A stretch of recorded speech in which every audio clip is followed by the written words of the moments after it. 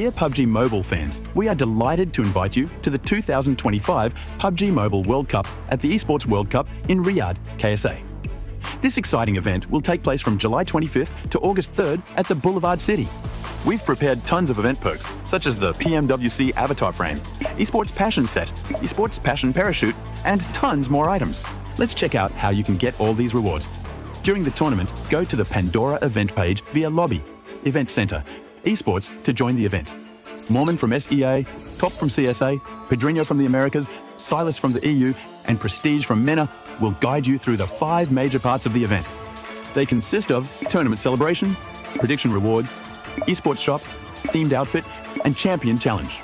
Join these activities to earn rewards and collect eSports tokens to redeem even more gifts in the eSports shop. The more eSports tokens you collect, the better rewards you'll get. You can get up to 2,870 eSports tokens from the prediction event. It takes place from July 23rd to August 5th and consists of 3 stages that coincide with the tournament: group stage, survival stage, and grand finals. During the group stage, get 20 eSports tokens by predicting the 8 teams you think will advance directly to the grand finals. Each correct prediction will grant you an additional 60 tokens. Make a total of 3, 6, and 8 correct predictions to get 300, 680, and 720 tokens, respectively. You'll get another chance during the survival stage to guess the other 8 teams that will make it to the grand finals. The rewards are the same as the group stage. During the grand finals, you must try and predict the ultimate champion. Just predicting will grant 30 tokens, and a correct prediction will grant 400 tokens. If you're unsure about your predictions, you can let your friends' predictions guide you. Find someone reliable, copy their predictions, and wait to be rewarded. The 3 prediction rounds take place on July 27th, July 30th, and August 3rd at 10:45 UTC 0. Rewards are issued the second day after each stage ends at 4 AM UTC 0. You'll receive eSports tokens based on your prediction results. Note, eSports tokens don't expire and can be used in future eSports events. Who do you think will be the ultimate champion? Join the 2025 PMWC event and share your predictions. Invite your friends to join the predictions and watch the tournament unfold.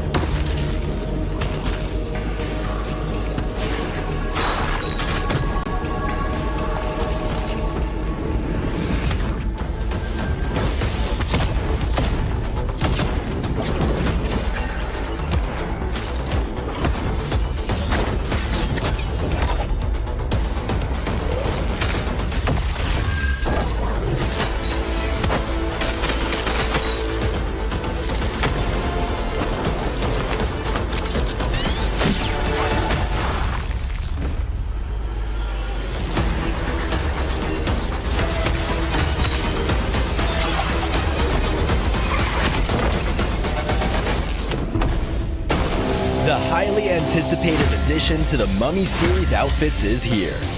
Paired with the new Ice Tomb Glider, the Polar Spectrophage set is just what you need to freeze your enemies. Or send them ablaze with the Inferno Fiend set's new upgradable Chain Inferno Uzi. All the Mummy outfits are back. Get them all. Join now and collect the whole series to turn all eyes on the battleground. Event period, July 10th, 2025 through September 2nd, 2025.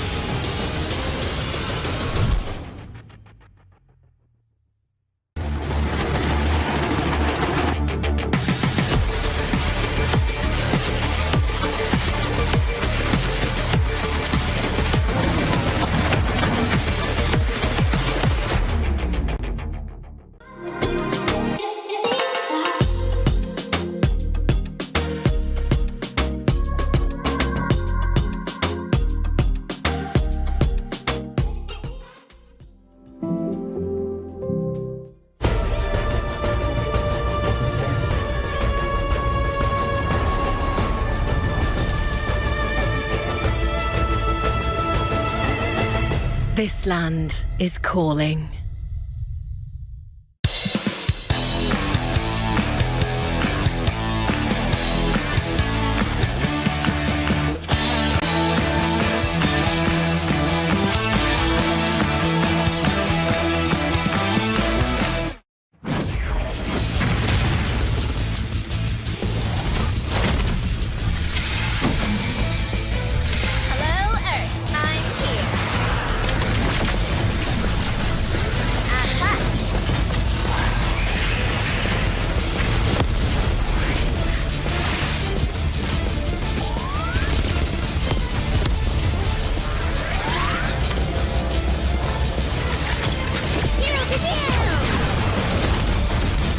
Pulsar Legionnaire available now. First outfit with special head animations and voice lines. The Pulsar Legionnaire set comes with its own super cute voice lines that can be toggled on or off. What happened? Bye, friend. Hello, Earth. I'm here. It also features the upgradable Hyperion ship DSR and Jet Reaver glider with special animations. Experience parachuting like never before. That's not all. Even more rewards await. Event period, July 25th, 2025 through August 26th, 2025. What are you waiting for? Get the new Guild set now.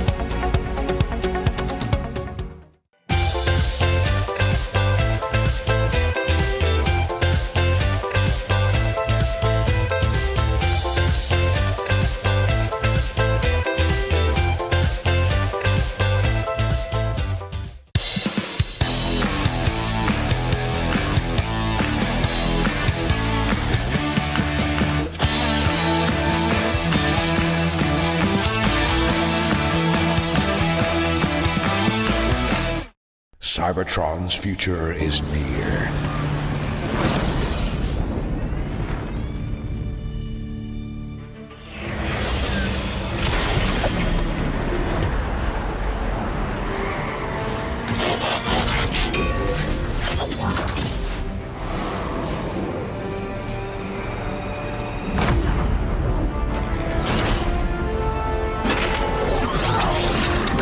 Autobots, roll out!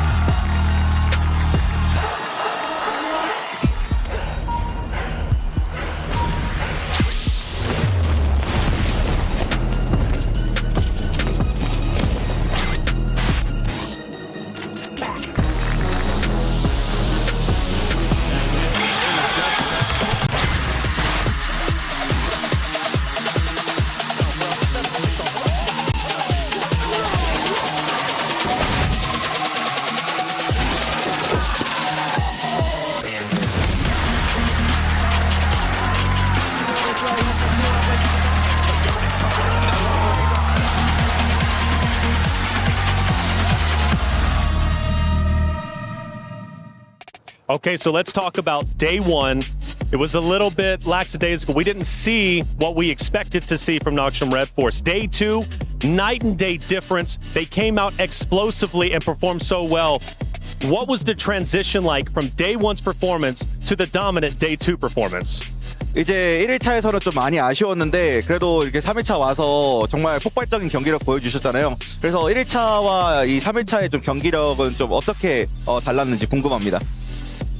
일단 1일차를 제가 막 어떤 대회든 간에 막 그렇게 잘하진 않은데 이제 그 1일차에 못하는 부진한 모습에 그런 모습을 보여줄 수 있는, 그러니까 보여드리는 이유가 아무래도 좀 다들 많이 긴장도 한 것도 있고 어느 정도 마음가짐 차이도 다를 때도 있고 이제 그런 마음가짐 차이를 좀 굳게 먹다 보니까 2일차 때 저희 실력이 나오고 1일차 때는 실력이라기보다는 그냥 마음가짐 차이가 좀 컸지 않나 생각을 합니다. I think the biggest difference was our mindset because first day we were very nervous and we didn't show up our performance. So that being said, I think first day's performance wasn't overall our skill, but we just didn't show it. So we just tried it, our mindset. We just tried to reset our mindset and then try to come back here, and then I think that worked pretty well on the second day. Without a doubt, and I think from day one to day two showed that they could truly be a dominant force, and I really hope so. You go to survival stage next. That's going to be a tall task. What's your confidence level feeling like, and do you truly think you can make it back into the finals? 좀 아쉽게 서바이벌 스테이지로 내려오긴 했지만 그래도 이 서바이벌 스테이지에서 좀 어떤 경기력을 보여주실지 어떤 좀 자신감이 있는지 궁금합니다. 일단 저희의 단점을 찾았기 때문에 그러니까 완벽하게 다 찾지 못하더라도 단점을 하나하나씩 다 찾아가고 있으니까 저희가 서바이벌 가서도 1일차 때 이제 절제 않을 거라는 보장은 없었는데 보장은 없고 2일차 때 또 잘할 거라는 보장은 없는데 이제 확실하게 나날이 발전해가는 농심 레드포스가 될 거라고 장담합니다. I think we're finding our strengths here over day and day. So that being said, we are not guaranteeing like bad day one or great day two, but overall we're trying to find our strength and then try to come back in time. So I think that in that way we will try to grow ourselves into the finals. Grow ourselves into the finals. And last question, just ask him, what does he want his fans to know about not only himself but also his team going forward?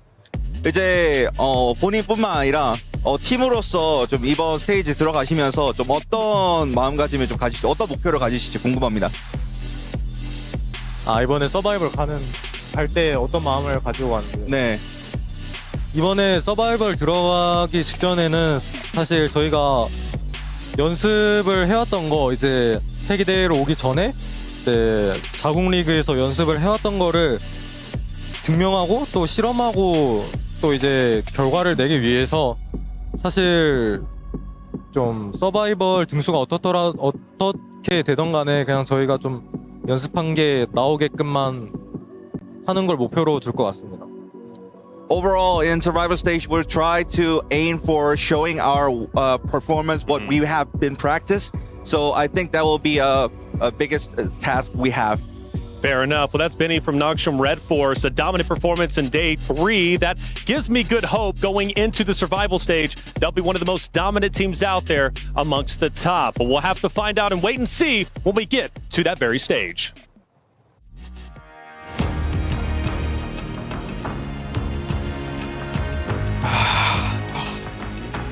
Thank you very much.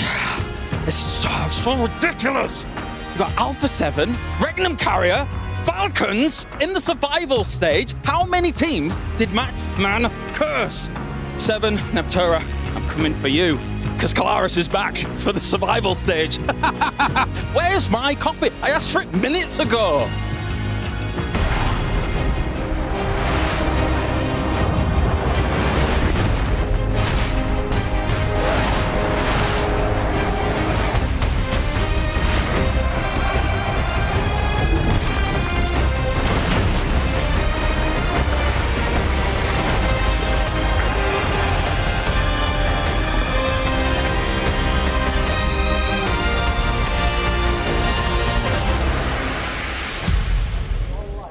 The group stages had a lot of action unfold, and of course, right at the top of the tables, it was Alter Ego who swept us away, as did Four Thrive. So going into these, into the finals, they are our favorites to be looking out. At the start of these survival stages, though, we're going to see a few teams that maybe we wouldn't have expected to see here otherwise. Alpha 7, most notably defending, returning champions. They are going to have to fight for their tournament life here in the survival stages. Of course, we do have to say goodbye to the survival stages from Alpha Gaming. They were able to go all the way on up towards the end of the day. They started off a little bit slow, but they gained momentum and have managed to escape the, well, unfortunate situation of being in these survival stages, kicking off today. Along with them, though, will not be seen the Falcons. They are going to have to play here as well. They had a pretty shocking result here in the group stages. We expected more from them as the reigning club champions as well. They should have had a better time of it, but they couldn't quite find their footing in the group stages. Will the survival stages treat them any differently? From there on in, we saw Nongshim Red Force as well not quite make their ascendancy despite having the second best day of any team in the group stages. They didn't quite make the mark to reach that bubble, and they will not be seen in those finals directly. They'll have to fight for a spot along with everyone else, and with RCB, global stage, caliber team, they are not going to be in those direct qualification spots either. They'll have to go again on these survival stages. Overall, the group stages were incredibly close. From 3rd place down to 9th place, there were only 8 points in it. And that is one hell of a standings to try and fight your way through. So these survival stages, they have a promise to get naughty, to get nasty, and there's plenty of action soon to come. Well, there it is. Group stage has concluded. Day 3 is over with, and, well, survival stage is coming up next. Of course, though, we've got to talk to the top dogs, Alpha 7. We got Revo here. He's always putting into work, the MVP of Americas, and one that is looking to go back-to-back in his championship run. Revo, what's going on, man? I know today fell a little bit short, but let's at least talk about last year. You win the championship. You come in this year as the champions. What was the experience like coming back to Riyadh? How was your team feeling? I think the experience is like the best we can, I don't know, like the best. Yeah. And it's a really good feeling because I love this place, I love this country, and the people from here are amazing. So yeah, it's that. Have you had a chance to explore the boulevard at all? Maybe go on the go-karts, have a little bit of fun? Yeah, right. Already did it. You already did it, right on. Well, let's go back to Americas. We're watching you in Phase 1. You all dominate. I think nearly double over 2nd place. Phase 2 gets a little bit hairy. I think 2nd place, if I'm not mistaken. You go into grand finals. You start off a little bit slow. It comes down to the final game. Wolves nearly take it from North America with Coops. You break in the top 3, though. One thing that you said during an interview with 7, I believe it was, is you were trying new things. You all were having fun.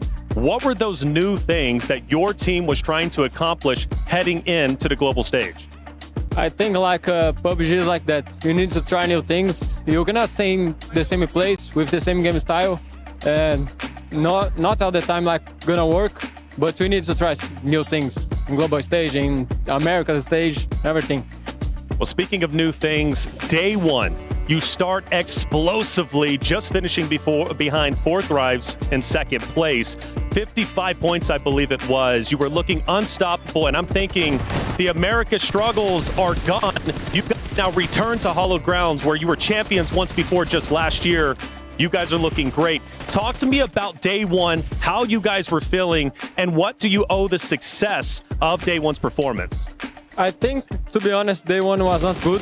Like, just was good because we made 2 wins, but the other 4 matches was bad. The 2 matches saved us, but we was confident. We was confident today also, but don't worry. So let's talk about today. We can go easy with it, right? Because I know it just happened. But you come into today, you only score, I believe, around 15 points compared to what you scored on day 1.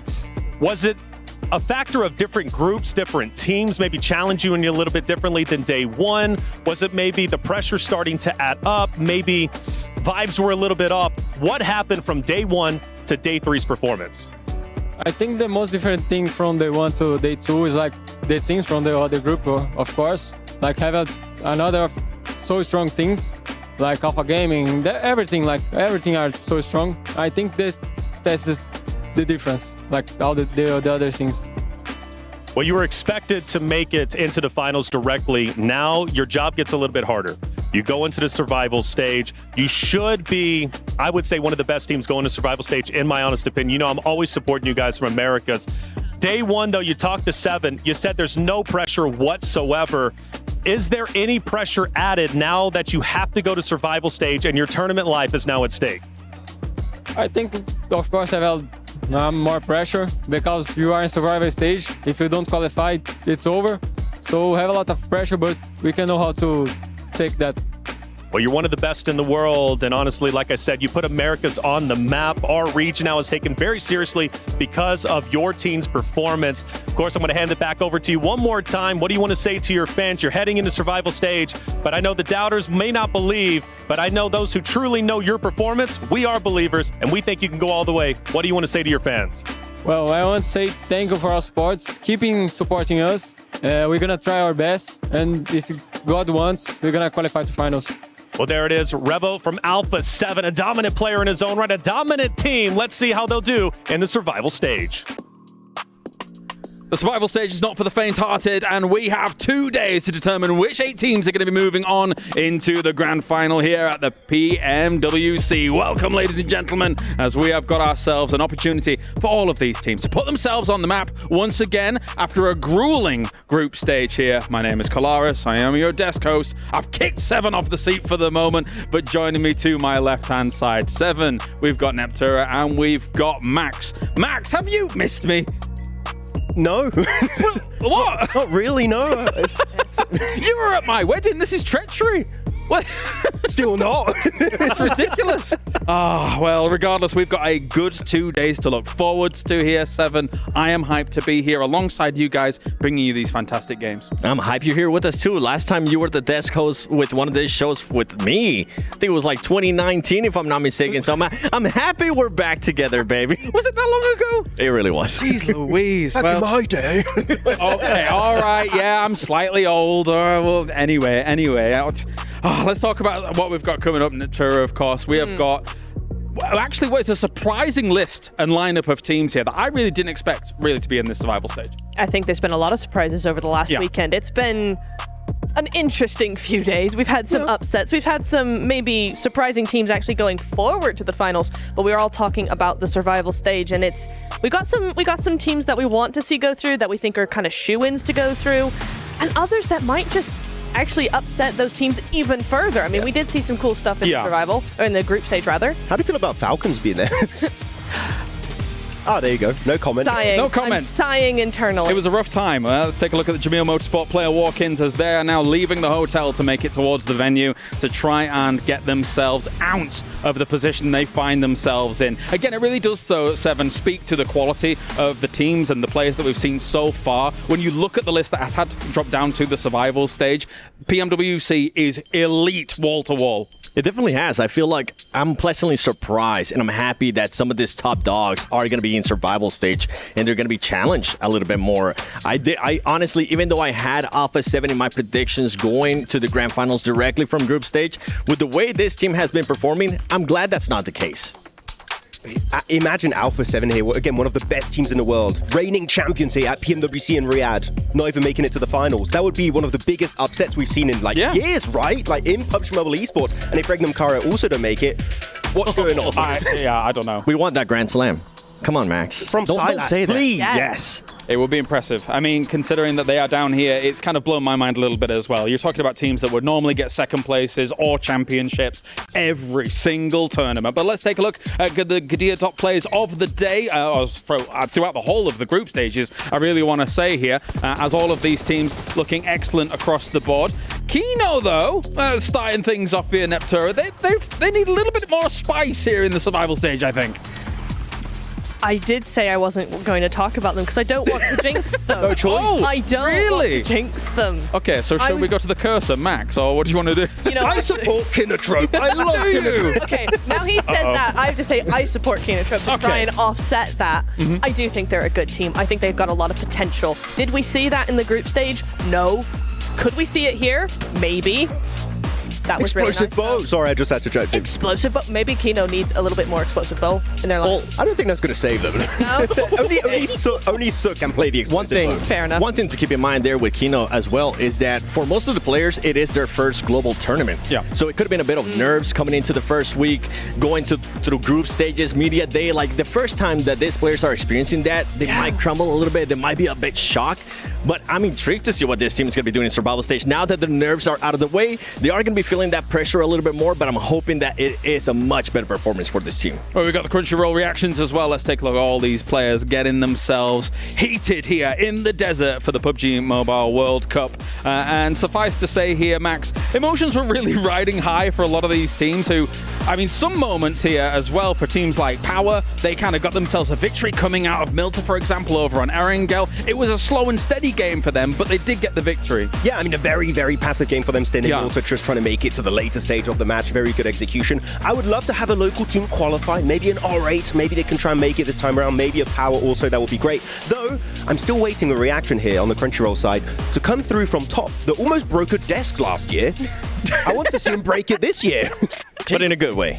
In a good way, when he's happy. No. Yeah. Yes! Exactly. Coming down, yeah, I get it. I can understand why. And thinking about how all these teams kind of played things out as well. There were some surprise wins here and there, Neptura, but at the same time, there was some great control from teams to be able to just have a stable game. Of course, we don't see a lot of those in the survival stage, but even then, we've had some wins from teams here that have been able to, unfortunately, fall down to this position. Yeah. I want to bring up one in particular was Nongshim. Yeah. They had 2 wins in day 2. They had, 16 points day 1, 60 points in day 2.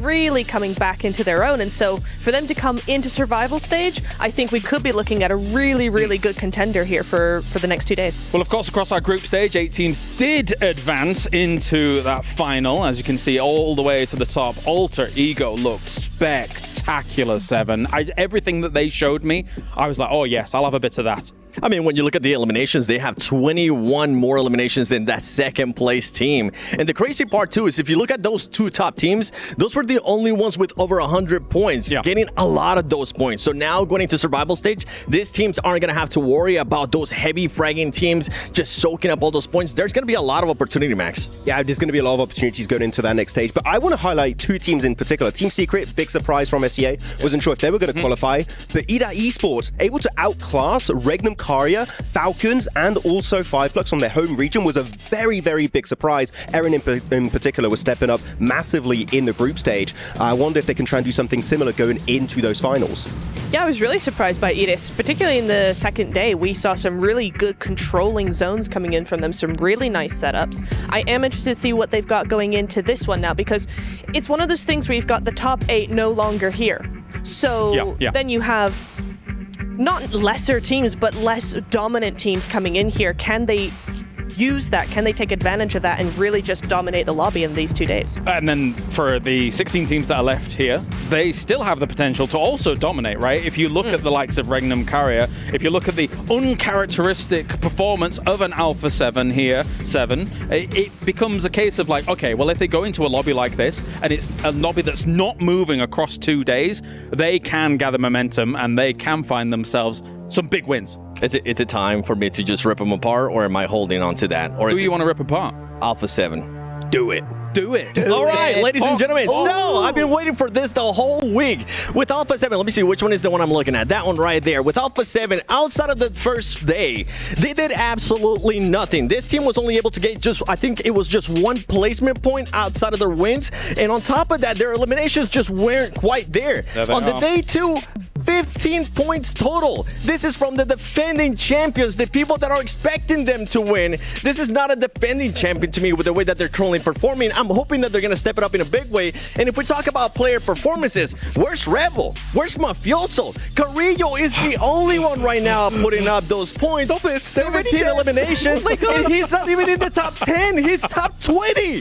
What are we doing, Alpha 7? This is not the Alpha 7 that we expected coming into this. So we just saw them arriving there at the start of the Jamil Motorsports arrival here on location, and I think your rant is founded, right? I mean, Max, looking at how they play things out, they are the defending title holder here at the Esports World Cup for PUBG Mobile World Cup. It's difficult. I mean, we can look at the power rankings. We have placed them, we believe, in a position, clearly, of power. even though, actually, wait a minute, they're not there. Hello. We'd also placed them alongside some of our favorites here in Alpha 7. If you squint your eyes, it's actually Alpha 7. Alpha Gaming, Alpha 7, you don't add 7 more and you're pretty much It should have been illegal to call themselves Alpha Gaming after Alpha 7's so good in this game, but it doesn't matter. At the same time, though, let's talk about some of these other ones, Max, right? You've got Regnum Carrier, you've got Falcons there. Obviously, we're expecting big things from them, but there wasn't some deliverables coming in from Falcons in the group stage, that's for sure. Falcons, every time I saw them, they would just split apart, losing the player left, right, and center, and then you just don't have the manpower to take a proper 4v4 fight anymore. It is just very surprising that we just didn't see anything remotely close to what they did back in PMSL EU, and especially back in PMGO. Again, they got second place. They performed so well at that global stage. So here, we need to see a big change up, because if they do something even remotely close to their group stage, top 8, I think, is just out of the question for them. And from a conversation that I had with their coach, Peko, earlier today, he was like, I was asking him, what was wrong during that group stage? He just kept saying we weren't playing the way we're used to. What is the main thing that they're going to be changing is the decision making, and I'm hoping that that's actually going to be the case for this team, because as you were mentioning, it seemed like a little bit too all over the place, and he didn't really want to tell me any secrets, fair enough, in regards to the way that they play, but they kind of spilled the beans a little bit. He said that they usually expect a lot of the other teams to be a little bit more scared, and I feel like that might be the case here in this lobby. We have favorites. We also have contenders and dark horses. Neptura, who jumps out to you when it comes to the survival stage? Survival stage, I think Power impressed me a lot coming into day number 2. I think their setups in the mid game were really, really nice. Large spreads over on the edge of circle. What's going on here? The Keymaster. Key. Oh. I thought they did so bad that they removed the key. Yeah. They're like, no. It goes back on the wall when you get a win. No. As Max said, they're not dead yet. Like, it's just still here. Look, they're all right. They're all right. Don't break out with I'm like, jeez, were they hearing my rant? I'm sorry, guys. It wasn't that bad. Revo just takes his key in the crusher. We're done. There's still a chance. But there will be crushes at the end of these 2 days, that's for sure here. So, I mean, looking at how everything unfolds, Niptura, I want to get more of your thoughts about this. Obviously, you were talking about Power. Who else kind of really springs out for you here? EA. I actually liked EA Arena? a lot. Arena was really, really good. I thought that they were inconsistent over the 2 days, right? But again, we saw a lot of this coming in from a lot of the teams actually in day 2. A lot of those first day jitters were out of the way. They started playing really nicely. Their setups were really good. Some decent eliminations, just not quite enough to get to the top 8.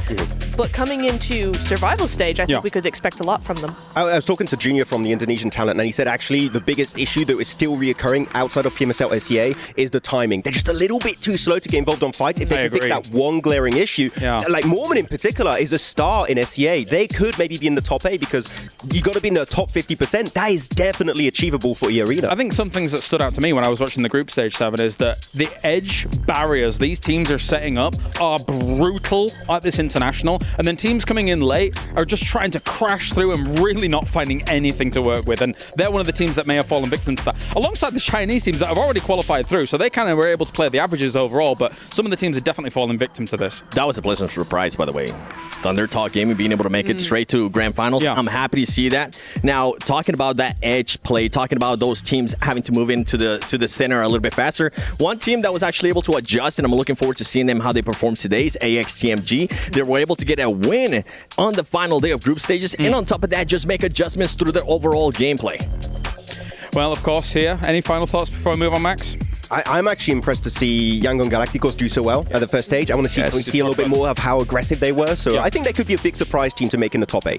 All right. Well, thank you very much, guys. Well, of course, we'll get more time to talk before the games actually do play out here for everything to go down. But it is the survival stage. You only have 12 games to make it through, join that finals, and get yourself a place in what potentially could be a history-making run if you're able to get through the survival stage and all the way there. Let's head on.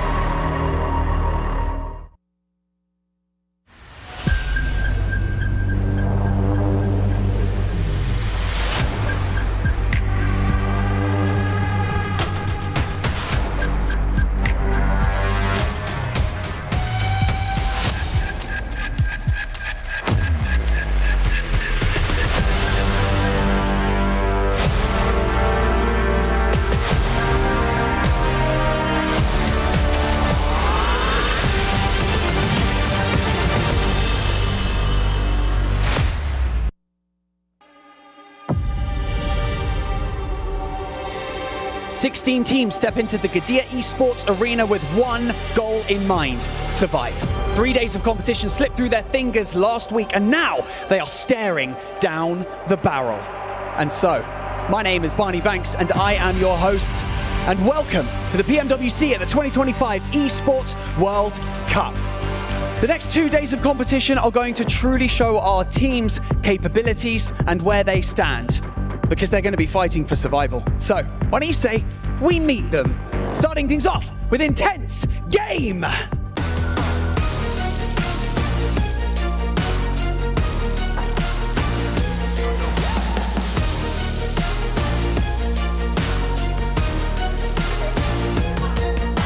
Nongshim Red Force!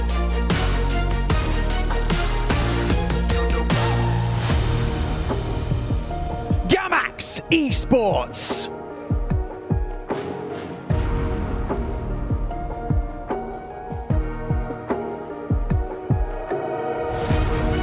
Yangon Galacticos!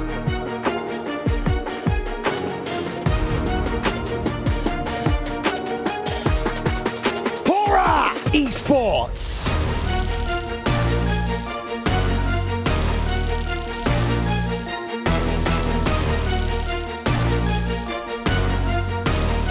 Power Esports!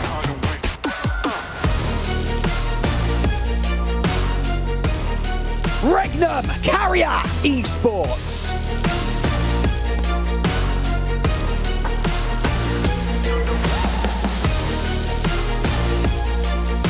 R8 Esports!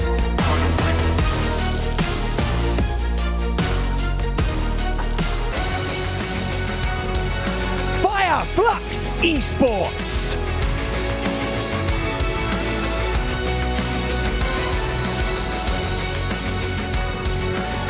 Team Vision!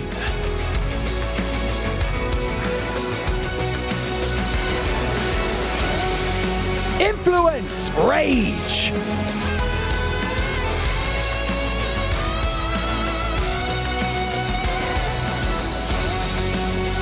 E Arena!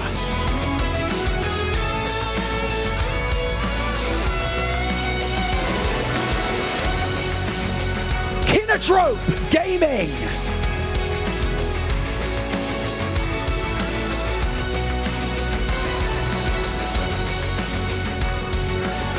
AXTMG!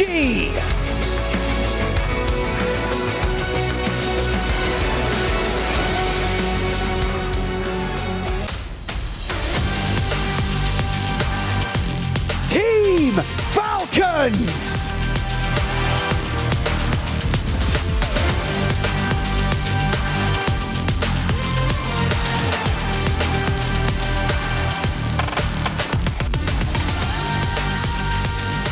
Alpha 7 Esports!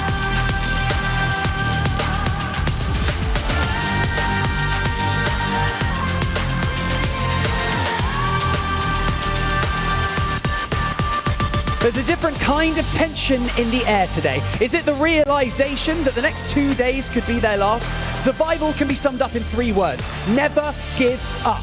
Let's see which of these teams live up to that statement. It is time for the survival stage!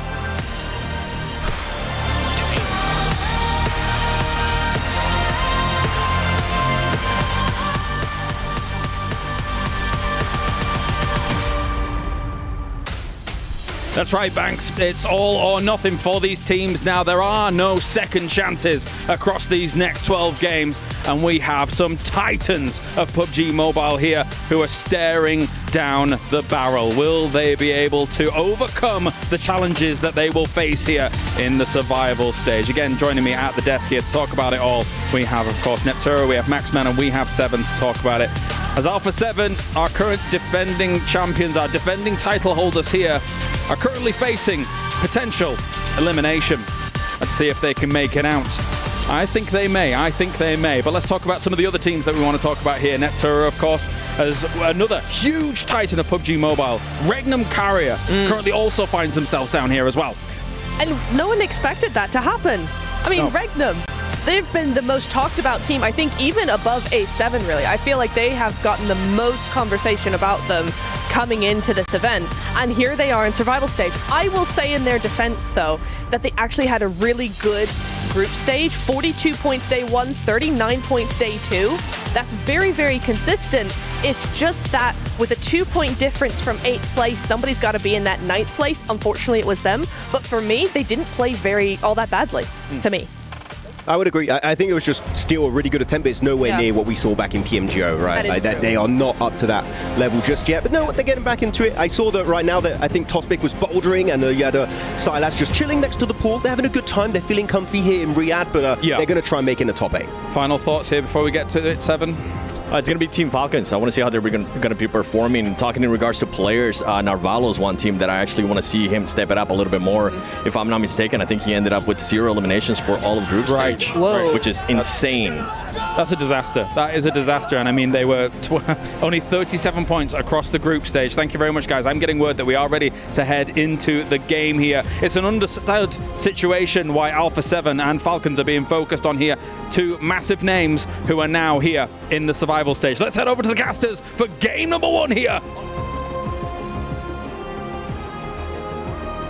Thank you very much, James. We are locked in, dialed into position, and excited to kick off the survival stage here live from Riyadh, Saudi Arabia.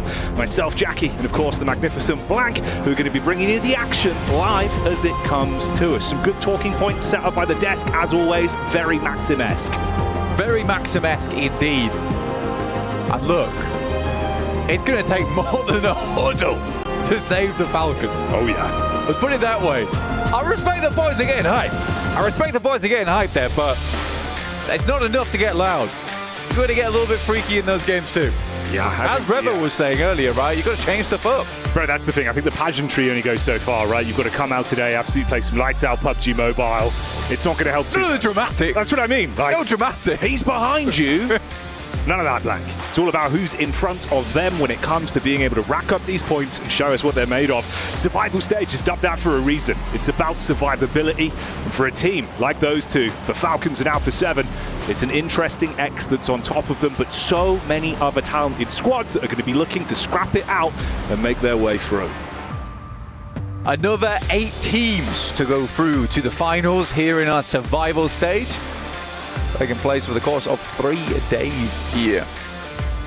Our rotating lobby either, so we're going to have the same 16 teams every single time, which is going to make things slightly easier when it comes to those drop spots, figuring out where you need to go, where you need to head. If you've got one rivaling team that's going to be taking it to you every single time, what it looks like right now, AX dropping on top of one team. And I'm assuming that's Nongshim Red Force. Right back to day 1's flavor there, Blank. A callback, really, a hot drop that I believe they came out on top with cleanly. I'm pretty sure they shut down Nongshim Red Force very handedly on that one. And that actually set them up for one of the better days we've seen from them. Probably one of the better games. Better being the operative one, you know, not amazing, but better. Yeah, their day 1 was all right. And I think that they struggled on day 3. They struggled on day 3 a lot. But it will be R8 losing one player early on. That's between them and Yangon Galacticos over towards Paradise Resort. 2 pretty integral locations on the map is Paradise Resort as well as Ruins. But this fight between AX and Nongshim Red Force, it's taken a while to kick off. But in the meantime, it is Yangon Galacticos. Nade over the top. Smile very low. Yet another one taken down. See if they can build from this up close and personal spam with the SMG trying to bait him in. It's a quick peek back with the DBS. Nice knock. Oh, it's really not going well in the overall fight though. You can see him being able to convert onto these knocks as well, so it's getting messy for both sides. Got the Vector out. Fast fire rate on the side, but a good tag around the edge. But somehow he absolutely fumbles it. Say Cloud will stay up here. 3 players up, 4 elims, very nice stuff. R8 goes down with just the 1 elim. AX, though, playing very cautiously, very safe. A Ralph here from Falcons making the rotate up towards Tambang. This has got to be, like you say, more than pageantry. This just can't be a rotate that you make, and it's just setting up there for setting up their sake. You know, he needs to check in over towards Ruins. This is a perfect opportunity for them to figure out how they want to deal with Ruins. We got a northwest circle on this one. if he recalls the rest of the boys, which they, honestly, in my opinion, should be moving pretty shortly. It's something they struggle with every time. Yes, Ralph sends up this way. You got to follow up on that. You have to follow up on that. Yeah. There's another vulture circling around that area towards Ruins as well, and that's a representative from E-Arena with Joker in position to get a rough read, listening out for the audio cues. But of course, cutting over to what's going on in the main feed here. Kina Truck taking a bit of damage early on. It's actually Power Gaming, of course. The Power Esports boys coming out swinging. Again, another side that I feel like they were really hit with the unlucky stick towards the opening games we saw from them. By the end blank, they warmed up a bit. They were more proactive. You were seeing some nice splits, good fights. It's not really been that same level of lethality, though, I was expecting to see from Power. Easy was pretty pissed, let's be honest, on that final day. There was a couple of moments where they dropped the ball. Overall, it was a successful day, in my opinion. That's fair. Yeah, they didn't make it into that top 8, but I think you're right. It looked a lot better than that day 1. So for Power, at least, there's definitely opportunity, because I do respect it. I like the fact that they were willing to tell each other, like, guys, we've got to sort this out. There are some situations where we're just not playing well. And you know things are bad when Easy's the one who's holding the reins a lot of times. You don't want to see Al-Haji in that front line. Navallo's down. Mate, this is what I was worried about. You could see both of them had the same idea to try and third party on this setup, but E-Arena just instigate it and have already started to put Falcons into a rough spot. The AX setup as well on the drop, it's Henry that goes down. The thing that worries me here, this is way slower. The last time they went for this hot drop, they were taking the punches. They were the ones engaging. Henry seems like he went in for an opening sort of punch with the DBS. Didn't work. He's down, he's isolated, no one's there to back him up. But that worries me. Already, that's a sign of them not playing as confidently as they did last time. It makes no sense to me either for Falcons, because if you're on that rotator from Sami, you've got a quick angle to get across that bridge there. Remember, Thunder Talk's out in the game. Camp Alpha, technically open. Alter Ego in the game. That's the Northwest Island pop open as well, so you've got teams moving in, but most likely on this first game of the survival stage, Camp Alpha is going to be pretty bare. Let's be quite frank about it, and I think for the Falcons, this should have been a quick read, send up, go towards Camp Alpha, or at least the compounds on that south side of it, scout it, then move further in. I don't understand why we're waiting around here, okay? If not, just have a look in over towards AX and Nongshan Red Force, you maybe get a pick off there, but the speed is slow. It's a slow rollout. This is certainly a slow setup here as well. Doxy just playing on the edge towards the doorway there.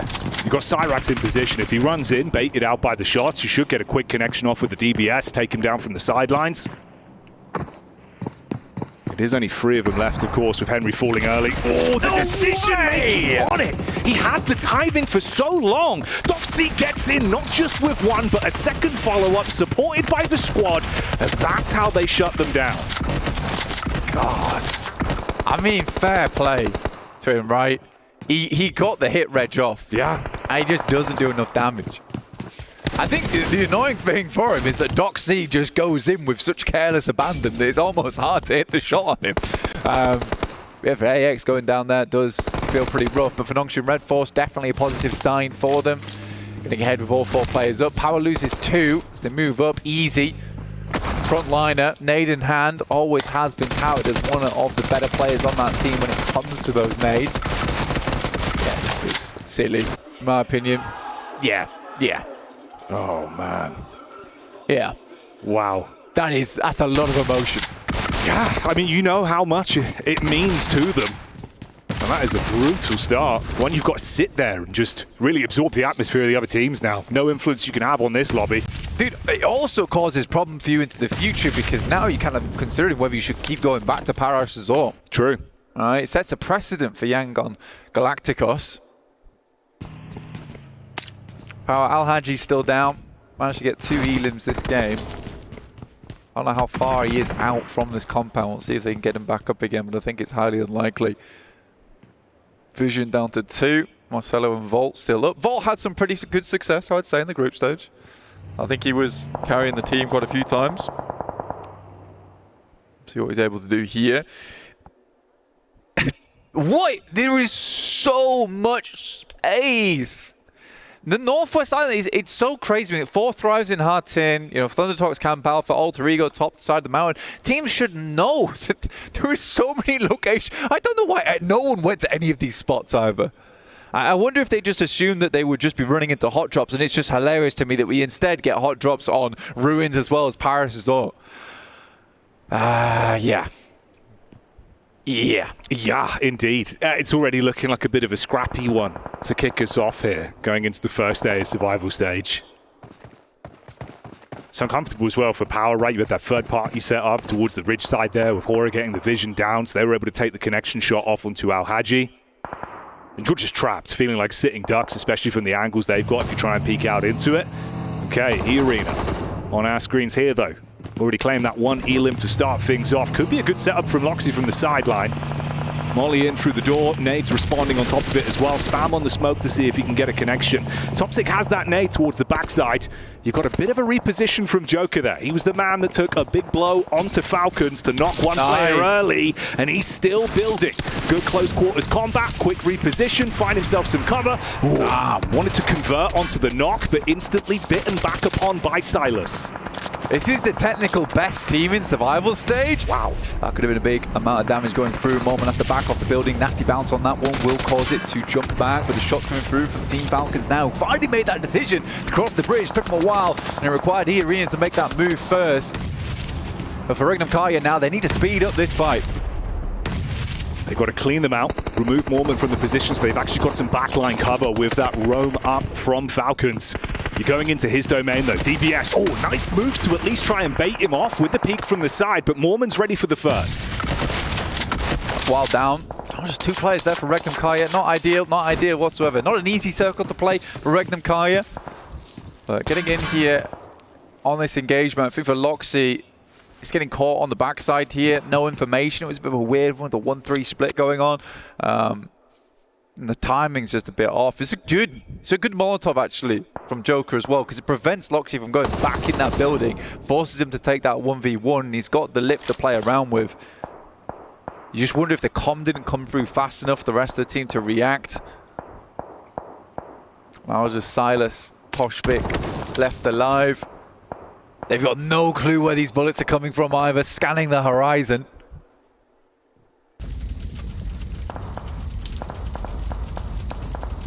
And the elim feed as well, it's that delayed fight that was going on between Vision and Power. Trapped in the compound for quite some time. Nofit was the one just guarding, watching over the top if they did peek out, but intermittent skirmish just between the two teams. No room for him to snatch away some points from that yet. And this has really been starved out as well. Obviously just that duo left, not the ideal start. A team that really could go so far here as well. You know, one of the horses that you were expecting to at least be able to push through, make it into that final race. Talented squad. Vision do finally fall though, taken out. Yeah, Alteki, very shiny coat on that one coming off the back of PMGO. And to be honest, I put a lot of stock in that team. Yeah. I put a lot of stock in Regnum Karya. I do think they can go far. They get pitched out because it is such a fierce battle for the top on day 3 of group stages. I think it was 2 points. 2 points to sat between really them close, making yeah. it in. I think they ended up on 9th place there. So Regnum Karya, I still think they can go far here as a team. Not a great start though over on Sandhawk. They do have technically one of the strongest locations right now. But do they really have it, or are they just living in E-Arena's territory? Might actually get the Falcons move up onto them as well. They've been biding their time for a while here. Meanwhile, we join the action with Alpha 7. Of course, defending champions of the trophy and the title from last year, but a very different look with how they've seen out on the battleground. Revo with the first contact, good shots over at least. Able to keep himself behind cover. Not sure what Doxy's doing here, just kind of open themselves up for Revo to take any shots that he would like. Over the top, will hit hard. Doxy will go down. That's a heavy blow to take. Second one goes through, almost was on target, a little bit of a bouncer there. Could have been terrible news for Nongshim Red Force. Difficult location for Falcons play from though. As we head up towards Regnum Karya as well as E-Arena, it's just a bit of a hill, right? It's pretty sheer, and again, if we keep circling in on this location, it's going to be downhill battles for some of these teams, and more often than not, an uphill battle for quite a few of them.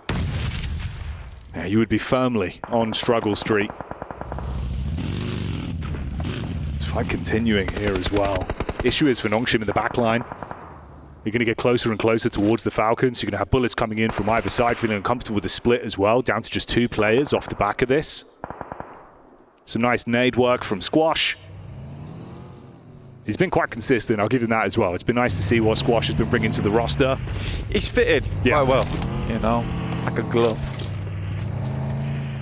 It's nice to see for Alpha 7 they can just get on board with him.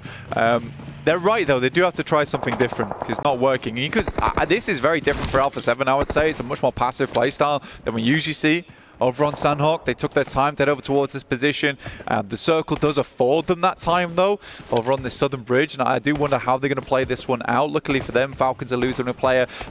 You've got Noxian Red Force down to 2. So there is a route in for Alpha 7.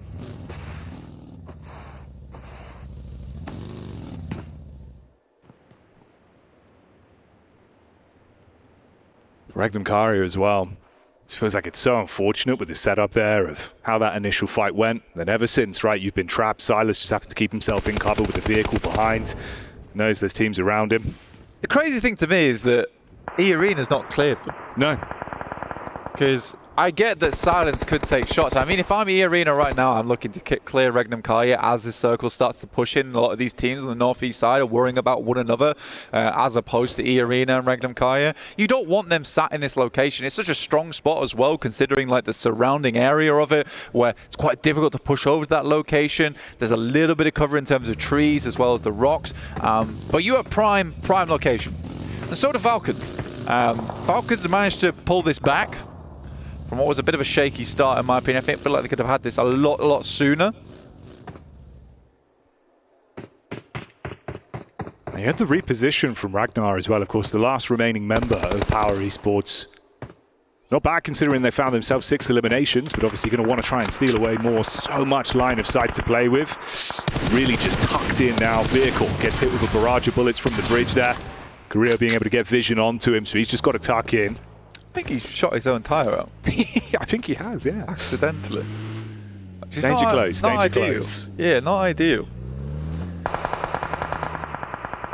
I guess this has at least taken the attention off Binny. Obviously, he tucked in underneath the bridge a while ago and Nongshin had to back off. Check it. At least check it. He should know there's another team around here. He clears one. He knows there's at least 2 players up for Nongshin Red Force. Clear the bridge, please. This is actually spotted as well. Late on the rotate. Man, he could be problematic. For Alpha 7, they've got a fantastic spot to play out this game, at least get a top 4, right? You don't clear bridge, you lose a player to bridge, that hampers your chances. In the meantime, Yangon Galacticos have been pushing in from the blue, right? Now they're up against Influence Rage, and Myrna sends a wild spray in over towards Diego, who luckily gets the shot around the side. Vision obscured, but the bullets were on target for Diego, though.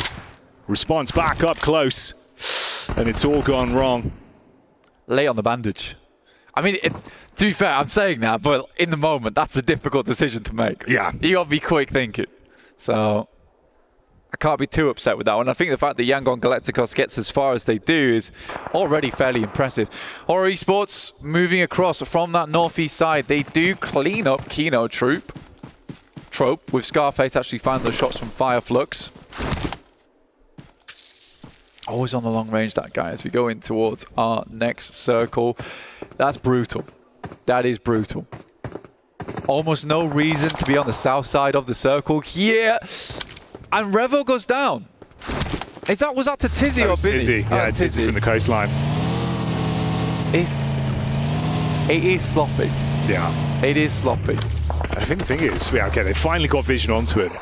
That's the scary bit, because then obviously you turn your head on a swivel, you're expecting back towards the coastal side. Binny might have been able to cause some issues, both dive in towards the water. Oh, mate. This is getting messy. Squash is looking around the side. There is a team coming through. That is a nice angle. Well played, Squash.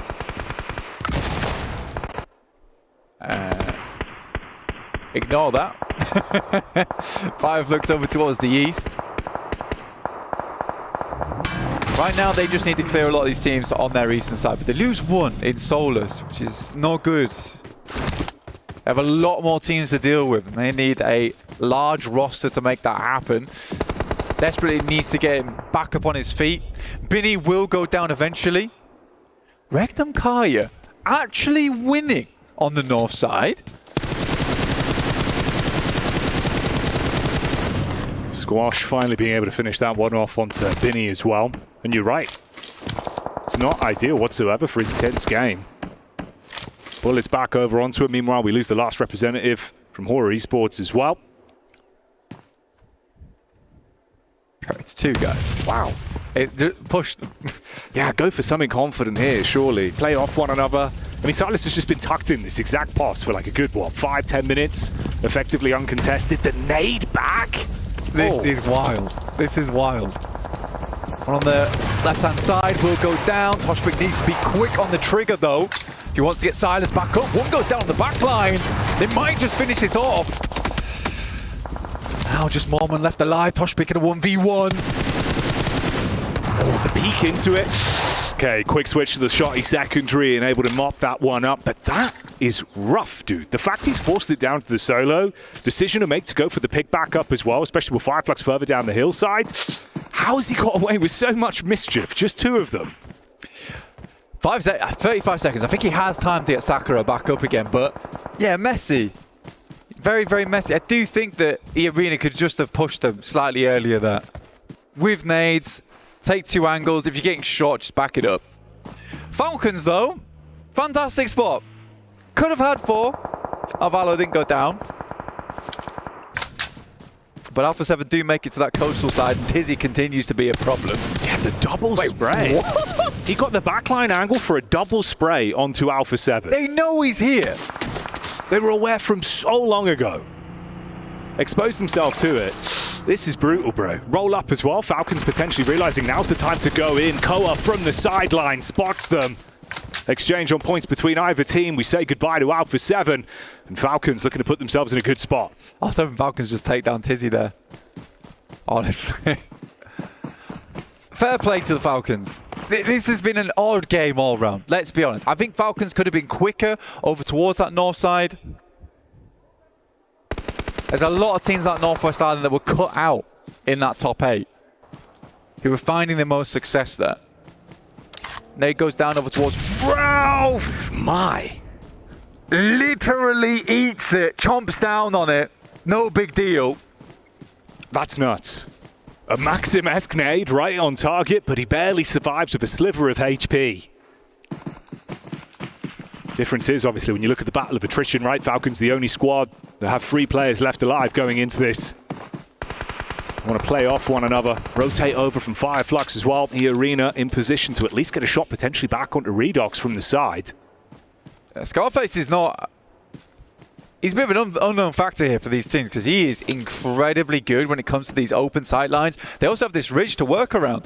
And Fireflux are currently inside the circle. Falcons have to push out into that open ground. E-Arena also need to move, but they're close to the circle, so they can afford to wait slightly. You can see here Koa as well as Ralph edging closer and closer. That's a big Molotov. Very, very nicely placed. That's Ralph going down, and Koa has to play in the smokes, but there's Scarface. Oh, here he comes. Unloads the magazine, gets a clean connection off. Sakura down, sideline back over from Redox. Goes both ways.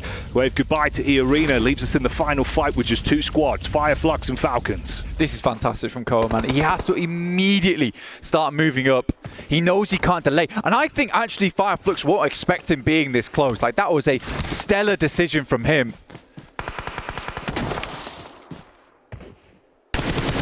Catch. Spotted out from Redox in the backline. Prime nade from Koa, chucked back over. Calls it quits on the push back up. 2-2 split. A lot of distance to work with here. Uphill battle, just spots out the head, but it's a quick timing on the peak. Scarface, back over, bullets down, heavy tag. The only thing is that Redox almost scares him off the position that Koa was going for with the nade. This nade's coming in quick though. Koa sends a nade down, does good damage over towards Ketch, and Scarface is yet to toss the nade just yet. Could airburst over towards him. Koa's taking a 1v1, and Ketch will win it out.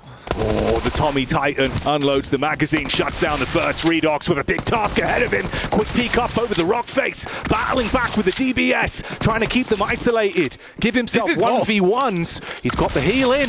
Quick peek back around, trying to see if he can bait them on the face. If they give him an opportunity, he could snatch it up close, but Scarface handles it, and they will snatch that one away.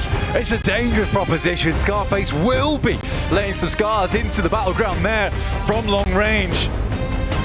Give him a sight line, give him an opening, giving him an open field, and it's hard to deal with him. For the Falcons, though, again, cannot give enough praise over towards Koa. He is just making some big movements. I really do think if Redox doesn't take those shots there, potentially that nade goes through.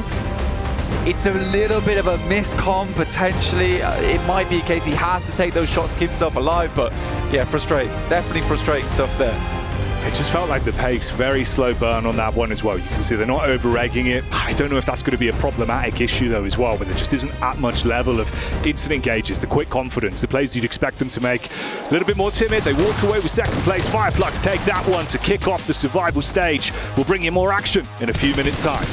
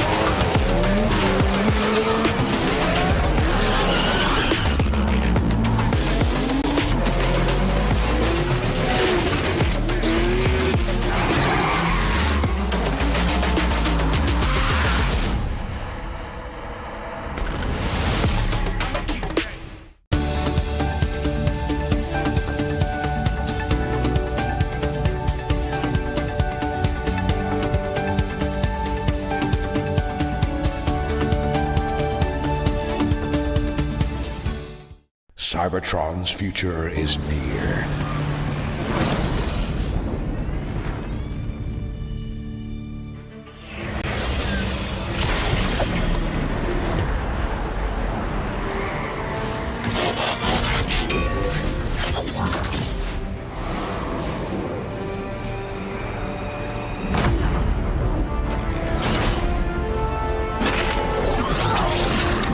Autobots, roll out!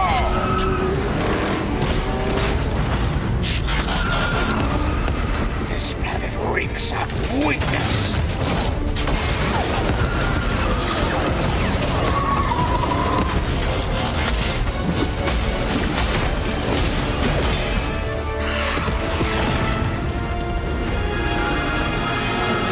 Your courage reignites my spark. We'll crowd a new load of Cybertron.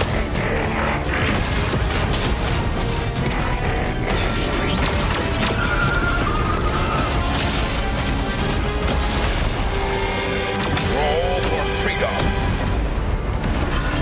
A victory for all sentient beings.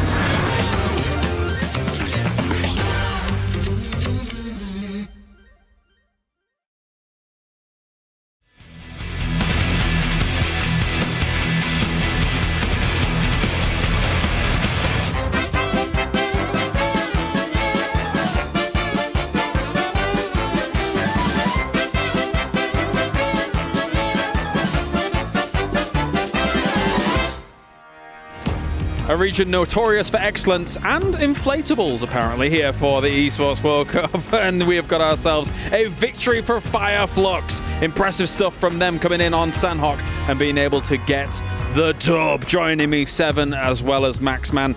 Fireflux, man. I mean, they were able to win things out on the eastern side. It was looking a little bit tricky there, Max, but they did make it work. I like Fireflux, man. A rename is happening. Fireflux, man. No, playing Trifecta. There was a lot of teams. I think there was Kinotrope, Influence Rage. There was also Our Point Horror.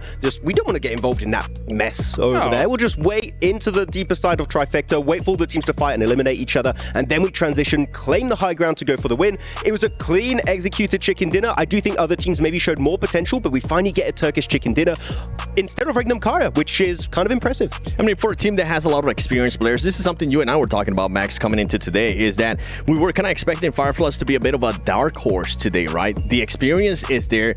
They just haven't really been executing a plan. So for them to get a chicken dinner here, it kind of sends a bit of a red flag to all the other teams that they are here to win it and make it to the grand finals. I mean, because if you tell me how do Fireflux tend to play, passive does not come to mind, okay? Their team, they see you, they chase you down, they get the 4 points. Here, they were just playing very slow, which that shows growth for me, that they might be able to make in the top 8. I think something that was cool about their approach towards those final circles is they were hedging their bets. We were talking about how the coastline can be very strong in these kinds of circles, but also you have Scarface North trying to position as if he could potentially take the high ground. Once the circle shifts come in here, Seven, they're like, okay, we can take this high ground, we can leverage this against their opponents, and I think it was really good for them to have options available. Yeah, and at the end, I mean, you saw them being able to react to Koa once Koa was trying to get an angle on them too. Quick reaction, making sure you eliminate them, and now you turn that into a 2v1. Red Ox was just not going to be able to do much. One team that I did see there towards the bottom of the leaderboard, and I kind of have to call them out, is going to be AXTMG. Once again, with this hot drop on Nongshim Red Force, you could tell Nongshim Red Force does not like that. I mean, they're wondering if it's going to be happening tomorrow. Now, the reason why I bring this team up is because for AXTMG, Sandhawk is usually their best map. Now it's time to put up or shut up for that team and make sure they get points going into Erangel. It's not BMPS, you know, you don't have as many Sandhawks as they have over there. And why do you want to start your best map with a hot drop? Like, I'm sorry, it doesn't matter. You can be good at the map, a hot drop is just pretty much 50-50, and even if you do win it, you might lose players, and you don't have a chance of winning the game. Especially since there's other options than Ruins down there that nobody's at. So you could take the same rotation paths as well, in theory. Yeah, I could see why they did it, especially because they won that first hot drop back in group stage, and then it kind of forced them out. So they're feeling themselves, they're feeling confident. Yeah. They think they're going to do it again, but that was not the case. I'm hoping that one of these two teams is going to be giving up, and if it's any team, I would highly suggest for AXTMG to just step away. You're talking about AXTMG, R8, Yangon Galacticos. That was happening in Paradise Resort. I thought it was completely resolved after the group stage, right? We know where all these teams drop, so you know these compounds, these cities are overtaken. Why is it happening again when you only have, again, 12 games? You need to make every game count, so this is going to hurt them really, really badly here for the survival stage. Very small sample size of 12 games, and if 2 games on a Sandhawk are going to be aggressive starts and things like that, I would argue in a really long form tournament, Paradise Resort's not that bad a spot to actually challenge for compared to a Ruins, right, Max? But I mean, at the same time, only 2 of them. I would rather you go trash drop near Paradise and not take that for only 2 Sandhawks. There are so many teams. I mean, it's no Yasnaya. Like, it's not big enough to have 2 teams. If you want to fight for it, fair enough. But you could also just drop around, as you said, go for the trash locations around it and shut down the rotation of that team's trying to exit, because we have this trend of circles going always Northwest Island. It's happening every time. So you just just put yourself between Paradise and Northwest Island. Easy 4 points. Like, it's easy. We've seen some teams in the past being able to do that and actually succeed with it as well.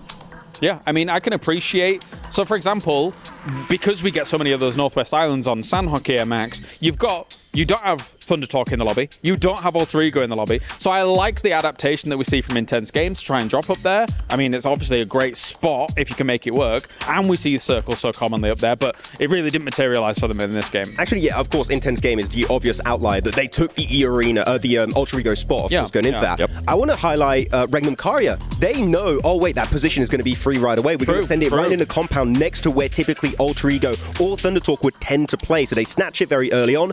I do think, unfortunately, Arena had a very similar idea and cracked the same compound. Like, you're already here, what's going on? But that did, unfortunately, result in an early elimination of Regnum Karya. Well, not even early elimination. They fought for so long. It came down to 18 minutes, and then that's when the fight finally ended, and then nobody ended up winning because I think E-Arena ended up with, what was it, just 1 player, and Regnum Karya obviously getting eliminated. So not something that you want to see. Something I do want to mention situation though with Alpha 7. We were seeing them late rotate into the circle. We were wondering if that was going to be happening because of the way that the circle was going to be going. And then on top of that, they were just being able to surprise Nunchim Red Force. You had some players from Nunchim Red Force being able to now move on to the North Island. One thing I was kind of thinking about in my head, I was like, man, they're not clearing. They're not clearing that player towards the bottom, and he's going to be able to get him. I'm not sure. I can't remember at the top of my head if he did end up getting Rebel or not. But then on top of that, they know where TZ was, still on the South Island, and they still go for that push without any cover. It's just crazy mistakes for Alpha 7 to be making. It felt like them and Fireflux both knew there is someone down there. We can't take the coastline as easily as we would like. You have to clear them out.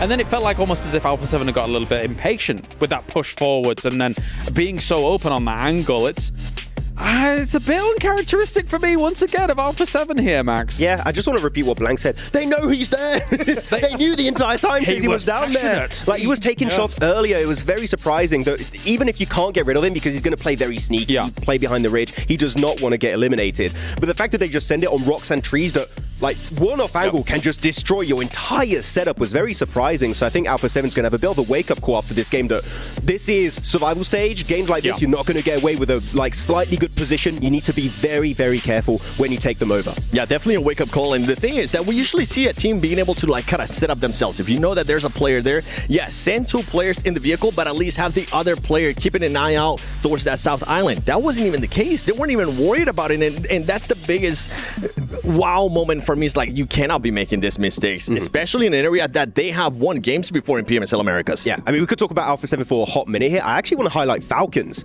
Like, they knew the value of that underbridge and the coastal area, and they're like, okay, actually, Alpha 7 getting completely destroyed by Tizzy and the off angle over the side of that river.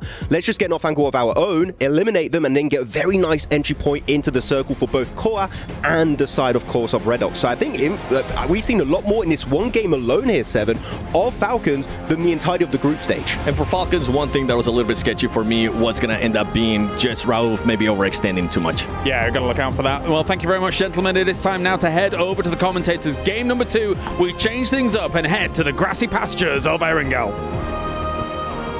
Thank you very much, James. Excited for this one, but I think for the teams, Blank, you can see they are erring on the side of caution. We have seen moments of panic, frustration, specifically in the case of R8, and man, some decision-making where it feels like everyone's a bit more timid today. The survival stage and the title that comes with that, you can feel the true force in this arena. Some of the teams are absolutely at risk, at Kayla risk. Oh yeah. Of going over the edge. That's actually pretty good. I like that. I like that. And I'll tell you what you'll like, our official PUBG Mobile map feed that is now live on YouTube, of course. If you want to follow the games in the same way that me and Blank do when we're in the casting booth and we've got both screens up at the same time, giving you all the info, you can do it. And why wouldn't you? You could be in the booth at home. We have Booth at Home. We do. Now available over on PUBG Mobile Esports YouTube channel. Check that one out because it's going to be all important here, keeping up to date with all the scrappy rotation, the weird and wonderful turns we're going to go through on this match of Erringel as it comes at you live here from Riyadh. Very excited to see how this one plays out because you're right. I think it's a perfect opportunity to bring this up. It's just they're stressed. Yeah, they're stressed, and it's not fun to look at. Teams, the tension is so tight. And I'm feeling like for some of these teams, that string's going to snap and it's going to be explosive. I'm going to get back into this. I mean, you see Rebel just rubbing the eyes down. I mean, he is... That last game, I mean, yeah, rub the eyes. Blind to Binny. Apparently so, right? It just felt like they knew about those positions. They were aware of what they had to do, but when it came down to decision-making, it just wasn't Alpha 7. It really wasn't. It didn't have that same caliber that we know they can play to. Yeah. I don't know, man. I was saying to you, it feels almost like you're watching 4 individuals that are fighting amongst themselves. It's not that sort of team ethic that we saw that took them to that title win last year. And a lot can change in 12 months. Mafioso was the rock for that team, and now it's kind of Squash who's that player for them. It's weird as well because for Alpha 7, I mean, those 3 players have been together for the longest time. They have some very good grouping and play well off the back of one another. But I think the days are gone now where Revo could kind of just step up to absolutely anybody in the lobby and win with the DBS, just hands down. I think he has to play off the rest of his team and just having those moments where you're like, I'm just going to push up. It doesn't work anymore. Anyway, we banged on a lot about Alpha 7 there. Currently on a split up towards that north side. Let's hope it goes well in this game for them. And instead, let's take a look at Falcons. The last game could be described as some sloppy maneuvers. I think that they could make it through to the top 8 with that kind of play style. They looked a lot more solid over in PMSL EU. And I think they need to get back into things. I think for them, honestly, the pressure is probably less on here in survival stage, and it's pulled back a little bit, you know? That pressure to go straight to main stage, all the crowd cheering for them, not as much for them here over in the survival stage. But again, it is still Koos making a lot of those big movements, a lot of those big decisions, and I'd like to see some more of the team, you know, step up for them, because right now you can't be the only one making those plays, forcing the team into good positions. Yeah, I think again on that note as well, you could see sort of the high pressure decision making. The comms looked a little bit messy, and in the survival stage, I just don't think you can be allowed that luxury. It's got to be point perfect. The choreography needs to be nailed every time. And if we're ever looking at them where it feels like, oh, you know, it's paralysis by analysis, they're not able to instantly make that heads-up call, I just don't think that embodies how that team needs to play. We'll see, though, obviously. Game 1, right, we'll put it to one side. Let's focus up on the rest of the survival stage today. We're going to our second outing now. We'll see how the land starts to lie. Of course, relatively close grouping for the mid-portions of the teams there. Not gigantic point earners for the most part. For Fireflux, I bet they're very pleased about the Sandhawk. I think it's been quite a while since we've seen an actual good Fireflux Sandhawk. I think they were always in the conversation towards the end game, but getting themselves a chicken dinner must feel very, very good. You saw them shouting. They were elated by that win. It's a good moment for them. And I think for Fireflux, this is certainly the spark that might start something special for them in the survival stage. For their PMSL EU outing, you know, it was pretty decent, all things considered. Couldn't quite best over towards some other teams, but I think overall it was a very, very good result for them. Sort of came out of nowhere on that last day and just jumped and jumped and jumped. For Regnum Karya, on the other hand, there have been some really good games. I think in their 2 days of play, the group stage, there were some really cool moments for them. What I think happened to Regnum Karya in that group stage is that they had a lot of situations where they could have capitalized, like Alter Ego, but failed to transition very, very late into the game, into something fantastic. And I think if they were able to do that, I think that would have given them the confidence and the momentum to push even further. So I just think for Regnum Karya, we're waiting a little bit. We are playing the waiting game. We can't wait forever. No, you certainly can't. I think it's interesting as well, because obviously 4-5's had some amazing games. The team that always felt like they could have made similar plays was Regnum Karya. They were always in very similar positions in the circles we saw there. But like you say, just didn't quite capitalize on it. And we saw how well that went for 4-5's, right? Suddenly you absolutely blow the way up. They're looking fantastic, racking up those results. And yeah, I mean, again, man, like we're coming into this, they're one of the teams that you would expect to be able to make it out from this portion of survival stage. And I think with the talent, they should be able to bring it. But obviously, you've got to show that in the lobby. I think you would be disappointed not to see them go through. And it's funny, actually, because the way things actually shape up right now, barring, let's say, E-Arena, which I feel bad saying, I think that's the only team that I'm sort of skeptical about. But if all 8 of these teams made it through to the finals, I think I'd be quite happy with that. Honestly, I think that makes sense. You know, Fireflux all the way down to Regnum Karya in 8th place now, probably would switch out E-Arena with horror. But I am prepared for anyone to make that big, impressive maneuver. It's early doors, so we'll hold our reservations for now, see how it develops. Oh, AX, okay, up against Alpha 7 up on the hillside. Exchange of nades. Only a few left in the back pockets, couple thrown out. Relatively fragmented as well. It's Devotee that's kind of trapped on an island. Cyrax's there, but the Bazon to support, not the best range. Yeah, absolutely running low on ammo as well. And I mean, for Alpha 7, they've had to back off because it's danger close on the other side of Regnum Karya pushing up that way. intense game playing around Hospital. Typically, Regnum Kai is quite good at playing this position, where they hold a lot of space and just create problems for you. It's very central right now as well, so I don't think many teams are too unhappy with their spot for Alpha 7. They're dropping smokes right now, trying to get away. I think they're happy to just give this corner of Everest over towards AX. They don't want to get caught in the crossfire between two teams.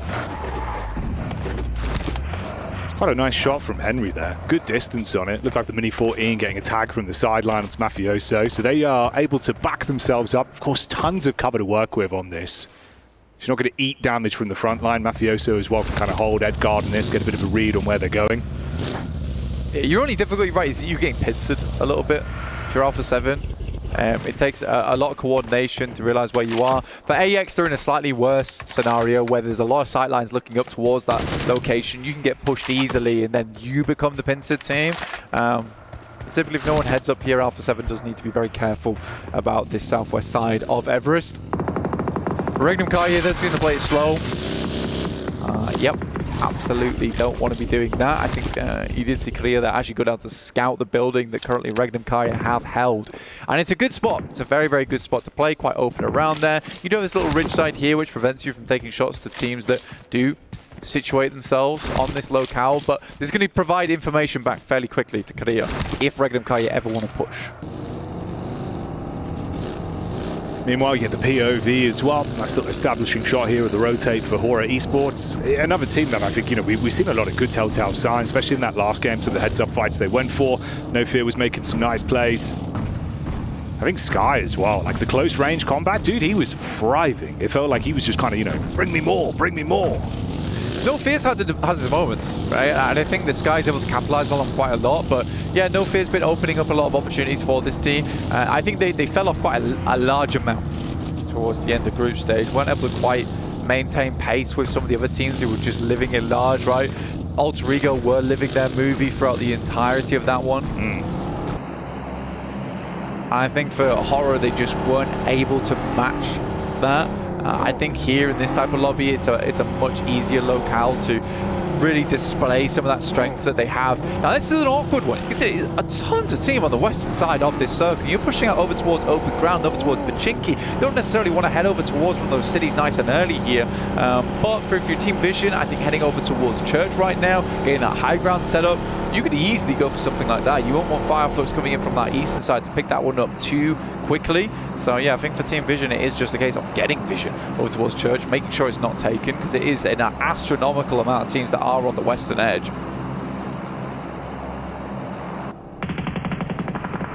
R8 as well, thrown into a potential bout between Influence Rage there, down towards the roadside. Marzin set up a couple shots back over Prestige, taking a hefty hit from Law, bringing down the gavel on that one. And again, we already saw R8, it was frustrating. Their outing in the first game, it hit them heavy. The headsets were thrown off, the team was dejected instantly. So being able to at least withstand an opening pick here and bring yourself back into it, that's going to do more for the men. They do lose Prestige, he's fully taken out. You get the response back over, so 3-3 left on the player count there between them and Influence. Yeah, Law gets repealed. And like you say, it's a case of we went 3 for 3. Right, I think us losing one player, you losing one player, can't be too unhappy with that one. At least it doesn't go unanswered, right? Yeah. But alright, if it went unanswered after that last game where they barely got to play, you're feeling so cold going into that third match. It's very rough. So they have to play in this game for a good 10 minutes from now if they want to get some more of that practice in, which you hope they've been doing over the past break day, or maybe they're taking a bit more of a relaxer. We'll wait and see. Horror over towards the east, coming in through from Pachinki. Yangon Galacticos down towards the south side though. See if they actually do end up battling against one another. I think they do have a player nice and up in front to hold those players out. Horror's going to have to go for something very quick here. Could be an interesting head-to-head as well. Both of those teams have been playing with a pace a fair bit throughout the games we've seen from them. I think for Hora as well, a lot of question marks. They play a little bit too passive at times, but they've been able to switch it on when they need to. Pretty rough position going through this field. A lot of sightlines available over towards it. It's a little bit later in the game now, so not as many teams will be holding this. So they're just going to head over towards the south side of Pochinki. I think that's fair enough. They checked the buildings down towards that south side where Yangon Galacticos currently ended up, and they didn't fancy that smoke. So sending over towards that south side, taking the gamble on that one that no one's picked up in the meantime. They can potentially hold out R8 here. But it looks like R8's heading further down over towards Yangon Galacticos, which might have been a mistake for them. But next circle coming through. Ouch. Straight down towards the fields. Teams have got to plant themselves in here. Hope someone comes along to water you to sprout into a chicken dinner. Kind of combining the analogies there. Don't know if that one really lands. A bountiful harvest. No, there you go. Yeah. It's true. It's a nice potato growth. Chicken and potato. We like it. We like it. Hey, that's a whole dinner. That is a whole dinner. A lot of teams moving in though, over towards this field. You don't have much choice right now. This is going to have to be a fast migration from a lot of teams. You are burning rubber to get here. But where in here do you go? There's not a lot of options. Yeah, limited space with a lot of squads to try and balance this out between them. It's actually a great rotate from Falcons. I'm actually very pleased with this. This is fast. They're into a nice spot. Actually, this is one of the better rotations I've seen Falcons make, because this is a team that frustrates me so much because they'll see it. Never mind. Oh, Valo, come on. They'll see it. They'll see a location on the map that's free and they just refuse to take it. Honestly, fair play to these three players that made it through, because this is a good spot. They had to be quick about it. Yeah, sure, maybe Valo lost a tire. That's why he goes down there. And you can sort of respect the fact that they actually went for this for the first time in forever instead of sitting out on the edge. I am pleased. I sound angry. I am pleased. I'm pleased. I'm very, very pleased, in fact. He's smiling. He's smiling whilst he says it. I can attest to that. Get a shot into the back line there as well of AX. Meanwhile, Hora in the rear, just trying to get vision down. A couple of bullets being fired out by Sleepy and Sky. That's Fireflux, of course, that took the opening chicken dinner of the survival stage. It looks like they're healthy for it. Right? They're giving it this game. They are over towards that northeast side though, and Hora currently has that high ground against them, but plenty of little cover to play around with. This little ridge side as well is a nightmare to assault. I think Hora sent a player far down towards the south though, who might be able to take some shots through. That's no fear. Still, it's not easy to thread the needle if you want to find a pick off. Either way, no fears creates space for them to push through in the end. Kino Trope. Not a bad location from them, very, very central.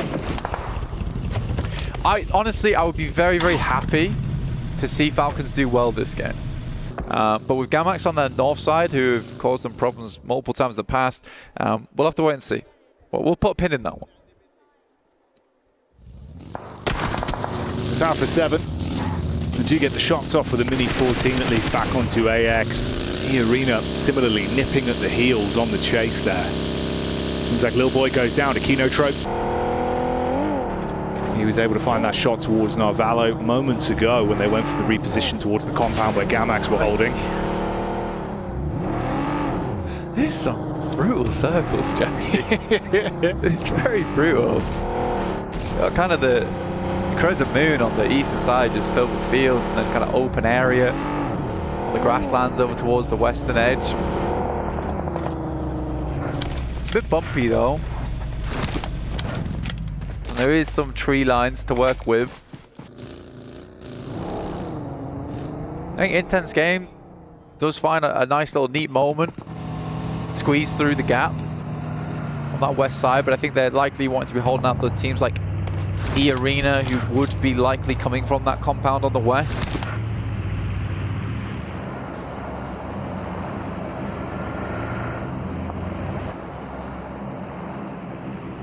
Heads on a swivel here for Fireflux as well. Found a stab back over towards Vision. Able to take that man down, out of commission. Still looking for more, potentially reposition back over from Scarface onto Hora. Meanwhile, on our screens here, you can see the nades being cast out down towards Intense Game. The Dolphins have got to make a move quick. It's one shot. He couldn't quite land it though. Madness. Sleepy does go down. Scarface actually pushes really far out towards the eastern side. It's a nice pickup from him. I don't think he needs to push this too far though. He can probably come back towards the team. He's just making sure that Sleepy ends up in the blue. And he can confirm that, which he will do now.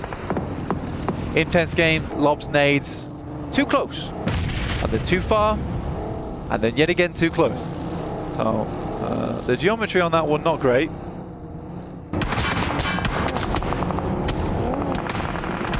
More shots into Horror as well. Obviously Firefly setting themselves up after picking off one player with the aggro push from Scarface. Everyone else just being able to shoot towards them as they have to bail quite a far distance in open ground.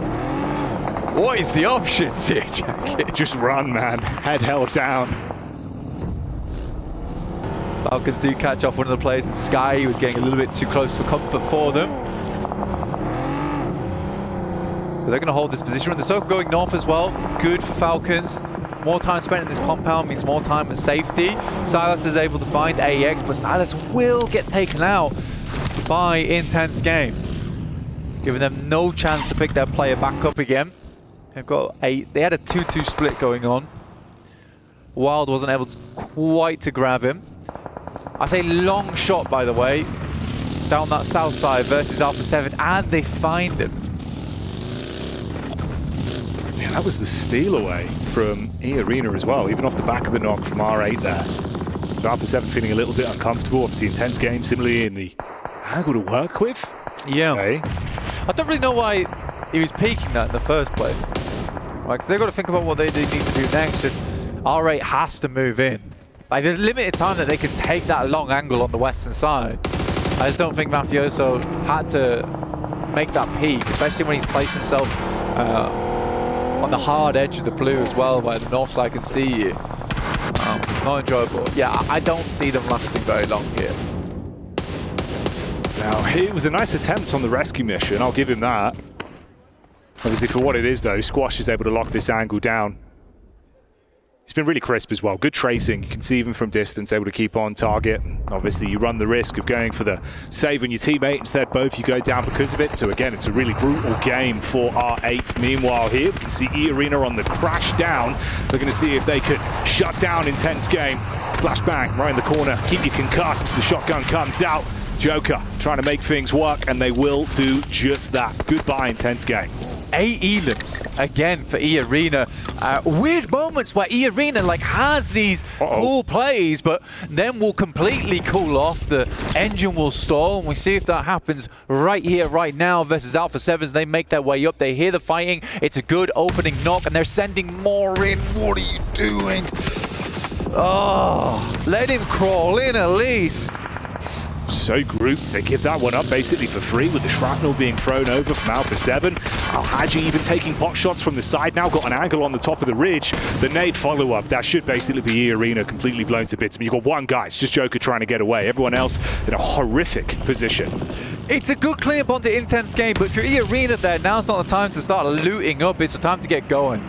Right, you got to figure out your next move. Teams are moving in from your south side. You should know that from that compound that was sat underneath them. Tony K goes down to Al-Haji, who's bringing the pain in this game. In the meantime, most teams are on the outer edge.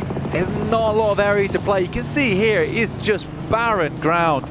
And that bountiful harvest we were talking about earlier might not be quite coming through for a lot of our teams. Oof. Koa getting the spot there on towards Solus. Damage back over from Power as well.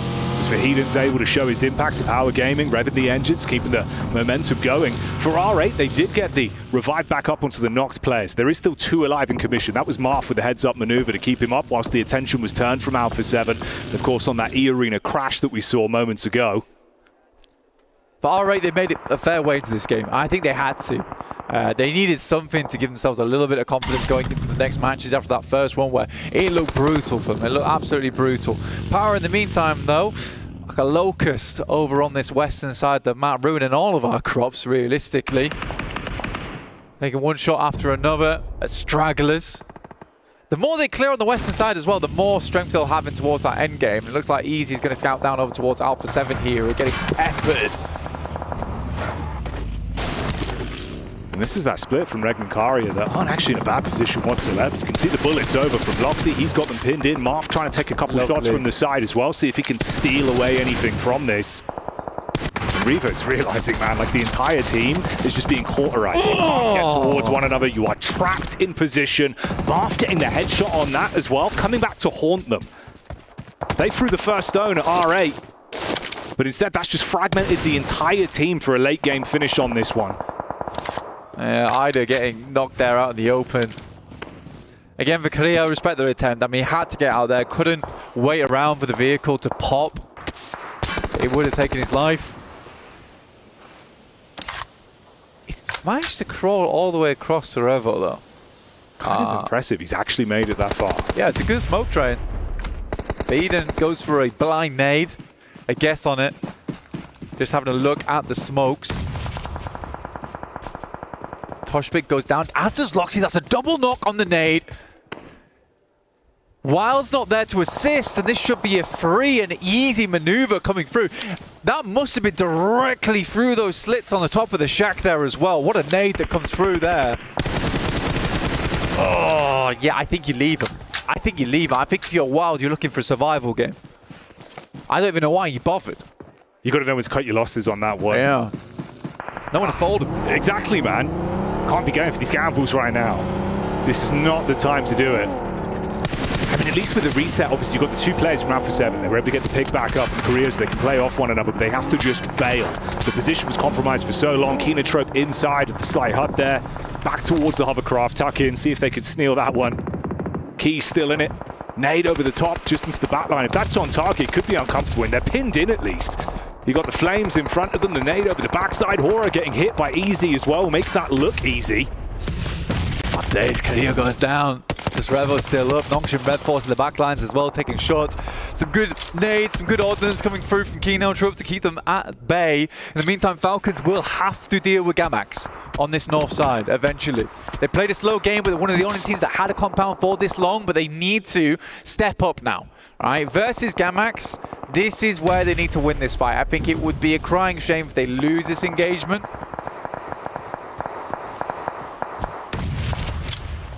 It's insane as well that like Fireflux have just been able to set themselves up and live their movie. Just sit pretty, consistent damage down. Obviously you had Alpha 7 trapped, so that's just a free elim. They're able to take away that team. And they have been sharing this land for so long. I mean, Gamax have basically been sat here with two players for an absolute age. I get that they were wanting to wait for the pushes to come through, but I do think they could have held off on those nades a little bit. But I think Falcons just wanted to confirm their cause on this north side. It sort of makes sense. They will have to move down now. It really depends on how aware they are of the rest of the circle. Like, what's the scenario? What's the situation? Have they been keeping tabs? This is a long ramp from Koa over towards Power, which I personally think is really dangerous. Yeah, this is kind of insane. Honestly, this is a Power that look really strong in this match especially. They've been playing some great PUBG Mobile. The fights they've been taking, it's heads up, it's quick decision making, they're relying on one another. Push into this, you better be ready, Blank. Yeah, it's nice. It's very nice. I will say, though, from Koa, the ramp he made on at least his hillside, quite safe to go for, but he does not give a damn. Koa is dragging the team at times, kicking and screaming into these locations. And if it's the case that Ralph's making these calls, Koa is absolutely on the money when it comes to it. He's like, you want me to go scout that? I'll do it right now. No hesitation. And that's an initial knock coming through over towards Ragnar. Yeah, that might have thrown you a bone. That's from R8 as well. So is R8 being able to get the shot into the back line? They could engage off of this. It'd be the opportunity to go for it. Obviously, you can get that player back up pretty quickly, though. They're giving them time to work with on this. They've got a little bit of cover for it. Yeah, they have to move down. But I think they understand that for Power, they've got to move first. Likely they'll send south, which I think Easy's doing right now. Kenotrope's just been living inside that shack for a long, long time. No one's been able to get close enough to send nades in. It is very much in the open. 2 loot crates to work with, though, for Fireflux, so they get a gift from up on high.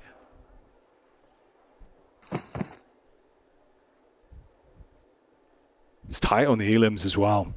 7 for Power, 6 for both Nongshin Red Force and Fireflux. You feel like they basically just had freedom to wait for the push to come towards them.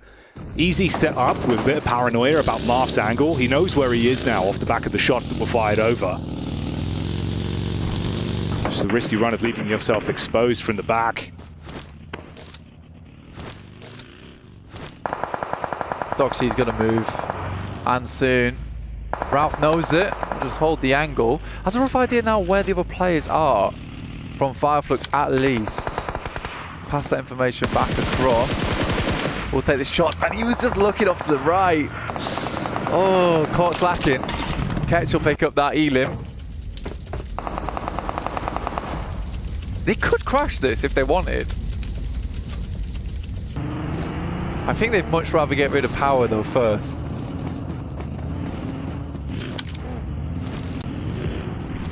Still the move Power have been making. Do the push back over onto Marth. You steal away the bit of cover from him for now. Still 3 players alive. Getting a lot of reads onto this. Attention being drawn over towards Fireflux as well from the majority of the squads. And the Kenotrope still just being able to live on borrowed time. Just sat tucked in, dropping the smokes, keeping it uncomfortable for teams to get close. Again, I think what's happening right now is the nades used by Falcons versus Gavax, which I think was unnecessary. They were going to go down at some point either way, as that blue pushed them out. Koa does find Ketch. What a shot. And what a timing on it. No one goes down, and they can crash it. I think they have to crash it. Ralph's going to send in first here. Dropping as much medication as possible. Complete misread on the angle. Has to be happening from Redox. Koa's left behind, and Matcap lives this one out. Oh, man. The shots from the side from Kenotrope are huge as well to buy time, and this comes back to bite them in the bottom. I mean, you can get the res back up, get him in position. They've still got a good angle to fight with on this one. Fragments them massively. And for Power, they might be in a spot to potentially steal some of this away. You got the scout from Vahidan at least looking for the read back over. I'm just not entirely sure what the idea was. I think they'd bought themselves some time, in which case they could start looking out over towards Power. They didn't even bother to try and scout those players. Ketch is going to send out of the way, immediately ducks down, M79 in the hands, but it will be Ragnar to find those shots, just barely clipping him through the grass. I don't know why Ralph would have wanted that angle in the first place. Like, where do you go from there?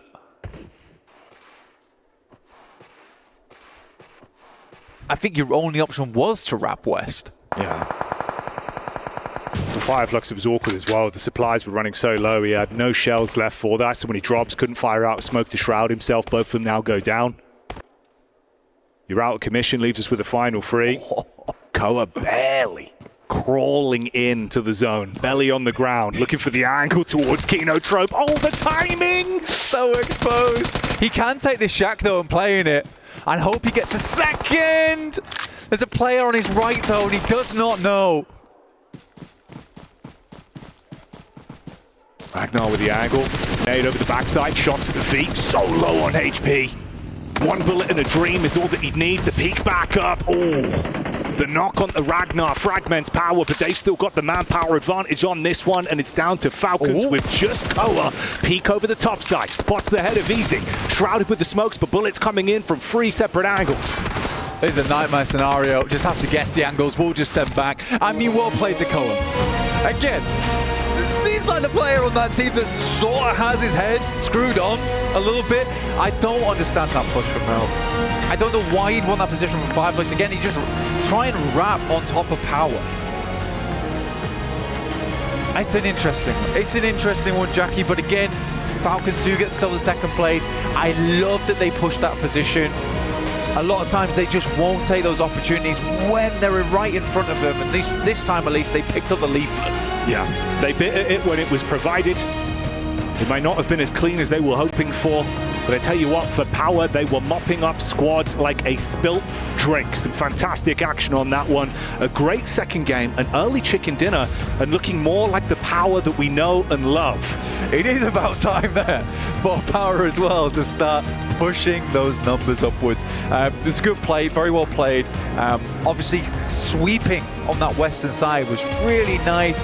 Heading up that top side, it's an unfortunate game for Narvalo. I think we've had plenty of moments there where Narvalo has gone down a little bit early. Not necessarily his fault, just a struggle on the rotation. In the meantime, we're going to head right over and rotate back to the desk after this short break.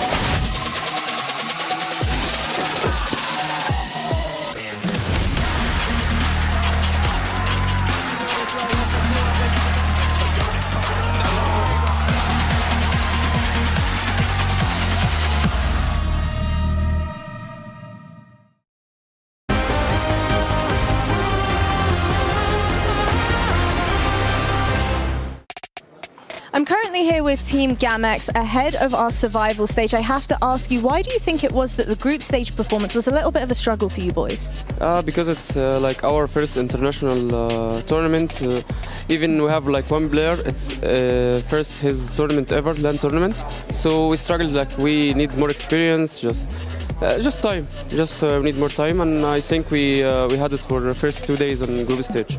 And how have you boys been supporting him, you know, with it being his very first LAN? It's the same game, not changing. Like if we play in online or LAN, it's like the same game, same tactics, just different team, like more powerful than our region, but still we can do it. And speaking a little bit more about the performance that you had, there was a distinct lack of eliminations throughout a lot of the games. Talk to me about the game plan heading into survival stage. Can we possibly see more aggression coming through from you? In survival stage, I don't think we're gonna play aggressive for this stage. As a team, I think we will play by the way who make us win only. And obviously, my last question for you boys, you headed into this entire event having won the National Egypt Championship. Do you think the play style of all of these international teams is much different? Exactly, too much different, because like national championship is way different with international, because like we have 14 national and then BMSL and then PMWC, so it's a long way to get here. Would you say that the competition here at EWC is way more difficult than the national? Yeah, exactly, than ever national region. All right, well, best of luck to you boys. I'm hoping to see more fight coming out of you, and we'll see you in the survival stage. Thanks. Well, we have Power overwhelming here at PMWC, as Power's been able to take the first match on the grassy pastures of Erangel. Joining me, Seven, as well as Maxman. Seven's loving it. He loves that Power's been able to take this one. Talk to me about Power. I was just happy to see them play like how when we would just tell them, good job. We're watching PMSL MENA. And the reason why I said that is because they would end up third-partying quite a lot. You know, don't worry. I'll break it down for you. 12 eliminations out of this team, but they were just being a lot more proactive. They were third-partying fights. They were making sure that they got a lot of ground. At one point, they were having a 1-1-2 split, which was quite impressive. And then, I mean, at the end, the way that they were able to play that perfectly, just waiting until the last second, sending 2 players towards the south, maintaining 1 player there towards the top of the hill, that was the winning play. All the teams in this game were pretty much in the field like, please, sir, can we have a good position? Power, no, this is our mountain. You're not going up here. And actually, because of that, they kind of push away E-Arena. They eliminate that team onto the western side, and they avoid Alpha 7 from claiming the high ground position pretty much this entire game. So they were very, very controlling on that little high ground position up northwest. So Power, they had a really good setup on their second day of the group stage, and it seems like we are seeing a bit of a continuation of that here in the survival. Another strong fight back from Fireflux as well, coming in as the only team really from the east. I thought maybe we could have a bit more of a 2-2 split going on for them. The 4 in that one location seems a bit much, Max, and it did cost them some casualties. Well, unfortunately, you got a lot of teams around you. You have Nongshim, you have Falcons looking your way. One little hay bale is just not going to cut it, defensively speaking, and you're just going to be losing players. So it didn't work out for them. It's unfortunate, good entry point, but the circle is just forcing you in a bad spot that you can't defend properly. And it didn't help them that they were just focusing so much on the fight happening between Kino and then Alpha 7. They didn't even realize what was happening towards the south of them. Zero scouting. It ends up hurting them. Let's take a look at the match report overall here for this one, as Mr. Joker here getting himself 6 eliminations. Catch though, that's actually quite impressive damage from coming in from the fields, Max, considering that you're really trying to bunker down, really not draw too much attention about yourself. So that's very well done. They were trying to play it silent until Power got involved, because they got in that one building on the high ground position of that big plateau up north, and they were just getting naded to hell by all of Power. Like I think the Power were just out of utility after that fight. They just looted the crates of the arena. They were really struggling at that point. One team though that did have a potential semblance of control. Oh no! Do you want me to bring up Falcons? We can talk about Falcons all day. Yeah, should we? Yeah, let's do it. All right, let's look at this. We don't push 1 by 1 normally, and what are Falcons doing? 2 solo drive-bys right next to Fireflux to instantly punish it. I mean, this is literally, you use this as an example of how not to do a push. And Falcons, unfortunately, a team that we expect to do well, just not able to claim that control. That could have been a game-winning angle if they got it too. It really would have been. And I think what keeps hurting this team is just losing Narvalo so early on. Once again, back-to-back games where they end up losing Narvalo, and they're kind of forced to do this kind of pushes. They're maybe not expecting it. It is a dumb push. Something that we're not used to out of this team, but then you're going to have to readjust. Luckily for them, Koa did decide to stay in the back and very proactive, showing why he was the MVP for PMSL EU. I actually think if that fight, even if they do beat Fireflux, I think the car keeps going in the blue zone. So I think it was like it's phase 8. I think they still go out even if they win it. So that was a bit of an odd one. Don't do that. Don't do that. Stop. Yeah, fair. A difficult though finish for some of those teams in the fields. Obviously, as you say, Power though flexing down to the bottom to establish even more control. We were musing over the idea of whoever's going to win out these hill fights from that west side should have a good opportunity here to be able to get themselves big points on the board. Well, at one point, we even saw Alpha 7 when they were being a little bit passive there towards the edge play. We're okay, let's see where you're going to be going, right? Are you going to be going towards the north? Are you going to be maybe fighting Power? Are you going to be waiting for a third-party situation? And no, they just end up deciding to fully send it with 2 players towards the middle. It didn't end up working out them. For a split second, Max, though, we saw the hovercraft. We're like, maybe, but it didn't end up working. I mean, the hovercraft in the field finish is like pretty good. It's a gift from the gods. Okay, you just have, especially when it's exploded, it's just a fortress you created at that point. I actually played a game of Ultimate Royale. I had 4. we had 4 hovercrafts, and you just like make a little building. And you just ridiculous. Did you win? Yeah, no. All right, well, like we got never mind. Well, we have a lot going on here. Not only the PMWC, but also we have the PUBG Mobile Airdrop Carnival, and it is live this weekend from August the 1st to the 3rd. Log in, summon surprise airdrops, and collect 2025 airdrop vouchers to enter prize draws for official merchandise, smartphones, BD partner rewards, permanent in-game items, and more. Every participant is guaranteed to win. Additionally, jump in game now and vote for your favorite airdrop partner. You might even score some awesome surprise gifts from them, which is very lovely. Don't miss this year's Airdrop Carnival and unbox your lovely surprises, Mr. 7. What do you think about that? I've done it. You've done it? You're on? You're good to go? I'm not going to say what I got. Max? Ooh. I haven't done it yet, actually. I've done my in-game predictions. You've been busy. You're here at PMWC. True. I thought you were unboxing surprises last night. Oh man. Shush you. It's time to get to the game here at the Erangel once again. Game number 3 for the survival stage. Let's head to the casters. That's right. Oh man, you caught me off guard. Oh, hello. Shut up, you. All right, my bad. Shut up, James. We're going to unbox this game right now. Okay, he's just gone for it. I try to give you one of these. I didn't see that. Oh, I try to do the... So, it's for clarification, try to give the old... He's waved a hand at me. He's given one of these. Yeah, he's given one of these. Yeah. Let's do it together. Are you ready for Game 3 on... Well, I was going to go for of... But you've kind of, you've gone the wrong way there. Word. Yeah, but you've gone for the wrong word. You've got to deal with that. Well, look, you've gone for the wrong word, and that's fine. We'll let you off. Everyone shame blank in the chat. Was there a script I was meant to follow? You not follow the script? I don't have one. Well, you should have. I'll wing it, much like the play. Silly boy. Actually, it's pretty good. It's 2 wings. It is. A double winger. That's me and you right there. On either side. Double propellers. On either arm. We're heading over to match number 3. I am... You tangled? Tangled, dude. Untangled? I've untangled myself. Good. Teams are going to have to untangle themselves from this awkward playing path, which is a straight line, but the drops are not easy. You're going to get a little bit lost in the forest of the drop. It's quite a windy day. It is. Getting blown all over the place. In the meantime, a lot of teams will have to send far north here, or as north as they can get on this particular plane path, and it will change some of these drops up a little bit. Started expecting Kinotrope to maybe try and hot drop over towards the Falcons, but they're going to head down towards Ferry Pier, which I think is, that's open, so that's fine. They could take that.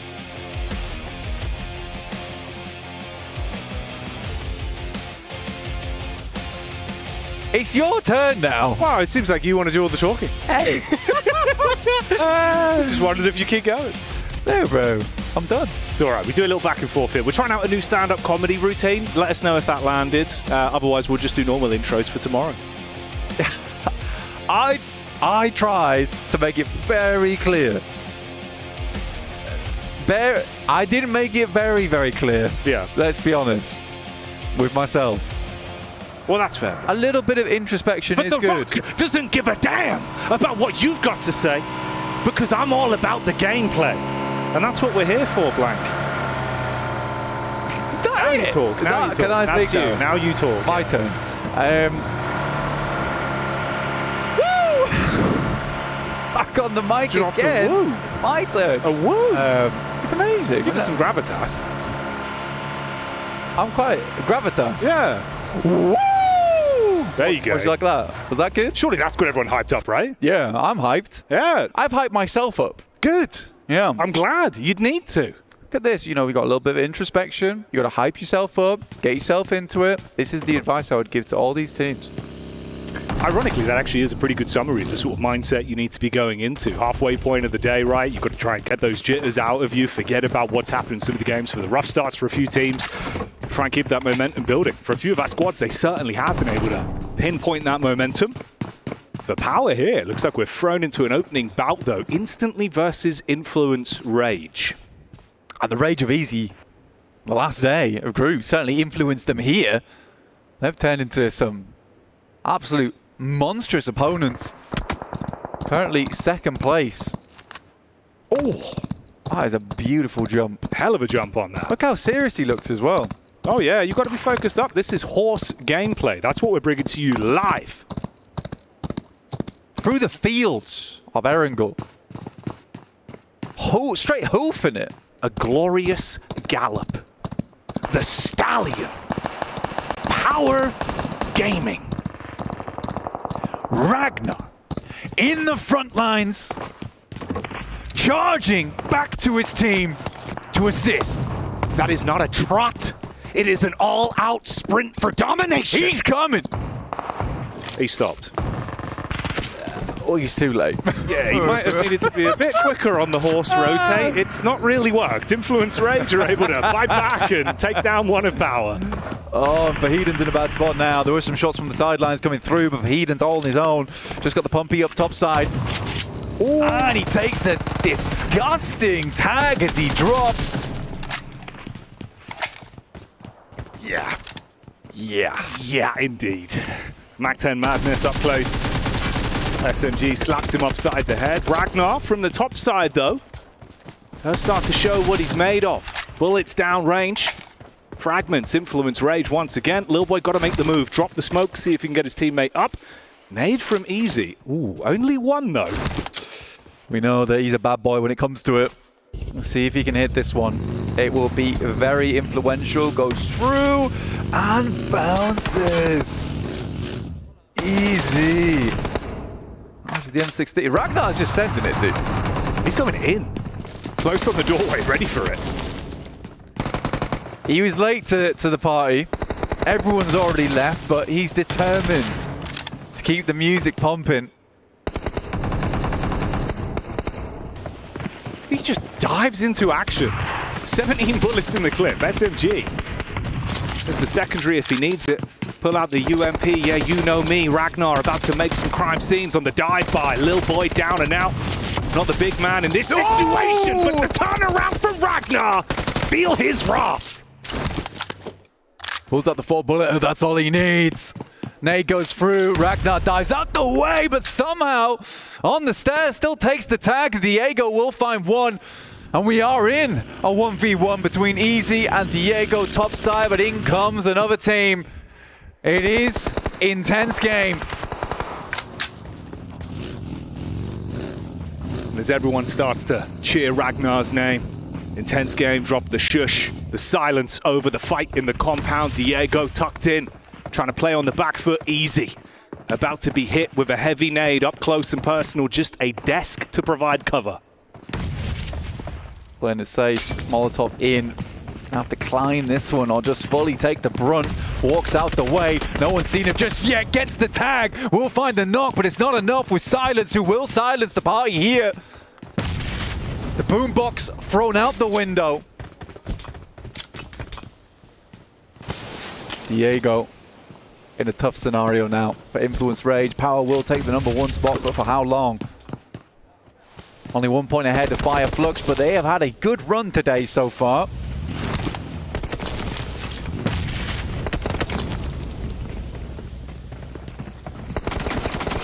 For Diego, you are sweating bullets right now. Off-angle peek on the side, couple shots connect, but Silence does not give a damn. Spams the shots into the loot crate, adds insult to injury. An intense game, make out with the cleanup crew plays on the fight from Influence, Rage, and Power. Themselves a 3 for 3. Kind of a wild step down, by the way, now I'm looking at it. Alpha 7 in 6th with just the 11 points. That drops down to 9 in 7th. We're in just single digits all the way through to 16th. AX with a big fat goose egg.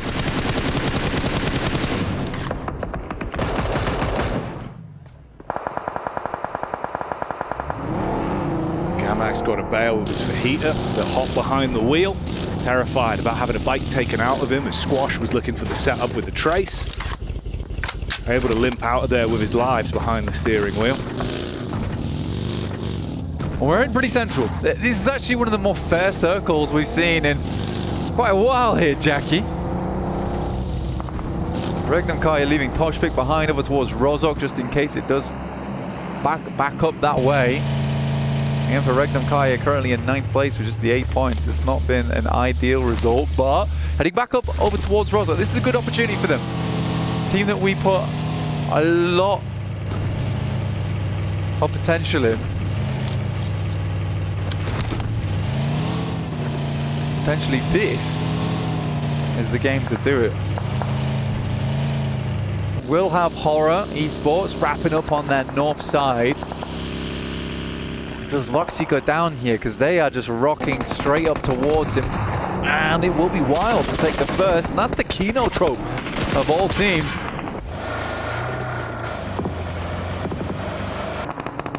Regnum Kari as well. Taking hefty blows here. When you're down to 2 players, it's an awkward firefight between them. You're getting crashed on from either side with Kinotrope and AX. Diving into action off the back of the punch. Henry firing out bullets with the Scar, ripping people to pieces. Devotee locking down the wide sight lines up front as well. 2 points accrued. That 0-pointer completely gone. It's not the case no more. No way you're Molotov.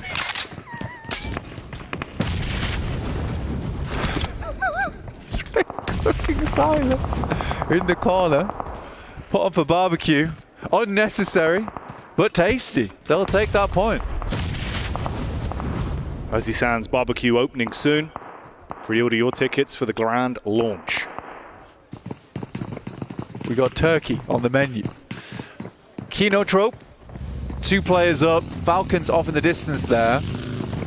I think for Regnum Karya, if I'm looking at it objectively, I think what happened there is that they've had a couple of games in the past. Ooh, nice nade, Devotee. A couple of games in the past where they've left Rozhok, and it's come back to bite them later on. So they tried to take this 2-2 split. When you get this circle shift back this way, there is going to be a lot of teams flowing through this area, right? They want to play the 2 rows. They want to play the warehouses. I think it was a dangerous split, and they had to make a quick decision of whether they want to stay on Rozhok or they want to regroup here.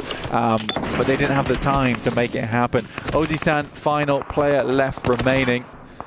1 Molotov remaining. We know that he can be nasty with it. It's gone. Nade for the window. Wow. Meaty damage onto both. Able to withstand the shrapnel and at least stay alive for now. Arian setting up on the sideline behind the rock as well, trying to get a read onto Ozzy-san.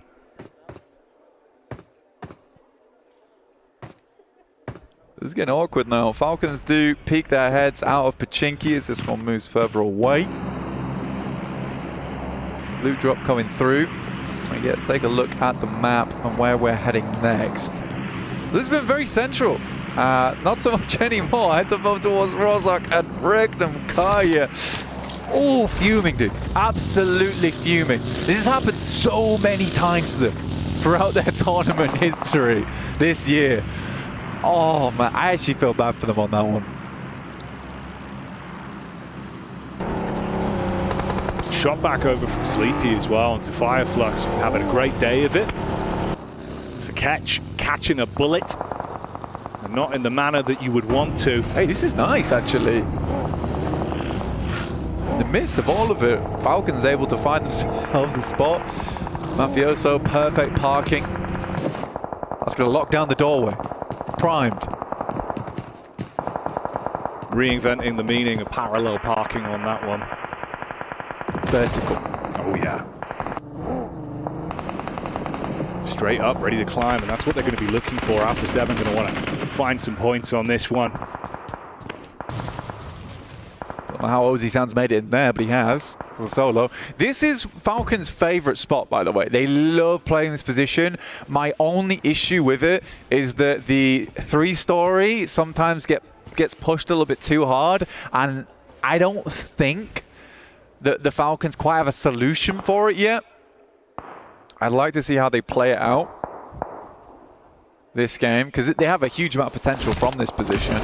Nice high ground to work with, nice vision, claiming 2 buildings as well, and able to play off the back of one another with nades from that top side. If it continues to zone in on that area, you've got a good chance at that game. Alpha 7 looking for more points on this one, currently in the top 8, but they want to secure it a little bit more.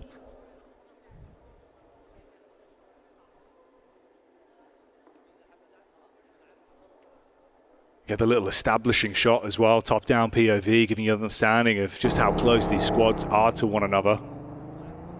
Ooh, yawn. Yeah, replay on this one. It was cinematic. It was cinematic. Nearly made it through the window. It did. Squeezed it through. Like a TARDIS. The window, that is. Bigger than you think. Yeah. It's bigger on the inside. On the inside. Yeah. Yeah, if it's smaller on the inside, it'd be a bit of a shame. It'd be weird, wouldn't it? Yeah. I went to my TARDIS. It's a closet. Oh, where's all the space? This is a high-tech machinery. Budget cuts. We couldn't have all the space on the inside. That would be a weird parallax effect. I'm not going to lie to you. Smile, taking some shots out the window for Yangon. One of their top players towards that group stage, just putting a huge amount of work in. There is some games where Yangon's able to get quite a few points. Usually they do limp in towards those final circles though. This is hella awkward for Falcons as we send over towards that eastern side. Now Gamax might have played a blinder on this one accidentally. Obviously you don't know where the circle's going to go, but that's actually a really nice place to play and gives you a huge amount of control. Now Falcons is at the back of the queue. Fantastic compound a minute ago, not so much anymore. Horror's quite glad, despite being one of the first to this location, they didn't fully commit, and they didn't have to. They had the option to play on this eastern side, and they'll get a lot of benefit off the back of that.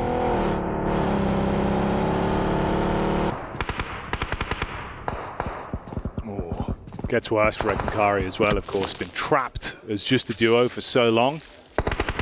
Alpha 7 able to get the sight lines over, so we'll commit onto that with Toshpik being knocked down on his last legs. Loxy not really in a spot to quickly make the dash to grab him just yet. Nades over the top. Got the smokes on the bottom of the ground at least to try and provide some semblance of cover here. For a team that starts in Rozhok, they're pretty rubbish at it. Thoughts? Just going to let that one ruminate, really. I just thought I'd let that air for a bit. I don't think that they're bad at it. I think it's just indecision, dude. Sorry, are you moving further away? Is that backtracking? I am backpedaling. Yeah, I am backpedaling. No, I think that it's not a case they're bad at it. It's indecision. If I'm being real, it's indecision. Fair enough. I think that's also what we have seen a couple of times already, where it feels like the split on the instant decisions where they need to go for something that hasn't really been there, especially today, where it's felt almost like the pressure of the situation has been getting to them more. Yeah, it's like we should move. We can't just sit in our drop spot and you get on with almost this hyperactivity where we've got to take a 2-2 split or something. Surely it's not going back over to Rozhok again. But no, unfortunate. I think that is the difficulty for a team that starts in Rozhok, is that you kind of want to make some kind of a play early. You don't want to just sit around forever. Cole's already found the 2 elims though, which is nice. Settling Falcons in a firm 3rd spot on the tables. I genuinely do think that those games that they've just come off the back of were very important. I think you put it well, you're saying that they're quite passive games. They were just trying to get into that top 8. And it's so funny because when Falcons start playing like that, it's like, we just need these points. We can play it cool. If we don't need anything drastic here, their gameplay goes up by a high margin. Yeah, you can see the percentage play is what they go for, right? If it's not over 90%, it's really worth running the risk. Yeah, we're seeing it actually work for them. Very T with a connection back over onto Never Alone as he's tried to make the dash there for Vision. To join the rest of the squad over towards the compound side, so a bit of a split, 1-3 on them, having to try and link back up. It's Volt that's a key piece of this team as well. Yeah. One thing I really do like about AX is that whenever you look at the player cams, they're always speaking to one another. Oh, always good, dude. Yeah. They're not the best team in this lobby. I mean, that is clear, right? Yeah. But they are giving it their all. It comes back to Rozhok. Gamax also quite unhappy with this one. We've had East hard shift to West hard shift. Man, if Regnum Kai just sat still, could have been a very different game for them. Alpha 7 playing on that south side. Still at 4 players as well, and I think it's a good position to play. You don't have to worry about a lot of the major action happening on that north side. You can sit pretty down towards the south. Yes, you don't have the high ground, but there is less teams to contend with.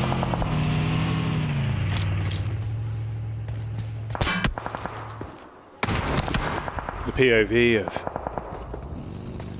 Yangon Galacticos as well, a team that I think at times it's been a little bit too slow for me from what I've seen. Yeah. And it worries me, really, especially in these kind of lobbies now. Not feeling very Galacticos, you know? No. Not very Higgs boson. They don't encompass everywhere. Here comes Yangon. It's too little too late, though. I mean, it's crazy. We're going with the same crash. Oh, boy. Ooh, a bit off target. Yeah, a little bit. Paranoid about the top floor, but it's the ground floor split as well. Yeah, thanks to the elims, I guess. That was a delivery. And Alpha 7 will take it. You can get the pick back up as well. Squash playing medic instantly, so they're fine. They can reset from it. I like that, though, from them. I mean, wow, that his head ripped off. But yeah, I like that they instantly start shooting. Straight after that concludes, stopping teams from wanting to peek in. Or, in fact, even inviting some teams, the Mafiosos on that angle the entire time. Arthur moves up, somehow finds Marth with that nade. I think he must have just been slightly out of the angle. Nade behind, and Prestige is sat in an awkward spot, finds the first. Will try and get back through the window. Don't know how he's not down yet. The rest of R8 not in a position to assist as Damar gets the med kit off. But both his teammates are away with it. Tries to ricochet the nade with the geometry there of the building. Doesn't quite land on target. So they get ample time to deal with the fragmented players from R8. And Damar really just trapped on the push up here. Curious what this play from Sleepy is. I think he's just trying to identify some a little bit of information. R8 goes down. Again, it's been a rough spree for R8 today. APK. Let's get hit with a nade. That's from Nongshim Red Force, who did work their way up, and they have picked their moment quite nicely, and in comes more and more nades. But it is Horror actually picking up a couple of these shots from a hell of a distance. They're substantially far away, but still making it work. It's interesting as well, Nongshim Red Force, as much as they haven't really been on the forefront of the observing in this game, they're still being able to steal away points a little bit here and there with some of the rotates we've seen. This is one where they line up, top-heavy angle for Doxy, unloads the magazine, detonates his way through. Sigamax trapped in position. Paranoia inside the building, but Tizzy able to compose himself and find that one onto Fajita. It's quick. G from Nongshim Red Force is very quick. And should rack themselves up to 6 elims on this one. Again, they started off really strong on their day 3. All right, last day of the group stage. And it was the way that Max put it, right? They were slipping. Yeah. And it's the best way to put it. They were slipping. Pressure mounted a little bit too much for them. And they couldn't keep up the gas towards the end of the day. They've gone away from it. I think they looked visibly upset with themselves as well on day 3. You could only feel bad for them. Yeah, you saw some of the individuals, really not sort of turning any cheek to show their emotion. If they had a bad game, it was very obvious. But, I mean, it felt like they did at least kind of unpack the bag with it. So, it was a rough game. They were able to reset. You didn't carry those emotions on. Dude, there was a big solve in that last day for them. Yeah. Right? There was a big solve on their gameplay, how they wanted to work these things out. And I liked that. I did like that from them. Figured out their gameplay. And they're going to bring that into survival stage. So it wasn't like they didn't gain anything from that day 3. Tizzy finding yet another with Volt on a long angle from Mansion. Baited out for the fight, and it's a sideline shot coming back in from Sky. He has been influential on the map. Yeah. Like some really good shots from the M4. Man. Sky and No Fear, racking him up and knocking him down. You like the heads-up positioning of the crosshair as well. It's a great read on this. Distance fights where they are just absolutely paralyzing. Just no way to move up. Good clean-up crew action over onto Vision. That was Volt as the last man. He's now gone. And it's actually, to be honest with you, that early rotate out from Sleepy was quite nice. They got a lot of information off the back of that. They knew which angles to watch. They didn't have to move out from the eastern side of Rosok, but they do it anyway just to pick up some free elims and clear out the eastern side. That's their big goal there. Now they can start to work the issue over towards the west.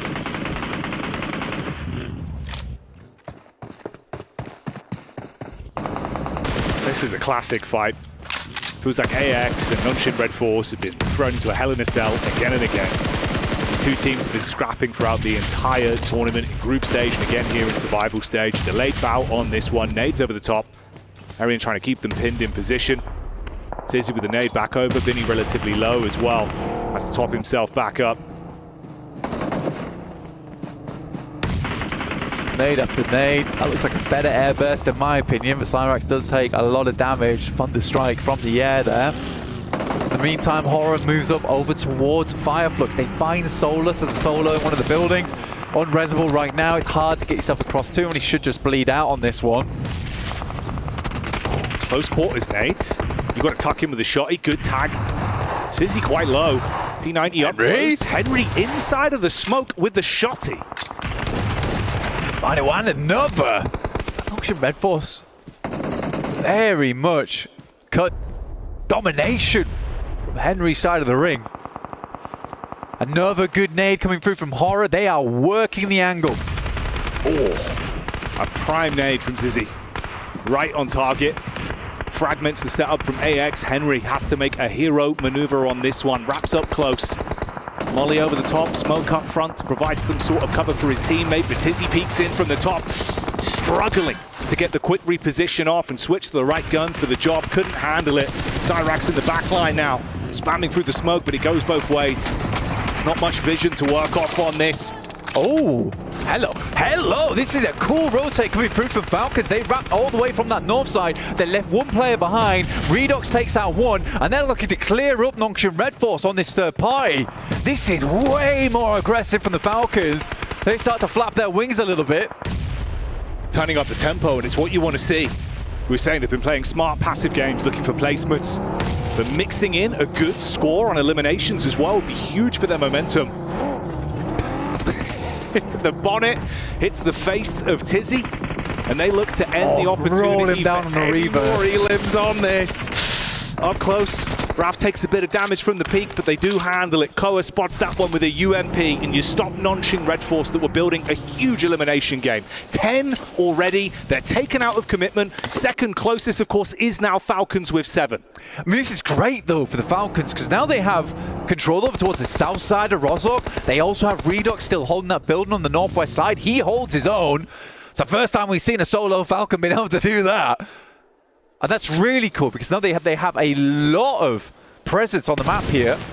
Needs be, they can wrap back around again. It's going to be a little bit awkward versus E Arena, but it is possible. So they have 2 corners of the map, so they can confirm on either side. The worst thing to happen here if it confirms fully northeast. That's the one thing they haven't accounted for.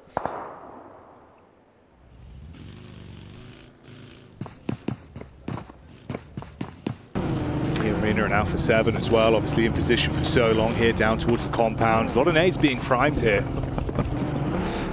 They're ready for a crash, that's why. They know E Arena has to come across. They've heard the fighting on the south side as well. They're just priming them. That's a terrifying sight, by the way. 4 dudes, pin-pulled. Not a party I'm looking to get involved with. The mortar strike of Alpha 7 ready if you come running up towards the compound. Of course, you've got that 2-2 split as well. Toxic and Loxy inside of the buildings. Cover to work with. Shots into the back line. Horror moving up.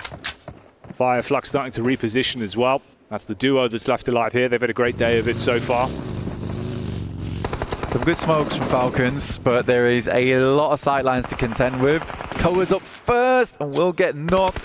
Revo's got 5 nades, so plenty here. Ascend over the top side.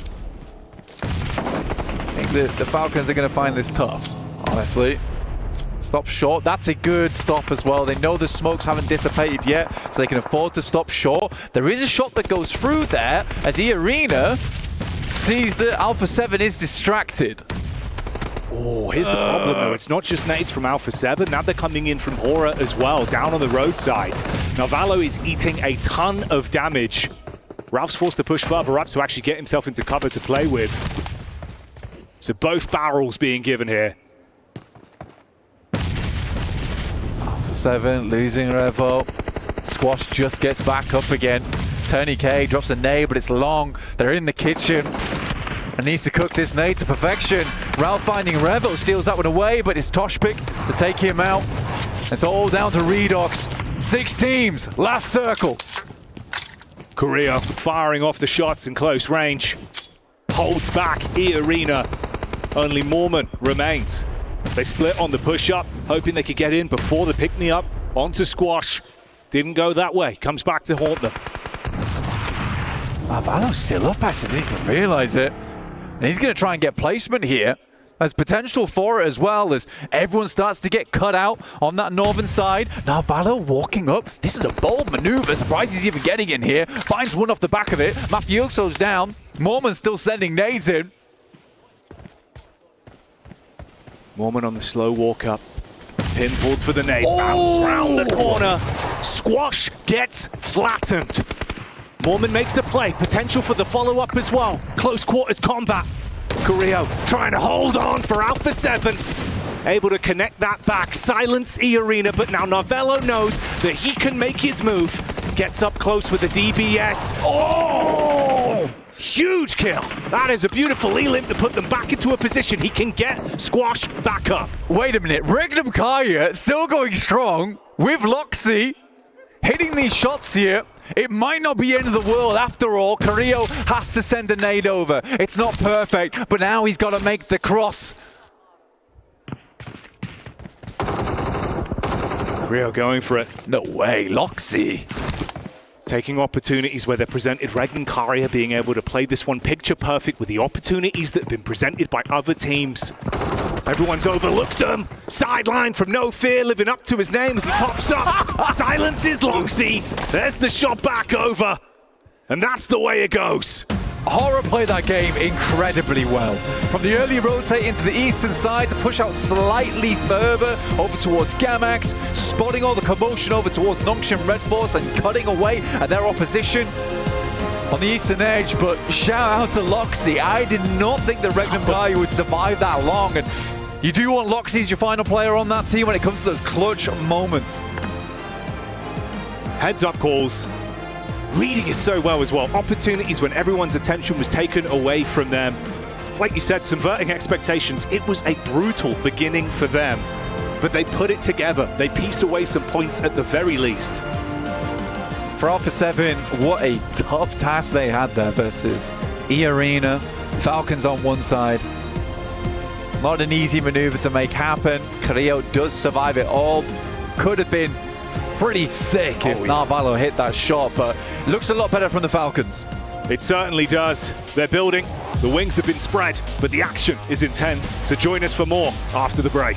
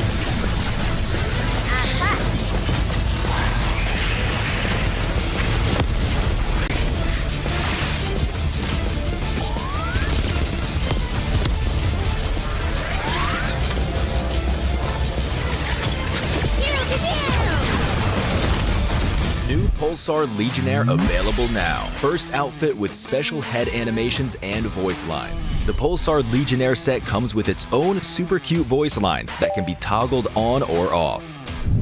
What happened? Bye, friend. Hello, Earth. I'm here. It also features the upgradable Hyperion ship DSR and Jet Reaver glider with special animations. Experience parachuting like never before. That's not all. Even more rewards await. Event period, July 25th, 2025 through August 26th, 2025. What are you waiting for? Get the new Guild set now.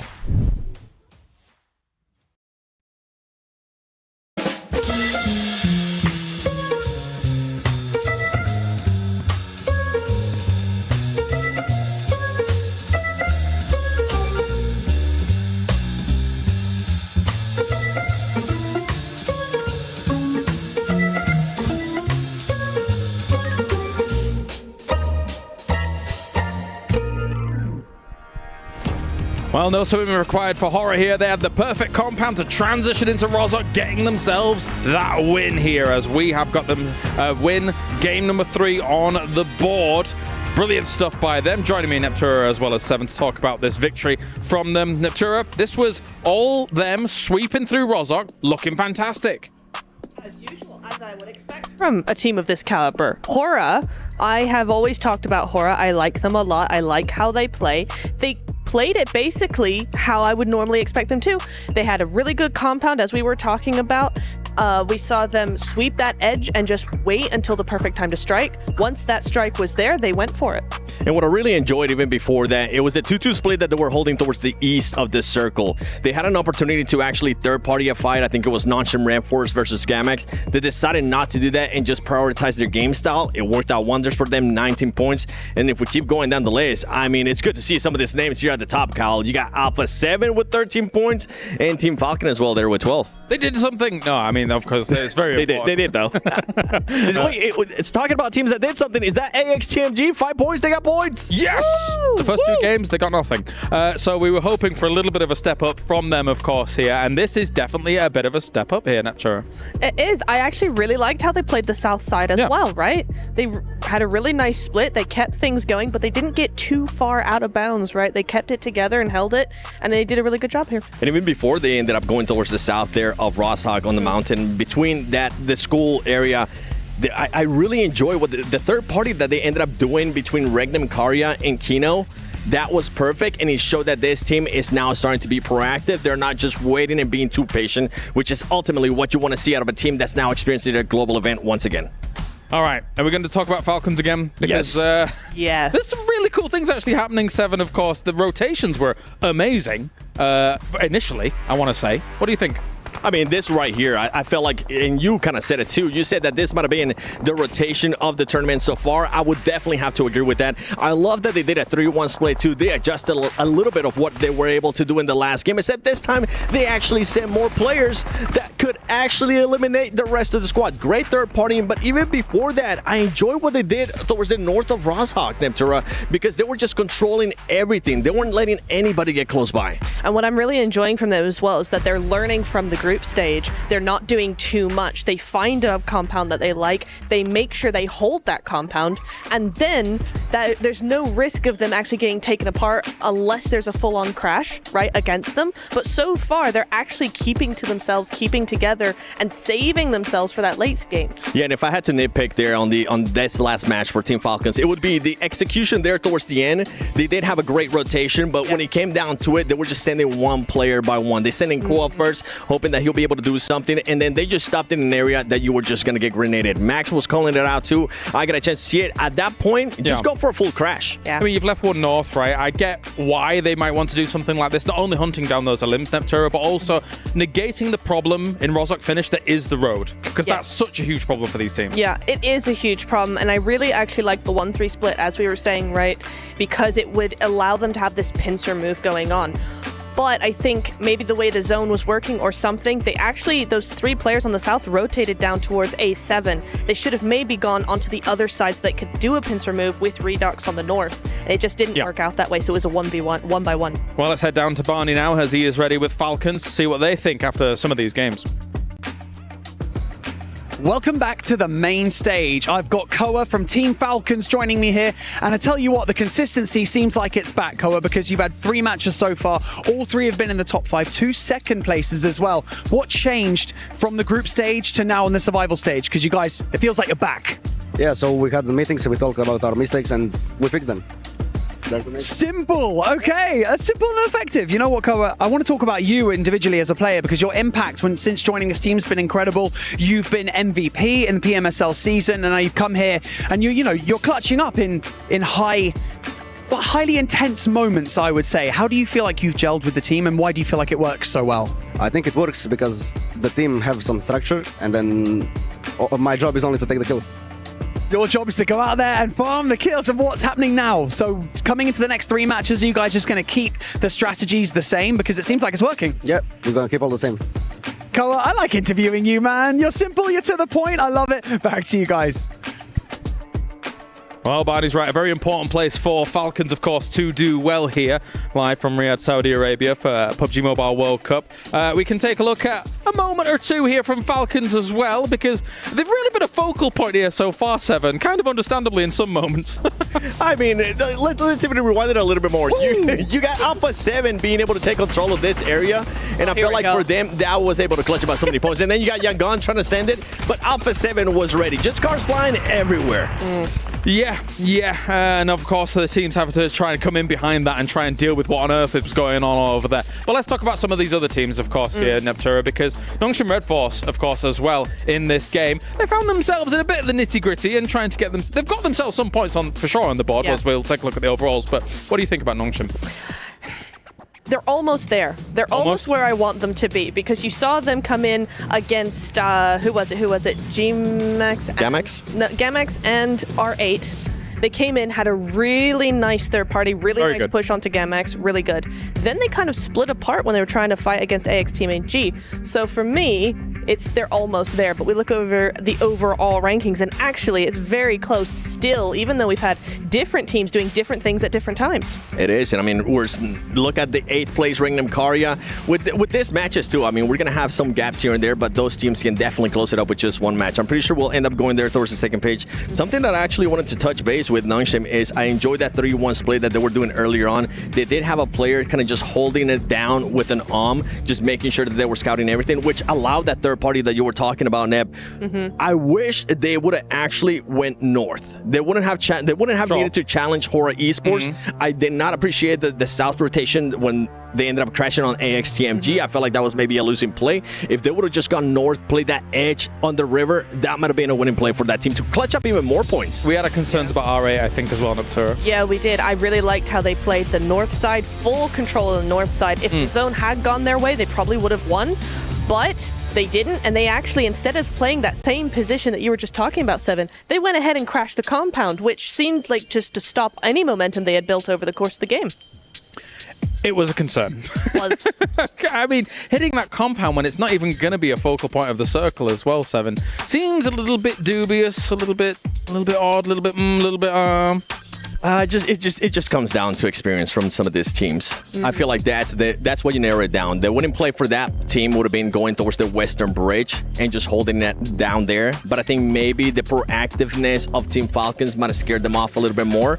But for them, I mean, if that's what you're gonna go with, it didn't end up working out for them. Maybe they'll be able to fix it up going to the next games. That said, always difficult in an urban ending like that, of course. The road obviously causes a big problem. You're seeing how reluctant teams are to try and move from building to building. And that was what was really impressive about Hora. Their actual sweep from building to building in this game here, Neptura. Yeah, it was. I mean, again, you not only have the road in the middle, you actually have that road in between their compound and the rest of Rosov as well. So that's very open. I think Regnum Karya had those buildings on the other side. So it was something where they had to cross over, and you can only do that by a full sweep the way Hora did. If you stop at any point, it's game over.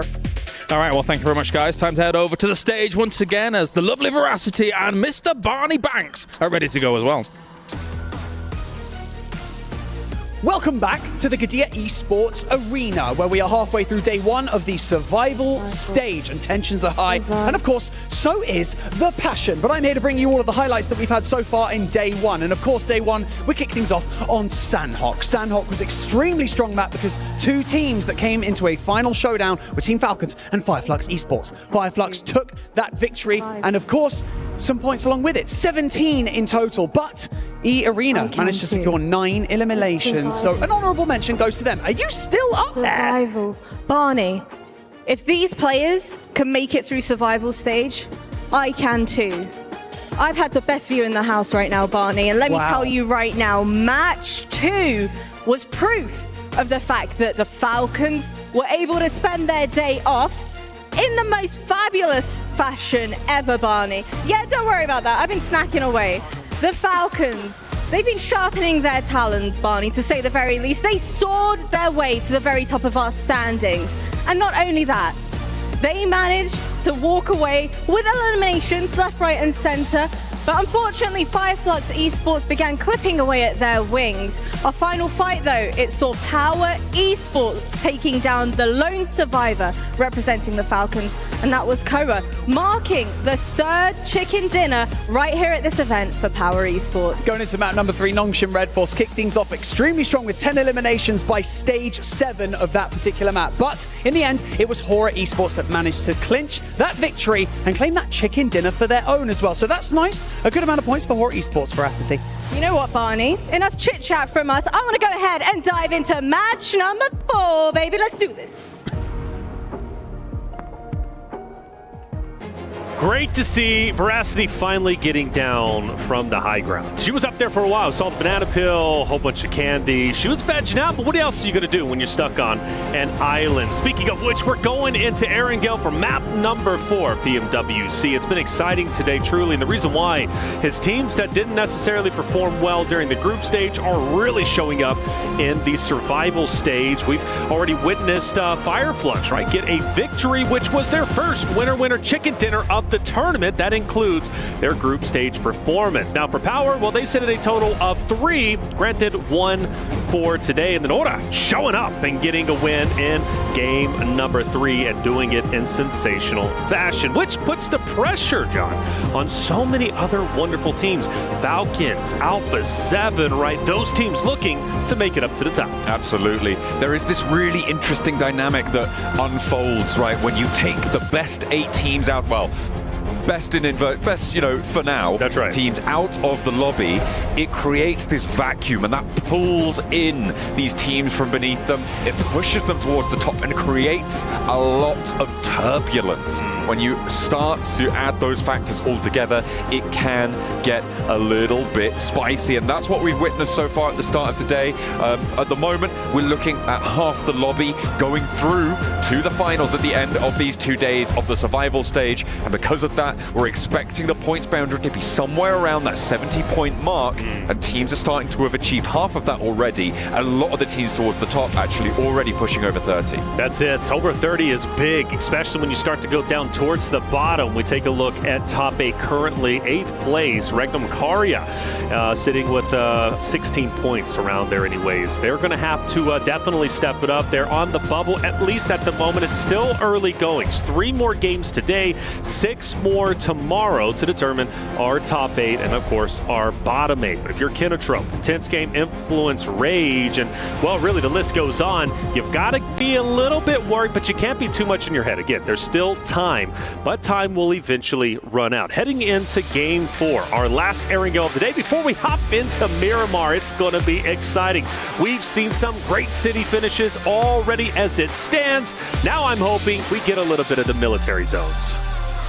That Key Crusher is hungry, and we have only one way to feed it. It's crunching through these survival stages, and we will be heading in to Erangel once more. All 64 of our players locked and hopefully loaded into the plane from Lipovka over towards the southwest side, over towards Quarry. Plane path fairly chilled out right now.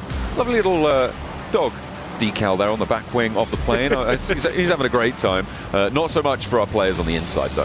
Flying high, flying high. Okay, so plane path looks pretty good, pretty standard. Everybody who wants to go wherever they want to go pretty much has free reign to do so. Georgia Pool obviously going to see quite a bit of activity up there with Alpha 7 and Co. America's region's loving that location.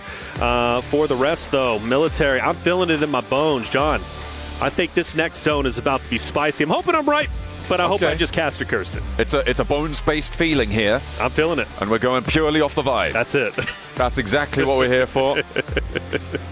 That's the only way to go. You said the word. Purely, yeah, and well, had to fill out that bingo card. Heading on out to the northwest side, I reckon. Zaki circles. That's my bones-based vibes play. Okay, I wouldn't mind Zarki. I think Zarki's great. Again, a couple of teams that notably love to go out there. Actually, speaking of which, let's talk about it. Alpha 7 typically goes towards Zarki. Georgia Pool, Lipovka is where they decide to go this time around. And, well, we don't get either, but we do get right in the middle of what we were predicting. I'm still happy with this, and it's going to benefit quite a few other rosters. For example, E-Arena, Kinotrope going to be feeling quite happy. Power, who's had a standout day, currently sitting in third place, 31 points. And well, let's not forget also getting that Game 2 winner chicken dinner on Erangel, now set up quite nicely to potentially do just the same in game number 4. They'll be central at the moment, a bit spread out, but plenty of time to get together. For Yangon Galactica, they are going down towards military to start looting up and also, of course, get their vehicles. Now, for them, though, maybe a potential to go over to the Western Bridge, maybe a scuffle with Kinotrope, maybe R8, but still early goings, and I'm not seeing any hot drops at the moment. No, there aren't going to be too many right now. The plane path cutting straight through the middle allows a lot of access to places. I mean, obviously, that Alpha 7 relocation to Lipovka, going to their backup drop, it really just opens things up. If they'd have stuck to their guns and tried to go to North George, there would have been a hot drop on some of those vehicles out the west side. So a reasonable adjustment there. Aura and Influence Rage, probably the closest by to one another right now, up towards Yasnaya. But it looks like they're just sort of keeping each other at arm's distance. They don't want to get too aggy with it, and I think rightly so. You certainly, when you have a numbers advantage, don't want to push too hard, and Influence Rage as well, just looking to keep things calm, especially down in that 12th place. They want to get out of this early drop into those later game rotations. Falcons also pretty much dead center. They have nobody around them, at least at the moment. They've had a stellar day. We talked about it throughout the group stage. Falcons, bit of an underperformance, right? Needing to step it up in the survival stage where their tournament lives are at risk. It would be weird, I must say, not to see Team Falcons representing in the final stages in that Smash Point competition, but they're doing very, very well. We mentioned 70 being the cutoff. They've already surpassed the halfway point. They still have a little bit more work, but let's face it, Falcons, if they can perform well in these back end of the 3 games of our 6 today, they can absolutely qualify based off of day 1. The thing that's very encouraging about the Falcons' performance right now that maybe isn't attributed to the other teams that sit around them is that they've done this through consistency, right? They haven't won a game yet. They have just been consistently getting into the top 5, right? And that is a great result for the Falcons to be able to have that spot available to them. The downside of what I've seen from them today is that there have been good rotations, good decisions being made. Yes. The mechanical execution of them has been subpar. Specifically, I think it's safe to say Ralph has had a couple of missteps, and I think Narvalo as well, obviously going down a lot earlier in the games than they would have liked to.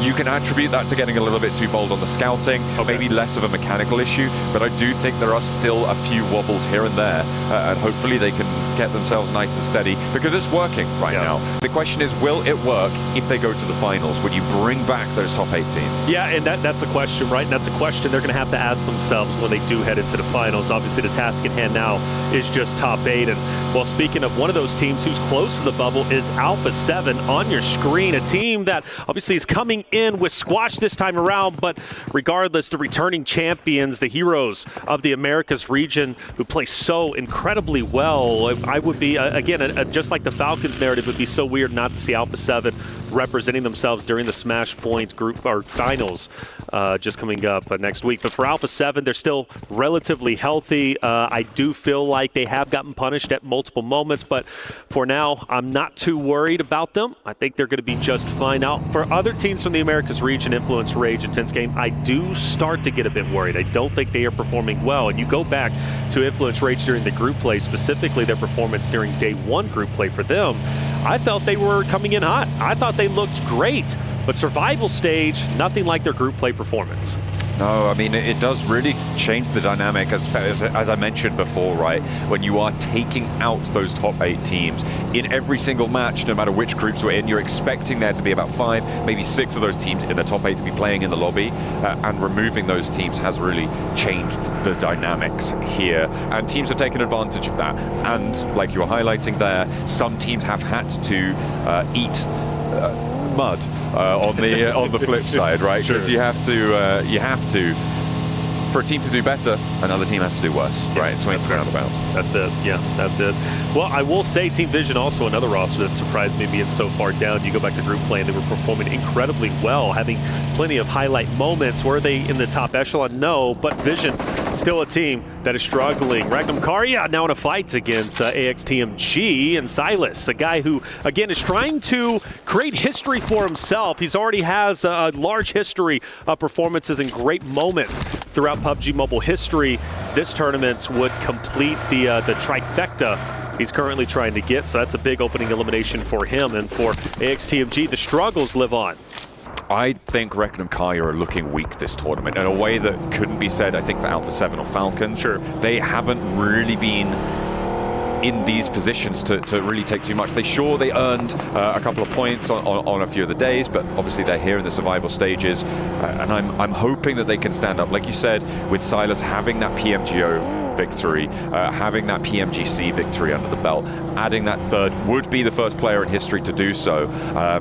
But at the moment, they need to piece it back together, especially coming off of a weak season back in Europe, right? These guys only qualified because they had that extra qualification spot from winning PMGO at the start of the year. So the fact that they're only here because of that earlier performance, it does add questions to this roster. And right now they're on 8th place.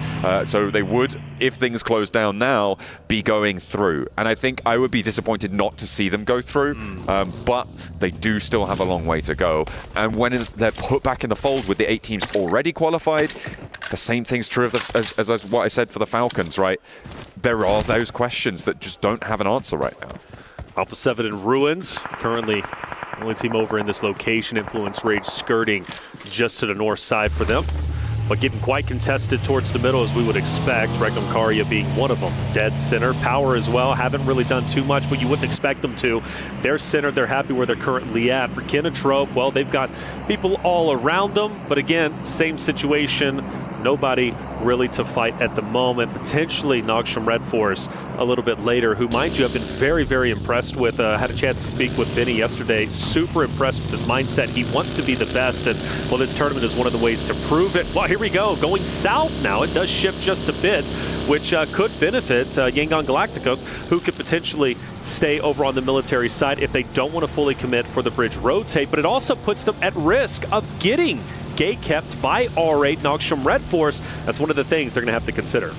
A lot of teams now looking to make their move. A hard south shift forces teams to rotate at the same time. I'm seeing Fireflux moving into the hills to the south of Pachinki there. Nongshim Red Force actually regrouping to the compound that sits over that long hillside that borders the south edge of this circle, where R8 currently take up occupation. Fireflux actually rotating away. Looks like they're going to try and push into the east side of that, and all of these teams from the north going to try and move on top of each other. It is intense game. It is Alpha 7 moving in this area. You've got Power as well, who are a little bit ahead of the curve, and Influence Rage actually the three-peat of the Americas teams. And when you only have one good team in the region, well, you know who you want to see get out of it. Yeah, this is going to be weird because, like you said, you got all 3 Americas region teams, ironically, just right next to each other. You would, I guess, expect that with similar play styles, kind of similar mindsets, obviously from the same region, but it seems like they kind of do this invisible handshake. You go on your way, I'll go on my way, they'll go on their way, and we'll avoid each other for the time being. But as deeper as Influence Rate starts to go, closer and closer, they start to get the power. Fireflux did actually turn around. They're now still in those hills, but it's Gamax, it's Yangon Galacticos who have now crossed the bridge as well on the south side of the circle, who are poking their noses in. You've also got E-Arena, who have sent a scout down south towards Nongshim Red Force, towards R8, but now Alpha 7 have actually cut off that retreat. On the north side, Aura, Influence Rage now clashing, trying to take position, and first blood for Lorazit. Influence Rage, great shot. Sleepy from a distance, though, takes Little Boy all the way down to just a sliver of health. He's most likely going to be finished off relatively soon. I don't foresee him getting picked back up. Of course, the med kit pops, but still, Influence Rage got to fight hard. They've, again, struggled so much throughout the survival stage so far across the first 3 maps. They need to hold their ground. Not to mention, Power also starting to come in for a bit of a third party, and No Fear is gone. A nice little flex out there from Al-Haji. Puts the stone in, gets the result he's looking for, adds a point to the tally. Pleased to see you. Plower now actually going to put more pressure on. They're moving down, and Influence Rage playing with 4. They're locked into the building. They're surrounded by E-Arena and by Power now, who have pushed Easy actually very, very close to this situation. That was a bit too bold, and I think they've read into that. They will pull him back, fold him back into the rest of the team. E-Arena being on the outskirts scares me, however, for Influence Rage. Such a talented roster. They have really proven themselves throughout not only their second day of group play, but also throughout the survival stages already. Having some high placings. Zone will shift once again. Alpha 7 very, very safe where they currently are. Influence Rage, same story. E-Arena, Power around them. Intense game, though, might alleviate some of that pressure. They start the push in. Power encompassing their location. We get on board with the fight going down. IG versus Power. It will be, I believe, will it be a 3v4, if I'm not mistaken? Yeah, currently that's how it sits. Power were a little bit split, but it looks like they're regrouping. They do have that off angle just across the way. Nade in over towards Easy from Silence, and he's quietening him down pretty nicely there. Al-Haji holding the flank still against Influence Rage, but maybe he needs to worry about the inside, but handles business from Fidan. On the outskirts there, looking to try and keep his team in this fight. Silas has the challenge down the alleyway, but both of them back off the angle. Here we go, Power pushing up. Petrino cooking a nade. Al-Haji wants to take him out before it can get thrown, but now he has to reposition himself. IG running on fumes, and Al-Haji looking to put him into the grave earlier than they wanted, and that's exactly what will happen. IG struggles will continue. Power have been stepping up today. A little bit lackluster, well, more than a little bit lackluster in the group stages earlier on in last week's games, but today it looks like Power are here to play. They added on some cheeky chicken dinners. They've been able to now get in and amongst it. It is a return to form for them. Hopefully they can keep this going. No, Vision. Just about to point out Ralph. He was separated from his roster. Falcons have been leaving players, stragglers, to be the scouts for the rest of the trio, whoever's out. First it was Redux in the last game, we were talking about him, and now this time it's Ralph, who's, well, potentially in no man's land. I say that, but here comes the rest of the roster trying to pick him back up. Getting Ralph back into the fight, being a 4-man unit, is definitely going to be the way they want to go. It's a question now of vision and how hard they want to push this engagement.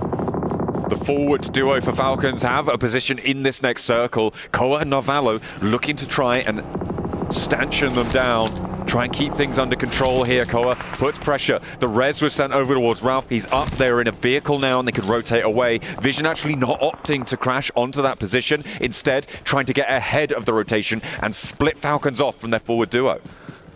Now it's a question of Power, and do they want to continue to push the issue? And I guess not at the moment. Vision unintentional, though. Even though they do go up top, they still manage to pass by Falcons, and they are in hot pursuit, shooting some shots at Ralph. The early knock that they got a little bit earlier, now trying to get the finish. Influence Rage also in the area, and they're going full send. AXTMG also off in the line of sight. So this is getting a bit chaotic in the open field, and as they are pretty much dead center of the zone, everybody's going to be collapsing in, and now Jiggle from Aura. Regis, you got Silas also up there, and Vision Bolt is pushing in, trying to take everybody on, and he's going to fall a bit flat. Vision do a mad rotate through everybody in the circle into the middle of an open field. It was a death ball that they just sent in, hoping to all hell that they'd make it, and they just really didn't. It was honestly a pretty terrible position there for Vision to take. 100%. I think that is probably coming off from the Falcons, what was potentially one of the most exciting, fresh, new, dynamic rotations in the tournament so far, into what I think I would categorize as the worst rotation I've seen this tournament. Fully agree, and especially because you get a fresh knock on the Falcons and you don't even fully commit for the finish. You have the man advantage in that moment, and then you decide to pull away, allow Falcons to get the res, and then full send it in the middle of 5 teams? Nah, that just doesn't make sense. And, well, clearly they are struggling today as they just sit at the very bottom with only 2 points. Hopefully they'll start to get it together. A lot of teams on the north, stragglers, trying to come on in. Kinatrope, Power. You also have Influence Rage as well. It's going to be pretty tight up towards the northern side of the zone. The first team to get in might be able to play Gatekeeper, but for the time being, everybody's got a lot of space to work with, but that's the thing. There's just a lot of space out in the open, vast area, which is the zone. Yeah, that hillside to the south edge, that tree-covered hill ridge that currently R8 sits on, that Fireflux is sitting on as well, it can contain maybe one more team, but it's going to start to get squashed. Alpha 7 going to be looking to do just that. Meanwhile, on the northwest side, Influence Rage, they're trying to move, but so are Power. And Power are on form today. With 5 elims already, they found Lorazin. AXTMG going to look for that flush as well. And the third party's coming through from Falcons, who have managed to all get to the same shack out in the open field. That's it, same shack, so they're going to be all together. They can focus fire, but they are being gate-kept just a little bit by Noxium Red Force way off in the distance at the compound. So Power need to, or excuse me, Falcons need to be a little bit careful. For Power's perspective, though, the reason why they were so successful in that little scuffle they had with Influence Rage has spread themselves apart with the 2-2 split. Power are moving together as one unit. They are wolf packing, making it very difficult for any stragglers or any split-ups, like, for example, Influence Rage, maybe even Kinatrope for a moment, to fight against this 4-man unit of Power. And I think I owe their success to, again, them being on the same page, sticking together.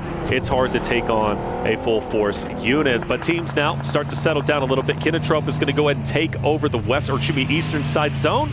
Power will start to move in. AXTMG still running on fumes, but Henry may be looking to make a solo play against Power once they rotate in. We'll see what he can do. Has got a forward position to assist with him in Cyrax, but they are very, very split, and in the open fields, it is going to be a difficult crossing. Power moving past Fidan, actually moving close towards that forward position, maybe actually over into Influence Rage. Fidan circling here. Easy's going to roll straight on up. Al-Haji sending in a barrel, sent down the lane towards Influence Rage, and Easy goes in first, does manage to get traded off, but they lose one of their players. Now, can they handle Lil Boy on the inside? Al-Haji take it down, and Influence Rage maybe trying to stop Power dead in their tracks. Fidan on the outside here with the AUG, hasn't managed to find it, and Lil Boy goes for the res.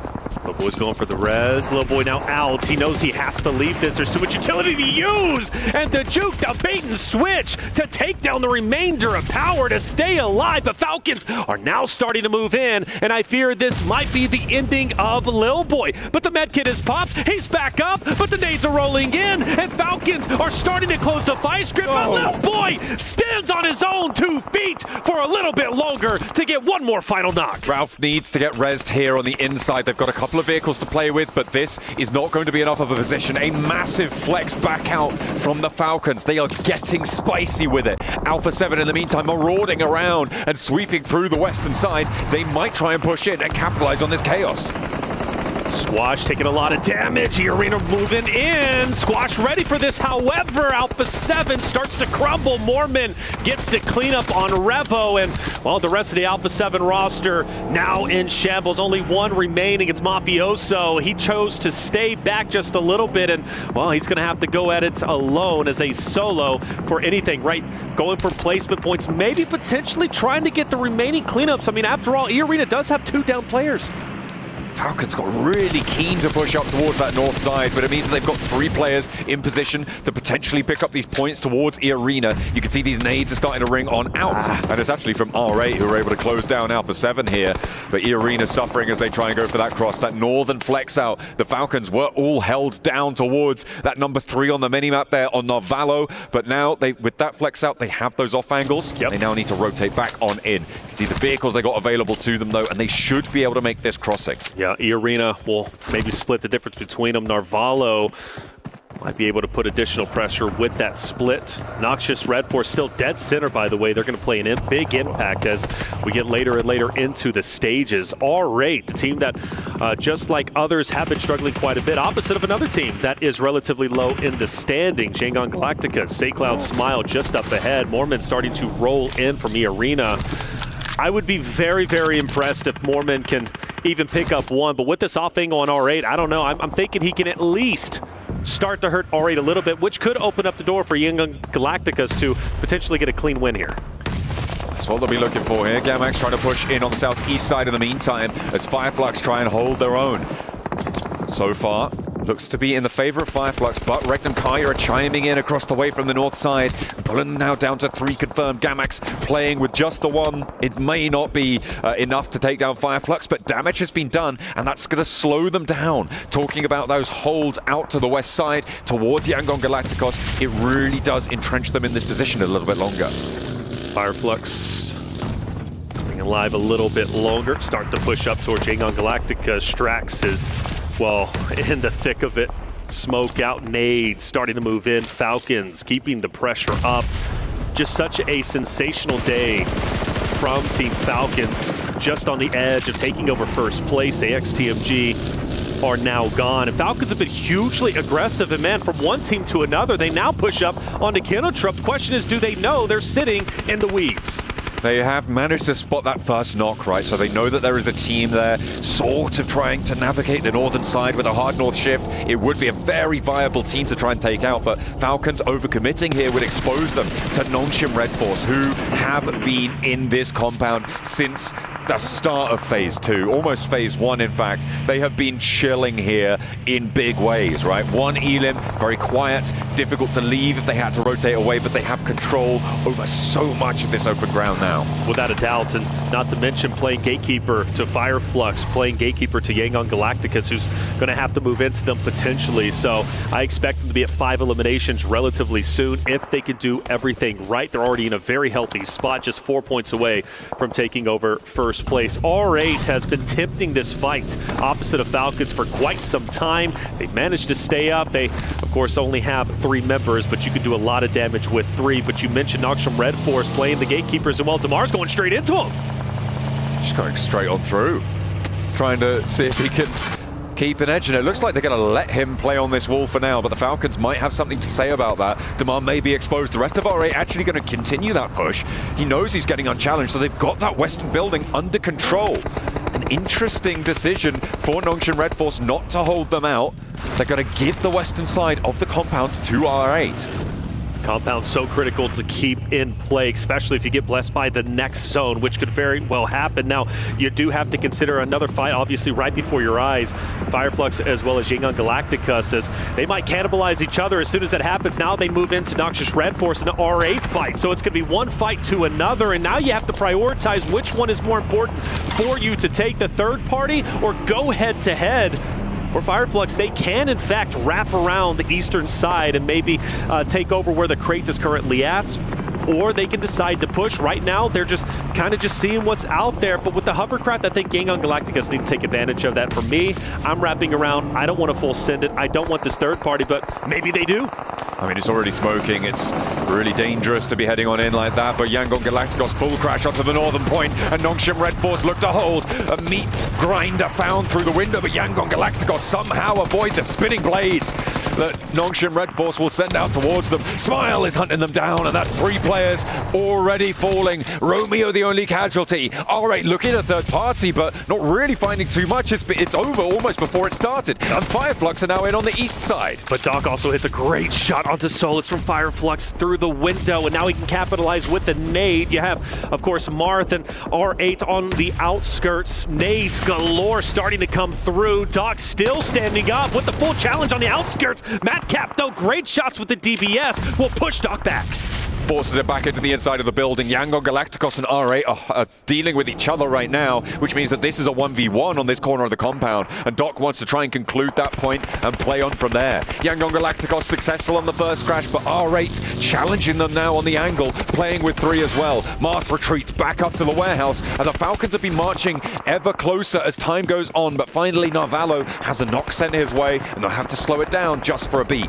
Massive fan of R8 disengaging, going to the shed. That's going to give them a great foothold within this chaotic compound area. Meanwhile, for Kinotrope, they are in dire straits. You already got one player very weak and down, and you've got two more who's also relatively weak. You've got, of course, you've got a team pushing up onto your location, nowhere to hide, nowhere to go. The only thing you can do is hit the dirt. For Regnum Karya, you mentioned them underperforming. Well, look at them now. Top 8, also all 4 players alive and pushing the issue on the remaining players at Kinotrope. Silas lands an aid right on their heads there now with one player left standing. They are going to try and take down Kinotrope entirely. Ooh, nearly getting that full knock, but Silas has to disengage. He is going to have to fall back to the rest of his team. Only one nade left, and you want to be saving that for a little bit later, especially in these open fields. They are so valuable. Without a doubt, but they also have a drop, so that's going to be big for them as well. Falcons still on the outskirts. R8 starting to tease them a bit with a couple of shots.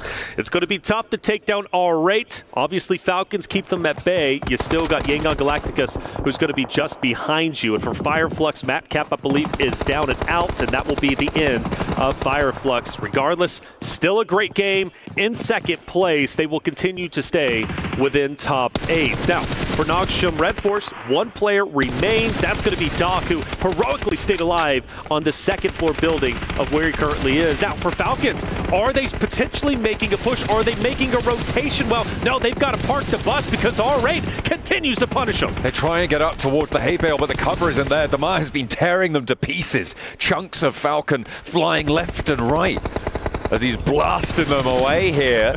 And it's just unfriendly atmospheres out on the northwestern side. There's more to do. Marth's going to have a go.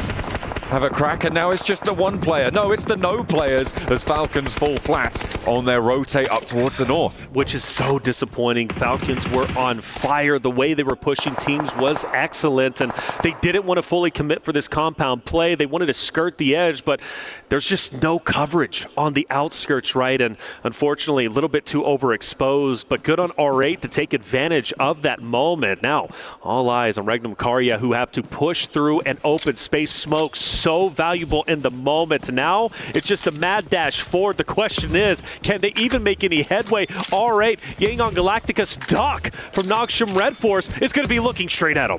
Immediately covering this field in smoke. Stage 8 circle, closes dead center, and that will put us on the north side of this compound. None of these teams currently have position there, so if Regnum Karya can get up to the wall successfully, they're going to have a great shot here, but they're going for the wraparound. Damar on the wall, looks to try and hold his nerve, but he's already taken down in a second as well. A blast on the sidelines here for R8, and they will be torn apart. Regnum Karya with a clean roll-up and give themselves a chance for 12 elims and more into this circle. 4 elims remain, could be a 26-point game. Absolute insanity.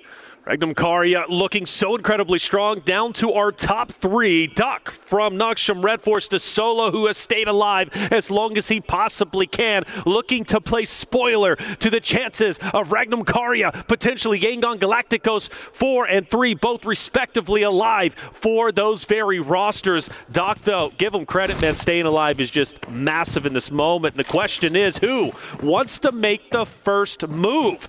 I don't know just yet, but with the way that Regnum Karya just pushed into R8, I've got to favor him. I'm thinking about Regnum Karya and their position and thinking perhaps they want to try and take the wall side of this compound. You could potentially be there. It's fairly nadeable, which makes it a little bit dangerous depending on what sort of utility Yangon Galacticos are going to be working with. But having that angle that controls the open courtyard to the north side of this Yangon Galacticos building would be absolutely huge. But for now, Regnum Karya going to allow themselves a little bit of time, a little bit of breathing room, get those healing ticks back up from those stims. They also don't know where this last solo player is, which means that they're probably wary as to where that off angle could be. I like where Wild is currently at. He's going to be protecting the backside, allowing his teammates to just focus on what's in front of them. You do not want to get flanked, and there is a potential, right? Yangon Galacticus can send a player down to where Wild is currently at. That would basically spell the ending of this fight. I do have to question how annoying Doc is going to be in this moment, though. I think Doc is a solo. I really think he's going to affect the fight once Yangon Galacticus as Regnum Karya start to collapse into each other. Silas is starting to make a move, and he is taking that advanced position, which is great, but Doc knows this, and Doc is going to be opposite of him. Yangon Galacticus moving in. SayCloud and Doc potentially about to square off. Silas opening the building. I don't think you want to step in there just yet. Doc now getting pressure put on him. Yangon Galacticos know he's there, know that this fight happened earlier, and they will take care of him. So no more annoyances from the side. But Yangon Galacticos have invested time. And the question is, what have Regnum Karya done with it? They've moved out to the north side, up and to that wall position. The nade over towards Silas drops short from Smile, and everybody's cooking them. How much more have they got left in the back pocket? Loxy with a long lob. Doesn't quite connect. And another one sent over towards Silas. Sees the numbers even. 3 versus 3, and Wild falls next. All right, Regnum Karya now with the 3 versus 3, as you said. SayCloud, Smile, nades are cooking. They're throwing, but are they connecting? Well, not just yet. Loxy, though, down. Loxy down. Yangon Galacticos managed to make it happen and take the win. Regnum Karya, a heroic effort, a wonderful game, but at the end, that was the ending, man. Well done, dude. I think today the games we have been phenomenal. Regnum Karya, the champion, or excuse me, Yangon Galacticos, the champions with 9 elims, huge. A brilliant result for them in the end. And Yangon Galacticos, yeah, the happy to see that one close it down. That position that Doc held in the end, okay, a little bit more aura farming coming through from Yangon Galacticos, hitting them with the boat dance. But you know what? In the end, it felt like Regnum Karya maybe gave a little bit too much leeway to Yangon Galacticos. They played towards the back of the compound for a long time, right? They could have potentially taken control, got a little bit further forwards. The circle closed a little bit further south than I thought it would, so it could have been a little bit more of a decision maker there, but I think getting rid of Doc was brilliant from Yangon Galacticos. Regnum Karya allowed them to transverse, though, across that compound. They could have done more. 12 elims in a second place, however. Yeah. That's going to put you up on, what, 18 points on the match, and that's a great result. Yeah, without a doubt, especially since we talked about their struggles. So, a game like this, very much needed. Puts them closer to that potential theoretical 70-point threshold. Regnum Karya looking so very strong. There it is. Game number 4 is done. We go to a break. When we come back, Game 5 Miramar coming your way.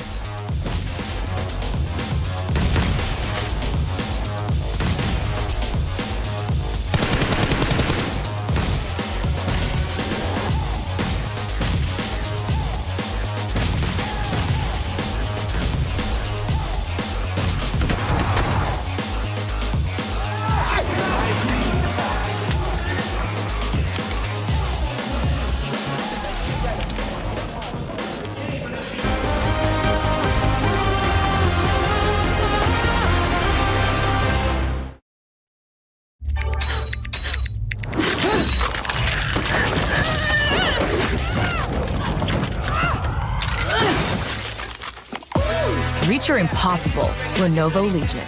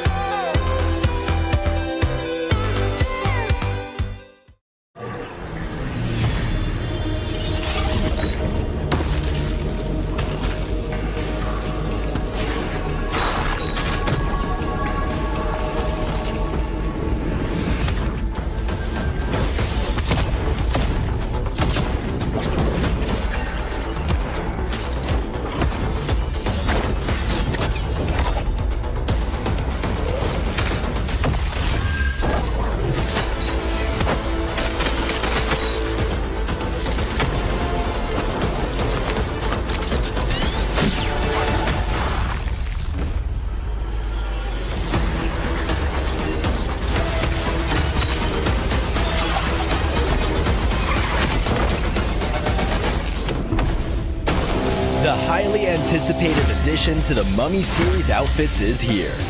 Paired with the new Ice Tomb Glider, the Polar Spectrophage set is just what you need to freeze your enemies. Or send them ablaze with the Inferno Feed set's new upgradable Chain Inferno Uzi. All the Mummy outfits are back. Get them all. Join now and collect the whole series to turn all eyes on the battleground. Event period, July 10th, 2025 through September 2nd, 2025.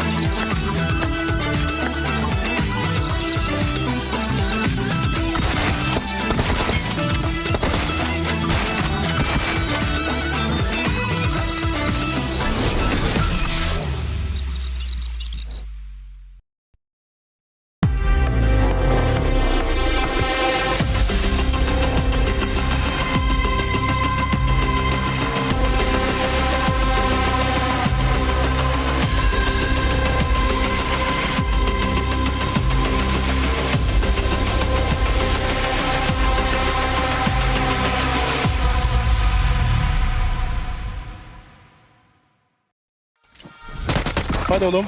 Beraber. Bir canı bunda. Tamam. Bekle oğlum, beni bekle, beni bekle. Bekliyorum. Basıyor, can basıyor mu? Yok, basmıyor.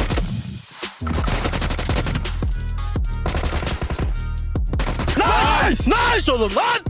بس بنيت ورا المكان ابو علي يمين يمين يجي بقدر من تحت انا صيد نيت مش في ذا نايس نايس وان ها بالعم ما يتنوك يزعروا بيجيب الزون بفيد ها بيجيب الزون ها انا بهدي ما بيك عالرايقين خلي موت جون انا ما بيك انا ايوه خلي موت جون ولا ورا تنوك واحد نايس نايس يا نايس يلا اشرنا حجي كلنا هناك Yangon goes absolutely celestial here from Galacticos as they have brought the big bang at the very end and getting themselves the win here at the PMWC, at the EWC. Of course, brilliant win from them coming in for the last Erangel of the day. I've got 7 as well as Neptura to talk about this one. It's absolutely intergalactic coming in from Yangon.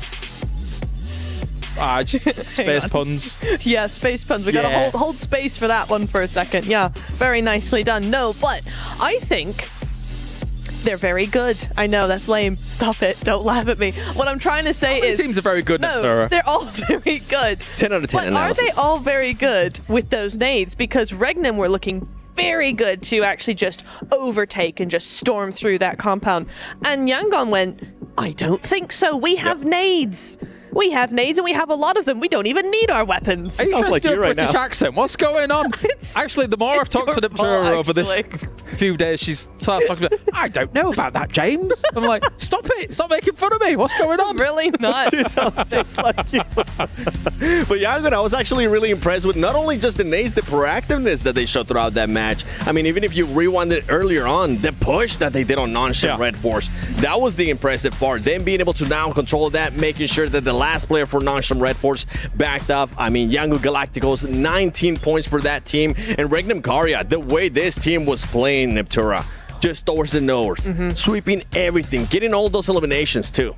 I really loved how they played this. A 1-3 split through the field, just trying to hedge all their bets against the other teams in the field. And then we were talking about the smoke road that they were doing, that blockade of smokes, not telling any team where they're going at any one time. They were like, we're not going to hint at anything. You have no idea where we're going next. And it worked very well for them. Definitely, as all these teams are getting ready to get into Miramar now as well, but we've got more to talk about, of course. That compound, that farm compound, non-ship Red Force, of course, technically early on has the lockdown on this compound, but it's a case of, do you have it too early? Because for me, Seven, it felt like the rest of the lobby knew exactly how to dismantle them. Let's break it down. Let's break it down a little bit. No, the thing is, I agree with you, but I feel like that team just fell asleep in a way because they got R8 being able to be the first team that pushed them, right? And then they kind of gave away that warehouse. After that, the team was just super passive. They created pretty much a nice little 2-2 between those teams. Yeah. Okay, you stay over there, we stay over here, and they just weren't ready for any type of push. And that's when Yangon Galacticos just took full care of it. Like, you need to see that proactiveness. And I was actually hoping that Regnum Karya was going to end up winning this match because they were being so proactive. Not only just with the sweeping, as you mentioned, the smokes that they put out as well, but the reaction of Yangon Galacticos there towards the end, making sure they swept around as well, got all the nades ready, got all the knocks, is what got them the win. Yeah, and I want to go back just a little bit further back into the mid game, right? Yangon making that initial push. I have so much to say about that because Nongshim really fumbled there, right? You had R8 with that one solo, Damar coming into the compound. Nobody was touching that compound. Everybody was too scared of it, right? Damar comes in and goes, actually, I'm going to test the waters a little bit. And Biddy's like, oh, my bad. Sorry. Didn't know you were there. It's cool. And he immediately backs off. So R8 see that, go, oh, well, they're not really all that scary.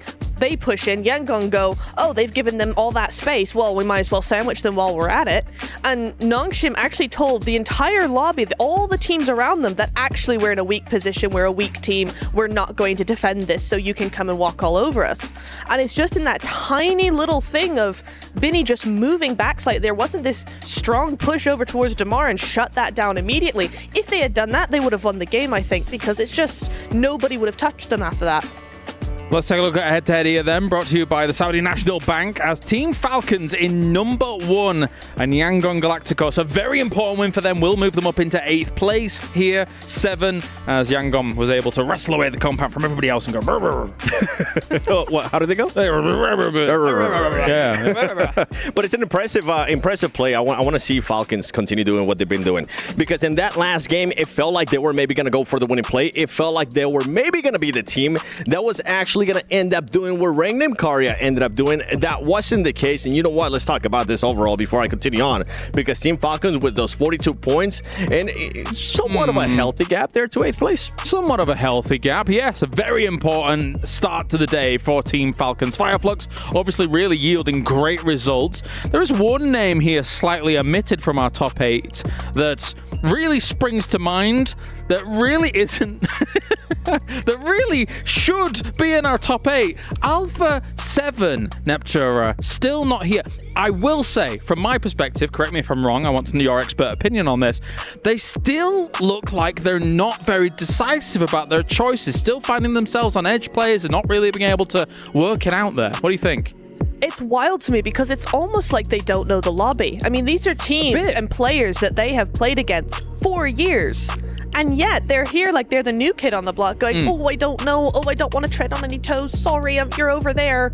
My bad. It's like, you're Alpha 7. You won last year. What are you doing? It's the decision making. The decision making is not there. We saw it earlier in Sandhog. We've been seeing it throughout. I mean, even in group stages too. Yeah. It's just not there. It's tough. It is tough. Before we actually get into the next game, of course, we have the PUBG Mobile Airdrop Carnival, and it's now live, of course, this weekend from August 1st to the 3rd. Log in, summon surprise airdrops, and collect 2025 airdrop vouchers to enter prize draws for official merchandise, smartphones, BD partner rewards, permanent in-game items, and more. There's more to go. Every participant is guaranteed to win. Additionally, jump into the game now for your vote on your favorite airdrop partner as well. You might even score yourself some awesome surprises and gifts from them else. We also have plenty of unboxing going on here. I know Maxman's deep in the unboxing right now between games because he's not done it before. We need to get him on it. Oh, yeah? Yeah, he's going for it. Anyway, of course, it's now time to head over to the commentator team for all the action. It's Miramar, the Dusty Dunes. Let's go.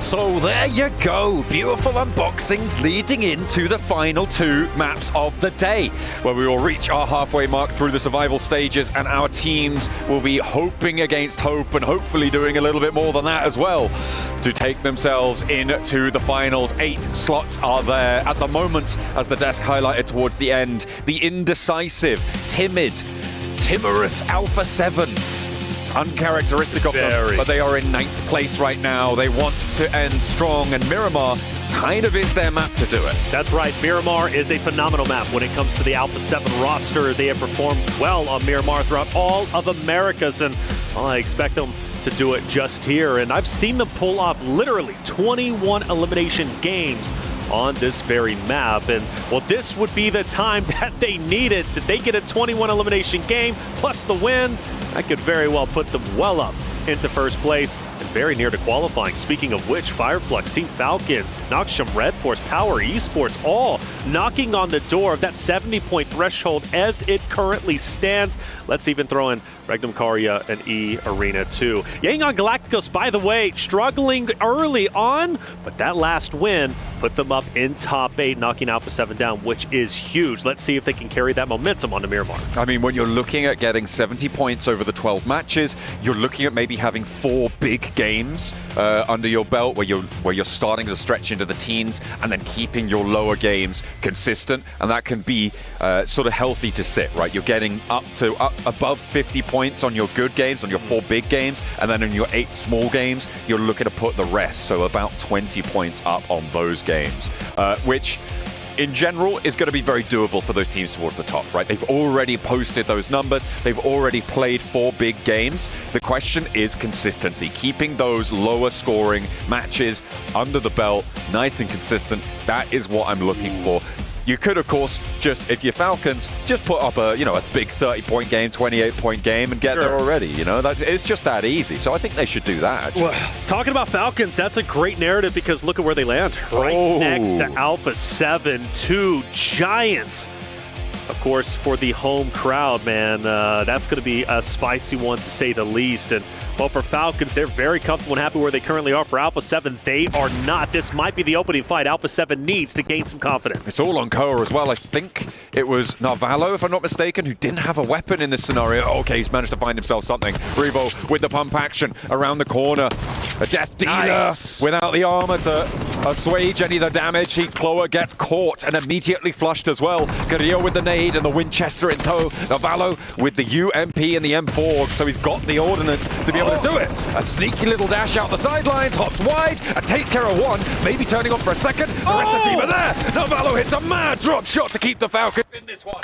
And he's going for the third. The third is right in front of him. That squash catches the backpack, but doesn't connect the shots. Narvalo forced to reposition, pulling off a heroic effort. Now you got Redox, who's also pushing in to assist. This would be a tremendous collapse from the Alpha 7 roster, but Squash manages to drop Narvalo, but not in enough time. Redox hits the final shot. Revo will fall, and therefore Alpha 7 will be the first team eliminated. A massive drop shot coming through from Narvalo. A huge result for them to keep the Falcons in as 3, keep them towards the top spot, and that's how you kick things off here. And Alpha 7, they're not making the front page off of this match. That is guaranteed. A second drop, hot drop did happen in the meantime. It was over in Picado, and Regnum Karya suffering heavily losses towards Power. Yeah, that's tough. 2 big teams taking some heavy losses, but Falcons getting that win. Narvalo flipping the script is tremendous. Falcons should have been dead in that moment. Alpha 7 should have been leading with the squad wipe, but instead,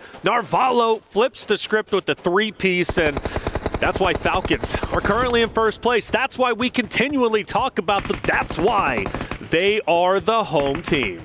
They have got a lot of strength to them. They lose one player, sure. But it was all on Narvalo, right? You can't take it away from the guy. We do criticize him sometimes. He is French, and that speaks for itself. Your words, not mine. But he's absolutely nailed that, to be fair. I could not imagine a better result coming through. That dash through the corridor caught Alpha 7 completely unawares. In that moment, they had their heads spun, and they just weren't able to get undizzy enough in time to be able to pull that one back together. It was absolutely insane, and just as we talked about Alpha 7 being strong on Miramar as well. It's ironic, isn't it? Really, the caster curse comes full-fledged, full send, but getting out of that hallway was essential. He doesn't do that. I firmly believe Alpha 7 wins that fight. Narvalo doesn't pick up that many elims, but yeah, getting out, disengaging, and really keep spinning the heads of Alpha 7 was just tremendous. We obviously look at power in this moment, a replay, seeing what happened to Regnum Karya at the very beginning. Al-Haji getting active, taking one down in conjunction with his teammates, of course, and Regnum Karya being put into the blender. Some extra shots, power filling themselves today, and rightly so. You look at their group play to their survival stage play, night and day difference. Absolutely. I mean, that for Regnum Karya, that felt like what should have happened to the Falcons, right? In that scenario, yes. Good. Yeah. It is the exact scenario that you imagine. Regnum Karya, they lose a player and they all go, "Oh, I'm hiding. Maybe I get a trade."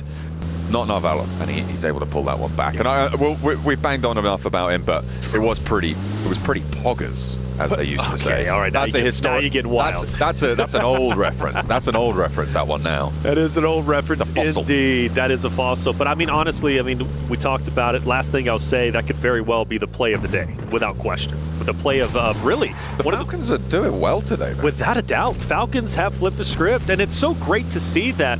I spoke with Peck, right, the coach of Team Falcons, and he said it, look, we still feel comfortable. If we go to survival stage, we're okay with that. Naturally, they don't want to, and they didn't want to. They wanted to go from group play straight into smash point format, but, it is what it is. They go to survival stage to make the most of it, and they are clearly doing the best they possibly can. And, well, for this roster, too, on your screen, Noxium Red Force been so very happy with their day 2 group play performance, and their survival stage performance is phenomenal. The question was, could they keep up that energy? Well, they absolutely have. Loxy, last alive. We obviously saw what happened to Regnum Karya just a little bit earlier. Loxy will continue to fight out in the desert as hard as he possibly can. Just a solo, though, a lone ranger in the Wild West. Let's hope he can keep things together.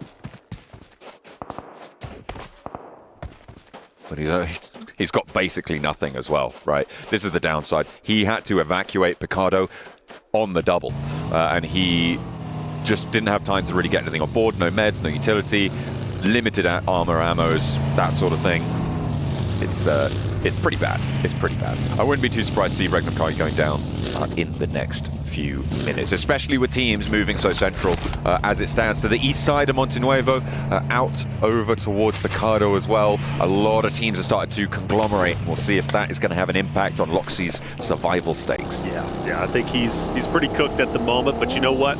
Loxy's still up. We've seen solo players make an impact, but the rest of the story has to be on the remaining full-fledged rosters. Plenty of teams with 4 and 3 themselves. The Arena, who's had a standout day, top 6, well on their way into potentially Chumacera, maybe over towards where Kinotrope is currently at. Still plenty of real estate within the stage, within the zone. No reason to get too antsy at the moment. I do focus my attention, though, towards Vision, Influence Rage, Aura, Intense Game. The area up towards the top is starting to get quite contested. It is getting chock-a-block right now on the northwest side of Picardo, up towards those hills and power grid. Not really too much breathing room here. And it is teams like Vision that need to get a go right now.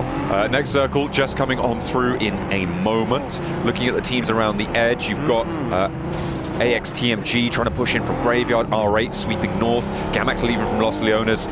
Not too many teams actually have to move because of this. I'm going to be interested to see how the Falcons get in here, because they're right next to Aura, where it seems like Narvalo's going to scout out their approach on the north edge of Montenuevo. Narvalo, the hero, the reason why Falcons are still currently playing. Gang on Galacticus opposite of Kinotrope, putting out some damage, actually some great damage. We go back to the initial start, and you notice Alpha 7 are clearing out Team Falcons until Narvalo clears the hallway, drop shot for the second, and then picks up the last remaining member in the corner of Squash and pops off. Seeing emotion from the players really pieces it all together. You can see how much that moment meant for Team Falcons.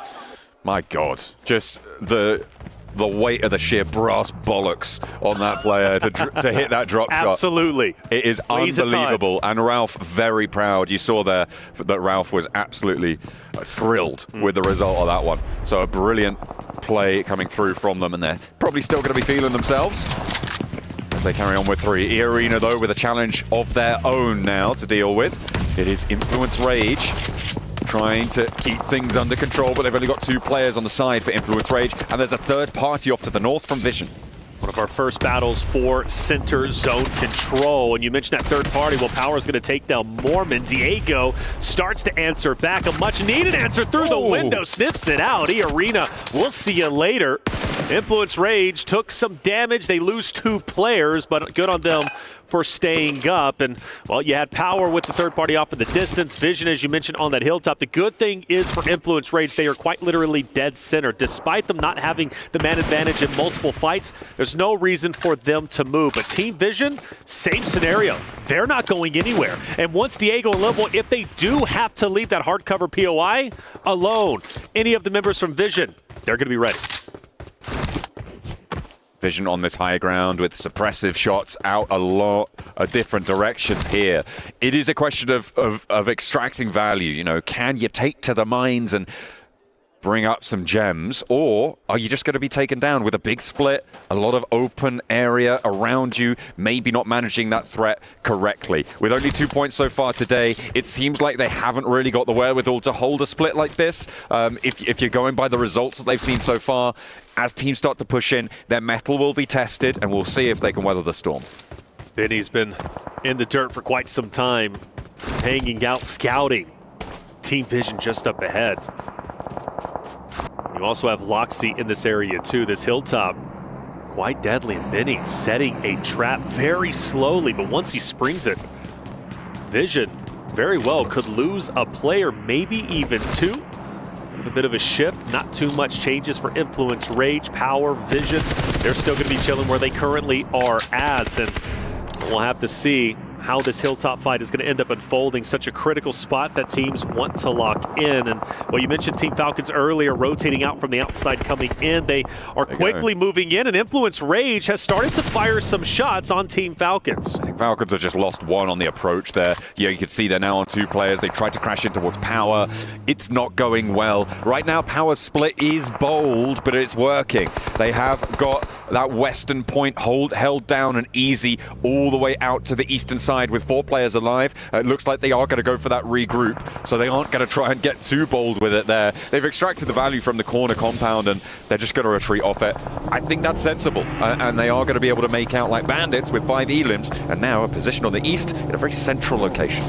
Very much indeed. Team Power looking so strong. Team Falcons taking the shack. I never liked this spot. John, I'm not a favorite guy for the shack, man.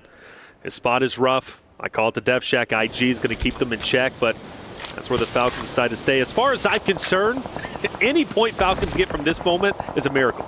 Every single point Falcons is able to accumulate is simply due to Narvalo. So we'll take the victories. We'll take the W's where we can get them. But for IG, hanging out at the moment. Horner, though, curious what they do from the outside looking in, because you got No Fear and co, who's going to be on the advanced position. And, well, they can simply push up into Falcons IG a little bit later on. For Yangon Galacticus, the winners, though, of our last game, Kinatrope keeping them back, forcing Yangon Galacticus to go all the way into Papa Blue and reposition.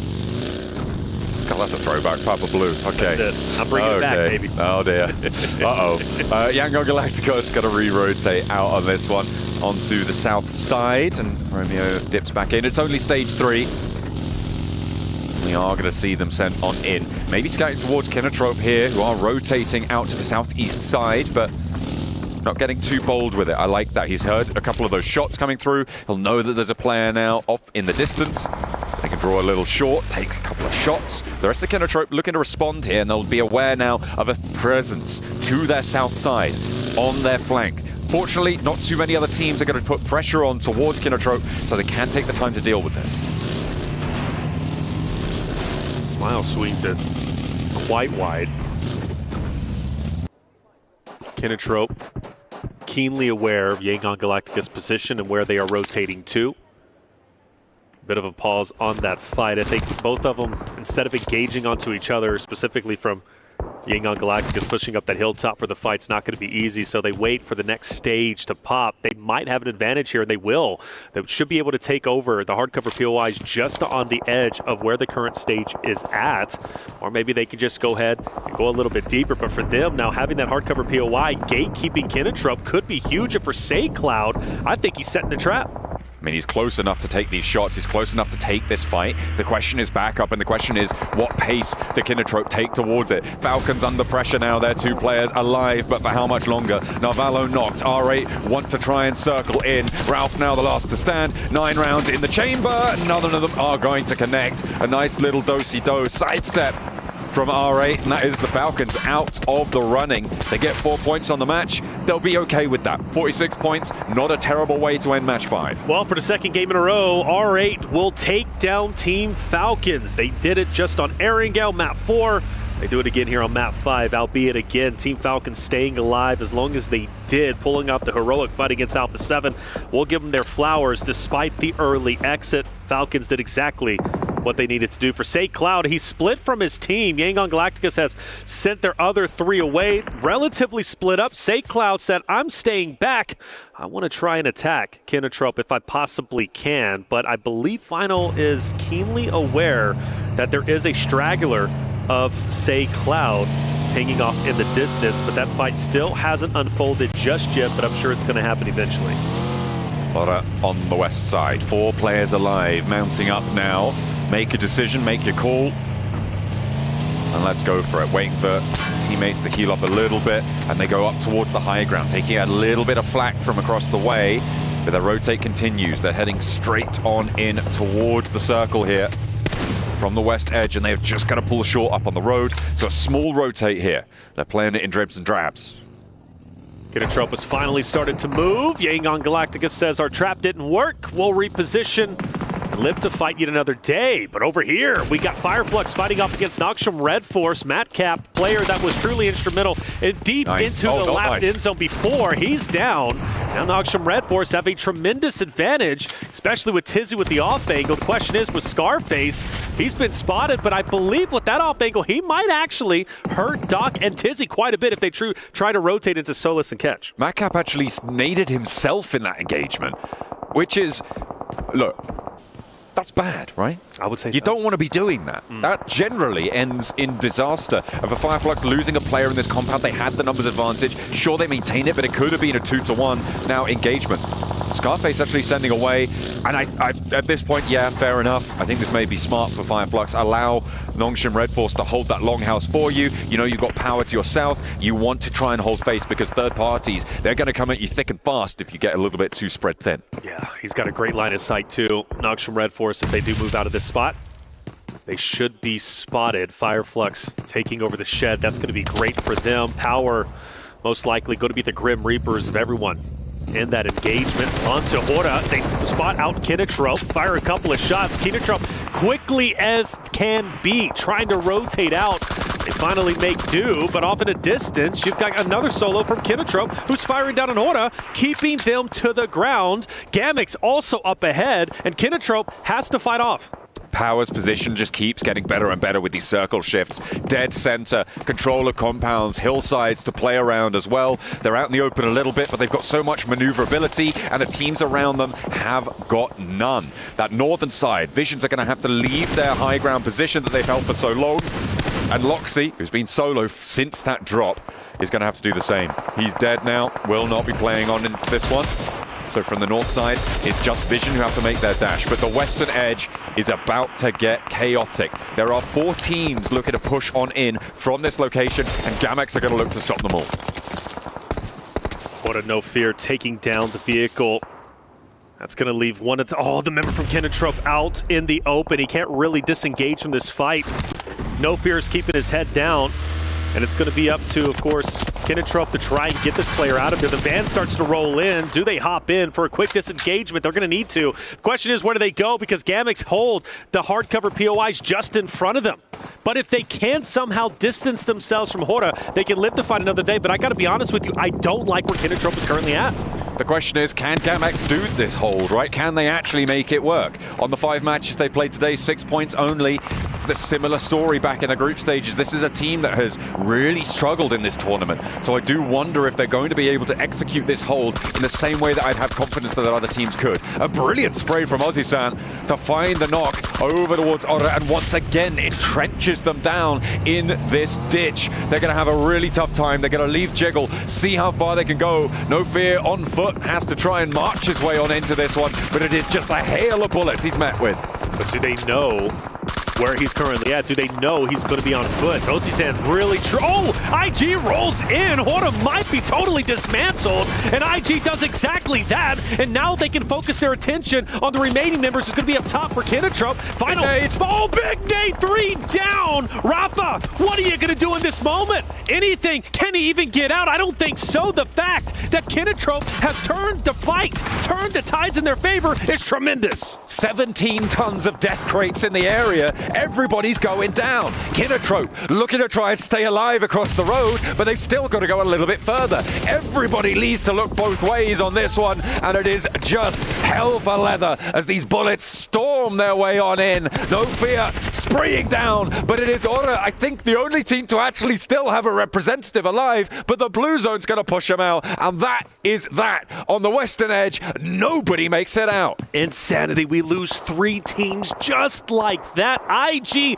blew that fight wide open, pushing in full send. No one was expecting that. I didn't even catch it until it was going down. I couldn't imagine how Kinatrope and Hora was feeling in that moment. But hey, our Americas region teams are highly aggressive, and that was a great representation of it. IG full send straight in. Well, that clears up quite a few players, and now we focus our attention. Influence Rage Diego from a distance, keeping the pressure on to R8. Central circle shift pops up for us, and again, over towards Power. They are going to look to keep this farming up on the points now with the 42 that they currently have. They want all that they can get out of this one. Feel themselves nice and safe in towards the rest of the day. They've got 5 elims already on this match, and nobody really stepping their toes anywhere near them. Yangon Galacticos at this stage, I think, is their major threat. From this south side, the approach could be taken control of if they can get rid of AXTMG on 3 players on that south side. It's up to Romeo to call that out. Hey, Henry, Cyrex is going to be just behind us. Do we want to push the issue and take them down? Gatekeep them if we possibly can. My only concern would be Power dead center, but hey, either way, they've got to deal with one or the other. Maybe even challenge Gamex, only because even though they're in a great spot, we know they are potentially a weaker team for Yangon Galacticos to push into. And with Influence Rage firing some shots into location, it might very well be doable. But the question is, I have for you, where does Influence Rage go from this moment, right? They only have a handful of members left. They've been shooting at R8. Clearly, R8 is going to fire at them when they decide to move in. But I think for Influence Rage, there's really nowhere safe to go. I mean, you're going to have to play terrain at this point, right? They do have a couple of vehicles, and it's not out of the question that they could crash to the shack that sits to the southwest of Vision, north of Power, but that's a dangerous run out, and R8 are definitely going to take shots. Little boy might be going for it, though. He's mounting up, he's moving. In the meantime, Diego trying to keep some shots, keeps the suppressive fire on, but he eats a bullet too many, and he is sent down into the dirt. A forward position, though, found, and Little Boy will be playing that terrain. Yeah, I think for Influence Rage, they understood, look, R8's going to be an issue. Hopefully we can get it down. If so, it gives us more leeway to rotate in, but it just doesn't happen. You mentioned Yangon Galacticos pushing in to AXTMG. That's exactly what they do for just a little bit, but eventually back away. But the good news is for 2 players, at least SakeCloud and his duo, they managed to push a little bit deeper towards that airdrop. And now for AXTMG, there's really nowhere they can go that's safe. Power takes shots out towards Henry. He's down, he's flushed. Cyrex now looking to potentially regroup towards Devotee, who's trying to suppress Yangon Galacticos in turn, but will not be able to connect on the spray down. Cyrex up to the roadside now, and actually doesn't want to stop there. Gathering momentum, he's going to divert across and play on top of AXTMG's outpost. Devotee has his team regrouped towards him. Smile drops, great shots from a distance. AXTMG refusing to budge. They may not have the numbers, but they've got the heart, and they're utilizing it as much as humanly possible. A team that needs to claw their way up the standings, currently in 14th with 8 points. That's simply not going to be enough, but with 2 more games remaining, this being one of them, they understand what's at stake. They understand what they need to do. Power in such a beautiful spot, still dead center, all eyes on them. But of course for Lil Boy, 2 players from Gamix up ahead. He lost his duo just a little bit earlier. Full Sin, Panda's out, and Lil Boy is looking to challenge. Oh, with the pan, you're kidding. Doesn't quite connect, just a little bit to the side. I would have loved that. That would have been beautiful, but no, not to be. Doesn't have any nades, and he has been tagged now by Gamax, who are standing up on the ridge line, but Power know this ridge is here, and they have to push a little bit further. Standing up, just getting sprayed down time and time again. Are they going to invest more nades? I don't think so. And they're taking shots from Power, who have been in the middle of this circle for the longest time. That's going to continue, and it's Yangon Galacticos with the side swipes. Another player goes down, and Gamax are falling flat once more. And Lil Boy's just having the time of his life. Still looking at R8, the Grim Reapers, to his duo just a little bit earlier in Diego. For Gamix, that's 2 points in front of you. Lil Boy, I understand you're going for placements points. You're trying to stay alive as long as humanly possible, but make a move. You'd hope so. But standing up, I mean, you could see immediately how Romeo would spot Lil Boy as soon as he crawls too far forwards with no nades either. It's just too dangerous here. The Molotov on the tree. Lil Boy's chilling. And Gamax are going to get pushed in, but so is Lil Boy. Yeah, just a tough situation for both, right? For Gamax, for Lil Boy. Really know where they could go, and here comes the blue zone starting to engulf Gamax as they just crawl forward. And well, eventually, boys, you just got to go for it. You just got to move. And that's exactly what they're going to do. Surprisingly, Lil Boy, though, does have a line of sight potentially onto R8 to his left, which would be big, but he's going to focus his attention onto Gamax, and the first victim underway. Oh, he's taken down. Oh, it's going to be on the swivel there. That was Krona to be able to keep them alive, but Influence Rage will fall. It looks like Gamax are going to be falling fairly soon as well, as Krona had to stand up and give his position away to R8, who rotated down to the western side. They're playing on us 2, and they do not have too many more options than this. There's Yangon Galacticos yet again to pick themselves up. Romeo got rezzed in the meantime, and again, this south approach was really the only chance of taking Power down, but Vision have actually cleared out the northern side. I thought they'd have a little bit more trouble with it. R8 might be moving straight into him. There's so many line of sights, whether it's Power, Yangon Galacticos, you're really never safe. And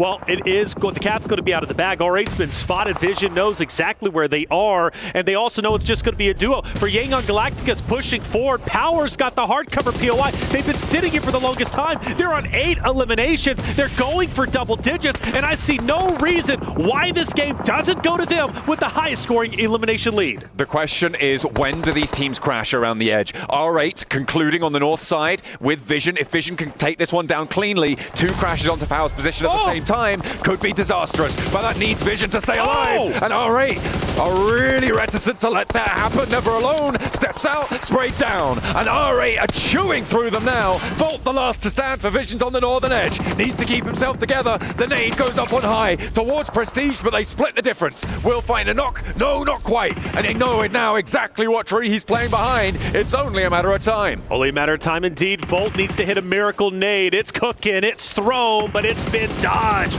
And Volt still in dire straits. Vision, too much tunnel vision onto Power up ahead. They forgot about R8, even though they had to have known the duo was there, but they didn't respect them enough. And because of that, once they started firing on Power up ahead, R8 took the opportunity to third party themselves, and now it's an absolute disaster for Vision. And this is so annoying for Yangon Galacticos as well. They needed that opportunity, right? If R8 go down cleanly, there's a chance that Power lose to 2 full 4 pushes. You play for a second place, but now as it stands, Power can just take these shots for free down towards the south side, and immediately they're starting to open the cannons towards Yangon Galacticos. That approach is getting dangerous, but Verdun is traded away, and Power lose a player. They lose one, but their position is still very, very strong. Yangon Galactica is going to have to fight even harder, especially now with one more dropping off. That leaves them with just 2. For Vision, a slight recovery. The revives are starting to come in. The tree being really the savior for Vision in this moment. Now, granted, that is only important against R8. I still feel once they start to apex that hill, Power is going to take their heads off. Yeah, it's really nasty stuff here. 3 nades in hand for SayCloud. It looks like they don't have too much more smoke to work with. They're looking out for R8. They've seen Prestige, but the nades from Power are just going to ring on over this ridgeline. That Molotov is beautiful. Might push them into the blue zone, and they'll go down to it. A nice result for Yangon Galacticos either way, getting into a top 4 off the chicken dinner. But Vision, they're still going, like you said. They've managed to find a little bit of recovery, but they are still struggling, it seems, on the northern side with 9 elims. 9 elims, great game nonetheless. You got to give them their flowers where flowers are due. Vision, where do you go from here? You just got to push forward. You got R8 to your right. Now Haji now starting to get active. Getting a forward position onto Team Vision. Marcelo as well. Oh, Haji's down. Did Power just throw this game away? Oh, I don't know about that one. It is still a lot of pressure onto Vision. They will fall, but now it's a 2 versus 2. Inside the building, Power is going to start to lose pressure very, very quickly. Ragnar needs to find a way out. So does Easy. These walls have now turned into their prison. Oh, and the ankle is swept underneath the vehicle there. It's all up to Easy now in a 1 versus 2. All right, look at her turn things around, but the res can come through, and Al Haji being back on his feet could be crucial. R8 from Team Falcons, they continue to push forward, they take down Vision, and now they're looking to take the game in sensational fashion. Only 2 more players remain up ahead. Power able to recover just for the meantime. A true 2v2. Easy's moving out, he's taking damage, he's now up close and personal with the team of Power. Prestige though, refusing to back down, hitting the shots needed as Power starts to collapse. And is it R8? Yes it is, as they take a tremendous victory, taking it away from everyone. Power Esports had the center of the zone for so long, and as soon as the blue zone shifts them out of it, they crumble. That is a great result for R8 to pick up the pace here towards the end of their first day here in the survival stages, but there are still some other good results out of that match. You got Vision starting their journey, seemingly asleep for the first 4 matches. Match number 5, they open their eyes. You've also got to look over towards Team. Well, I mean, I'm even looking at Power with the 2nd place. Double-digit elimination. That's who I was thinking of, Power. Double-digit elimination. I completely blanked. Without a doubt. I mean, R8, what a victory, and I cannot wait for the Des to break it down. We're going to go to a quick break. When we come back, the final game of Day 1 Survival Stage will be underway.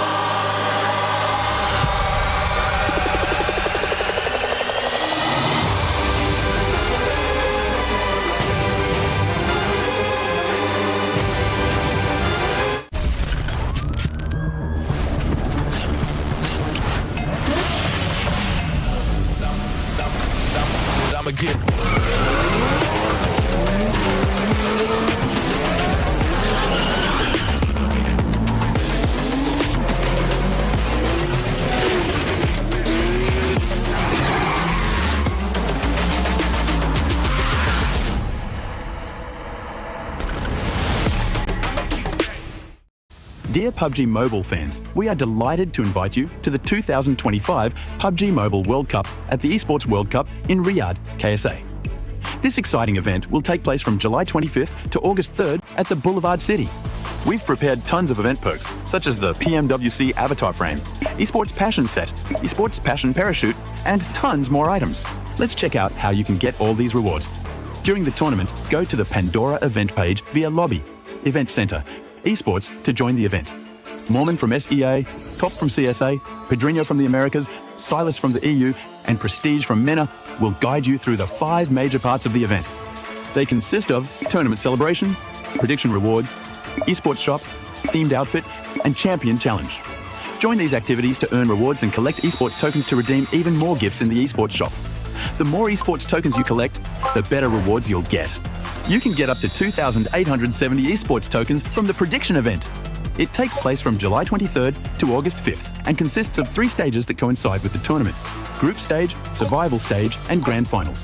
During the group stage, get 20 esports tokens by predicting the 8 teams you think will advance directly to the grand finals. Each correct prediction will grant you an additional 60 tokens. Make a total of 3, 6, and 8 correct predictions to get 300, 680, and 720 tokens, respectively. You'll get another chance during the survival stage to guess the other 8 teams that will make it to the grand finals. The rewards are the same as the group stage. During the grand finals, you must try and predict the ultimate champion. Just predicting will grant 30 tokens, and a correct prediction will grant 400 tokens. If you're unsure about your predictions, you can let your friends' predictions guide you.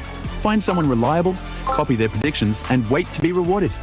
The 3 prediction rounds take place on July 27th, July 30th, and August 3rd at 10:45 UTC 0. Rewards are issued the second day after each stage ends at 4 AM UTC 0. You'll receive esports tokens based on your prediction results. Note, esports tokens don't expire and can be used in future esports events. Who do you think will be the ultimate champion? Join the 2025 PMWC event and share your predictions. Invite your friends to join the predictions and watch the tournament unfold.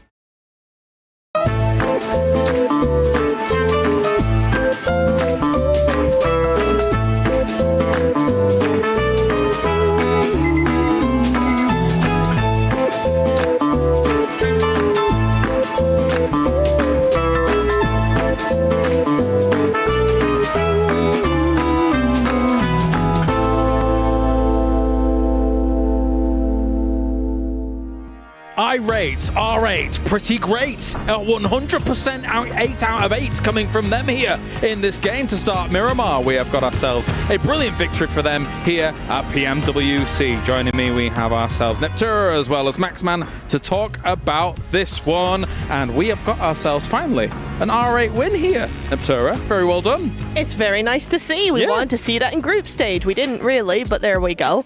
And we finally see it here, and it was a really nice one indeed. It's not just an R8 win. This is a MENA podium. Yes, right? it is. R8, you have Power, you have Vision. We're like, oh, they've been kind of underwhelming this tournament so far, but no, they all get to the podium finish. And actually, every team kind of had their very good plays of their own. Of course, Power taking a very strong position super early on, R8 just sweeping the northern side, and Vision being very opportunistic on that fight versus Fireflux and the side of Nongshim Red Force. So they all deserve to be up here on that podium. A tough circle and an attempt at gambling for some of these compounds here, but in the end, it pays off for some of the teams like Power, of course, who admittedly, they don't get themselves the win overall, Neptura, but they were in this compound for so long. They had the pick of the litter about which compound they wanted to go for, and it seems that they picked right. 13 elimination points is way more than I thought they got. No, but I will say R8 took the win from Power in such a way that to me makes sense, right? Because we've been talking, kind of going back and forth about R8, the momentum they were able to build. They had to get to that position in the first place. They weren't, quote unquote, zone blessed, as a lot of people like to say, right? Whereas Power, yeah, they did get a lot of eliminations, but when it comes to that final push, they just didn't have that momentum to back them up. And so for R8, they were able to overpower Power for that reason, because they had to get so many eliminations and fight so hard to get to that second place. Look, we're going to say a lot about MENA this game. Did Alpha 7 just get 1 point again? Like, I am scared for Alpha 7. You're concerned?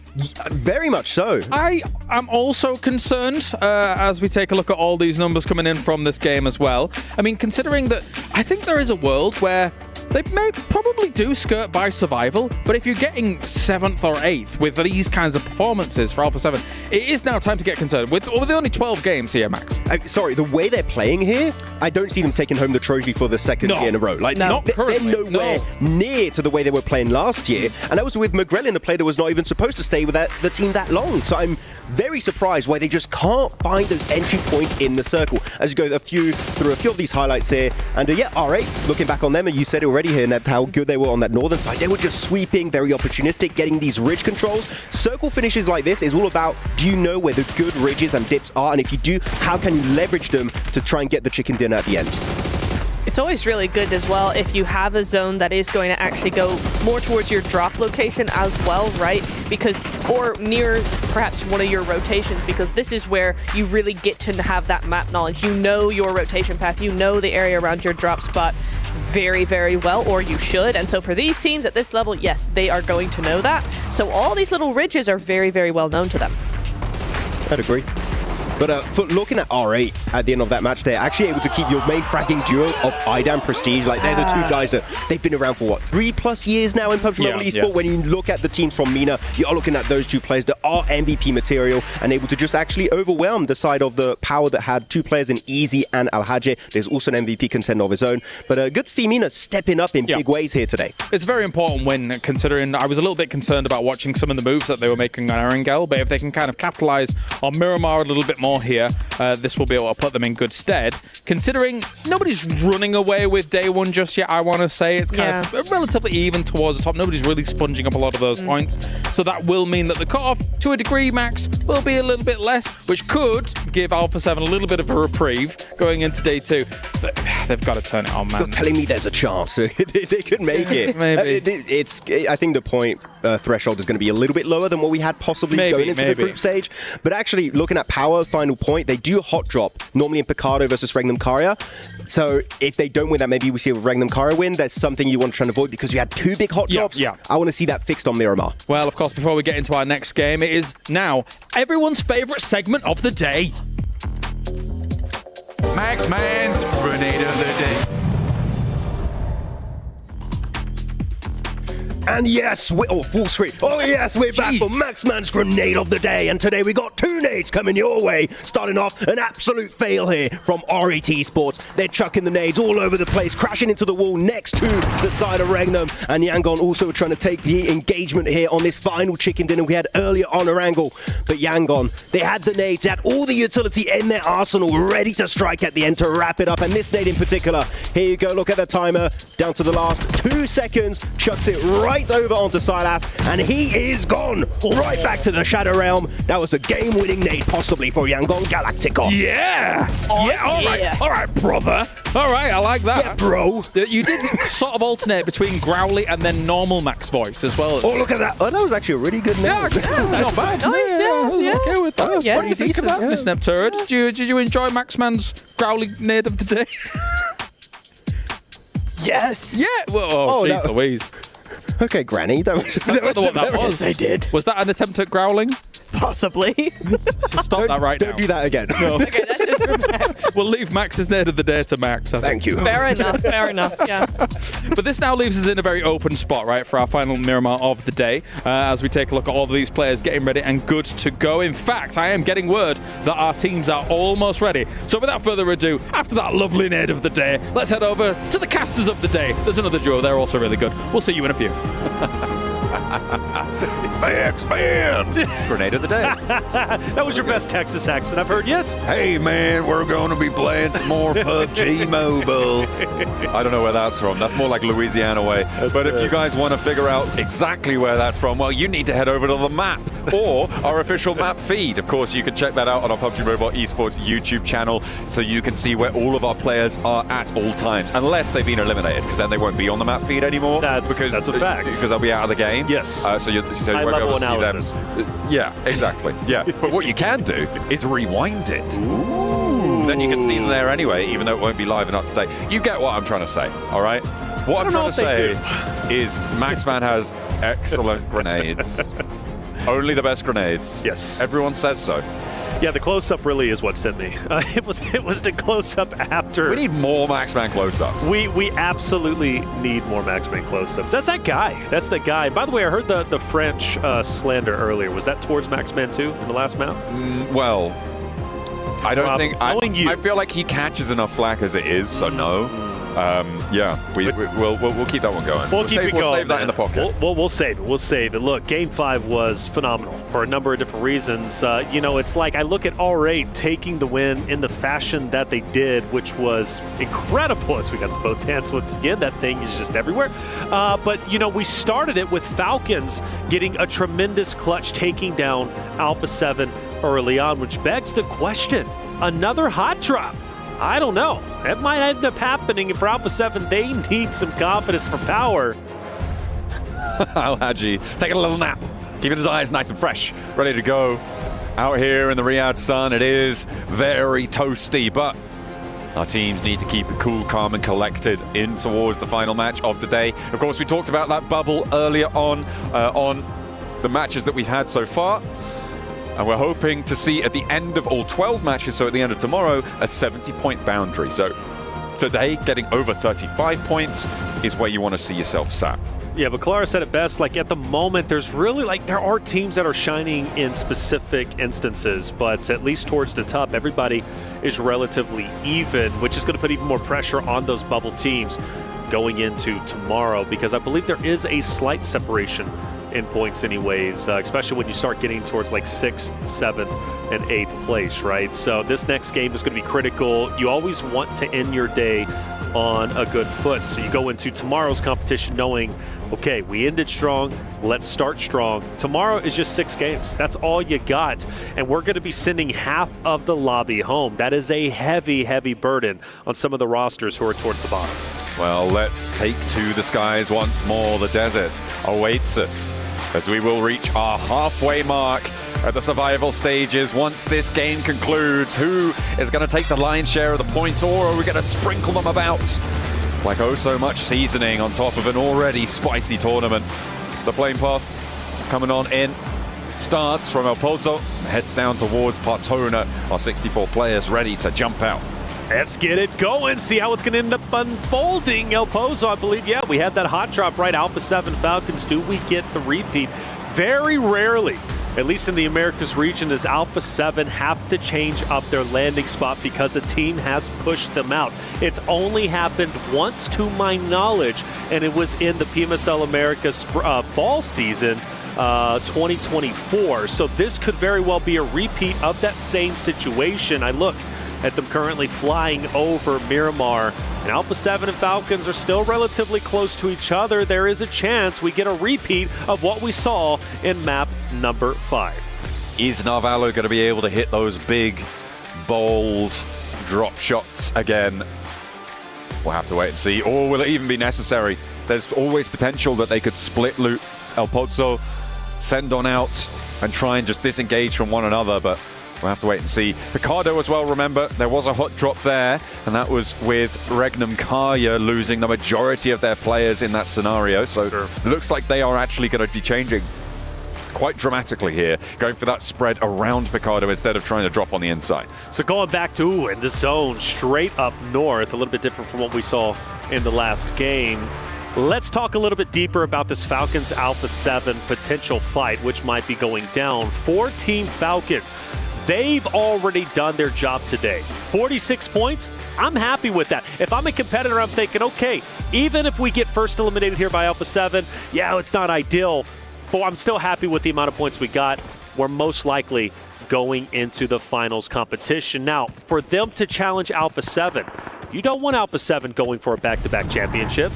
You now have a chance to shut them down in game number 6 in 10th place. That's a tremendous offer. And if I'm Team Falcons, I want to hunt them down. And I want to take this fight once again to Alpha 7 and try to keep them away from top 8 as much as humanly possible. And we do have Ralph, who's going to be kind of circling around the team of Alpha 7. But in the meantime, it's not unfolding just yet. Power, we saw them early on in the last game. We're seeing them once again.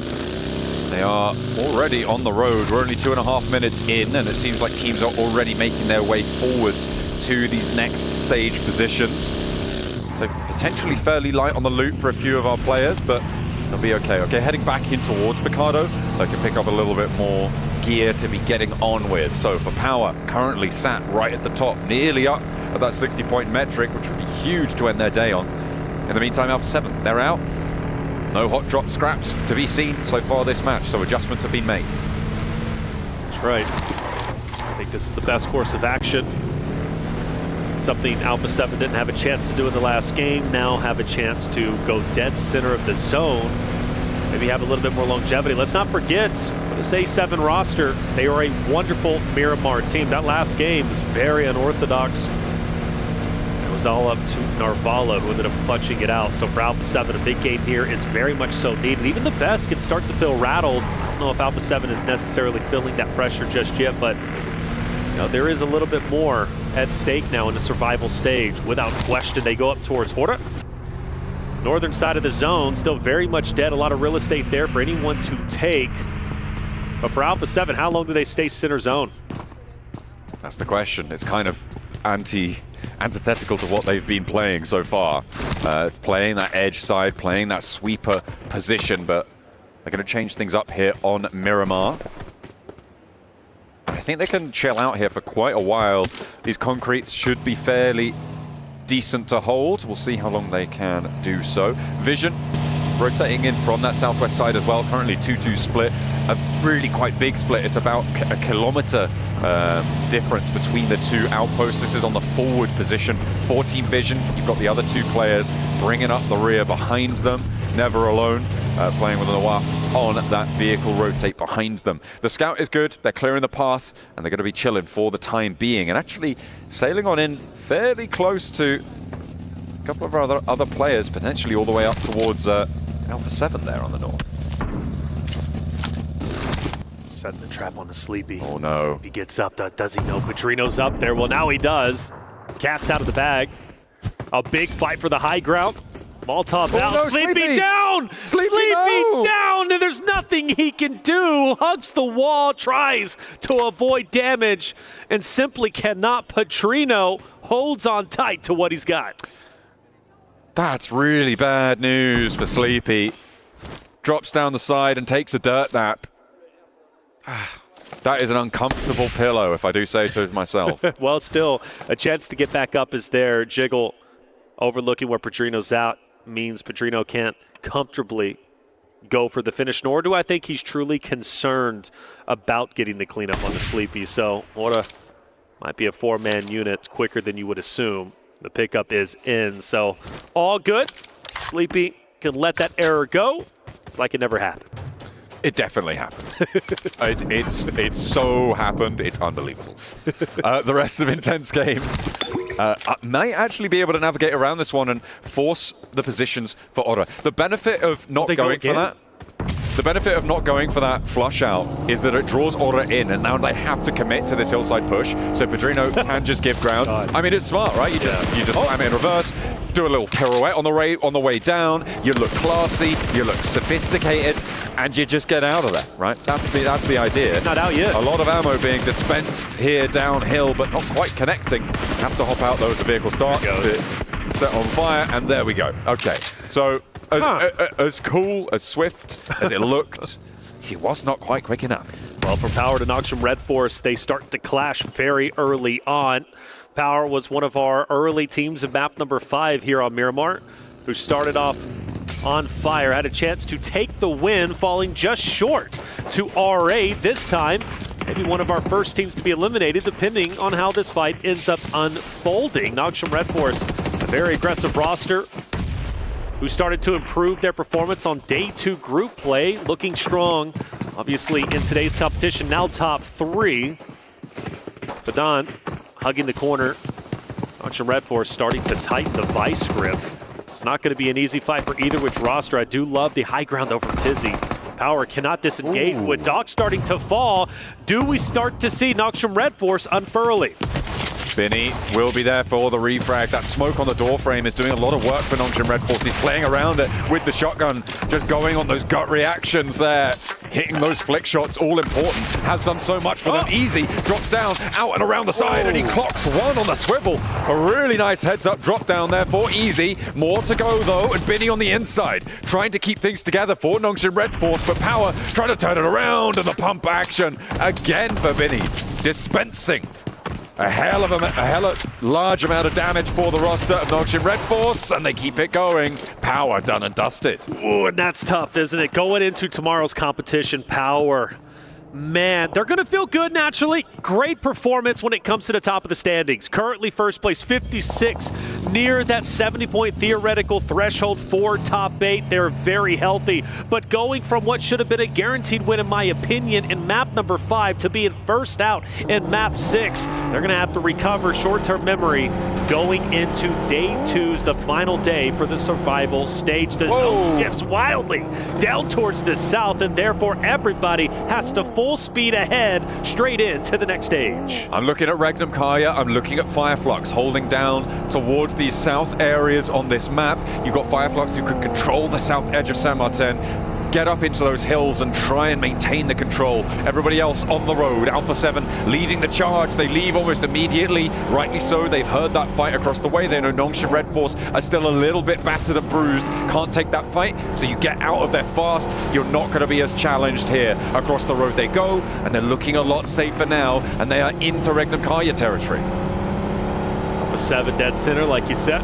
Let's see what happens here as Nongshim Red Force very close to him. Regnum Kaya also starting to tempt fate. Alpha 7 pushes up. This is a must-win fight. Alpha 7 needs to stay alive. It is critical. They break into top 8 by the end of the day, and some great utility has already been thrown. Revo is starting to take over the high ground, pushing where Wild is currently at, just down below. Loxy, a solo at multiple times, who has managed to stand his ground. This time has a full force around him. It's only going to make him a better player. Squash, pre-fires, no connections, and the dance will continue. Alpha 7 rock up, no casualties on the approach so far. A little bit of damage sent towards Mafioso, towards Revo, but they are now in the straight up 4v4. As Regnum Kaya holding the ground, a lot of damage sent over to Mafioso in a 1-for-1 trade on the off angle there. Silas finds a second as well, looks to put Alpha 7 back down into the dirt, and it's all up to Revo now as they're finding the shots for Regnum Kaya. His hold is monumental. Toshpik is traded off, but one is not enough, and Alpha 7 end their day in the bottom half of the lobby. That is so tough. Regnum Kaya putting the final nail in the coffin for Alpha 7's performance in day 1 survival stage. They will officially finish outside of top 8. Tomorrow has to go so much better if they want even a chance to go to the finals and defend their title from last year. Now we focus our attention over towards Team Falcons, a roster that was underperforming throughout the group play, but overperforming when it comes to the survival stage, looking to finish in first. Alpha 7 really good at Miramar, by the way. 1 point, no points. It's kind of crap, really, isn't it? It is. It's not what you want to see for Alpha 7. And my concern, though, John, is like they go in Americas and they underperform. They do. Let me take it back. Stage 1 of PMSL Americas, they've overperformed, beating the second place team by over more than half, or more than double if I'm not mistaken. Sure. Then they go into stage 2, they start to slow down a little bit, second place. Now, still impressive, right? But we're talking Alpha 7 here in Americas where they should be dominating. And then they go to grand finals and they start off very, very slow. Let's not forget, they only qualify for this stage, for PMWC in the final game, and it's because Wolves dropped the ball going to the Death Shack and basically not even choosing to play the final game. Of course, they did, but just too slow, and well, they didn't have a game plan. Alpha 7 barely skates in to top 3, finishing bottom 3, right, for their region, which they should have dominated. And now they're in the survival stage. The pressure is on, and now they're not even top 8 going into the second day. I'm starting to get a little bit worried. They're losing pace as well with the rest of the pack moving ahead of them towards that bubble. It's going to be difficult to make it. Nongshim Red Force on the northern side here. We saw that engagement earlier that they had with Power. They were able to win it, but the speed at which they could leave is not going to be fast enough. They've now taken heavy casualties, and that crossing is going to be nearly impossible. With 1 player remaining, Doxy will try and get something done, and we'll see how much further he can go. Regnum Kaya holding on to their position with 3 players alive is good. I'm looking at Kinotrope as well on that southwest side with a nice spread out across a lot of ground, but the Falcons are going to look to challenge the south point. They could potentially find a weakness.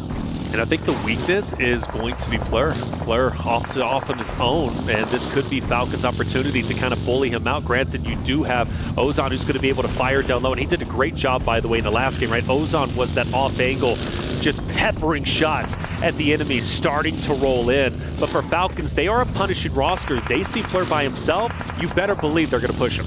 Yangon Galacticos on the western side, currently taking heavy punishment from Aura to their north, who do still have to rotate themselves, and Vision to their north as well, who do not. And they are going to be able to hold down in this compound. You can see Yangon Galacticos further up and ahead on the south edge of this one, on the exit from Monte Nuevo. Yangon Galacticos suffering. Aura now looking to mount up, who been dishing out some punishment, but wanting to try and break towards the top side here.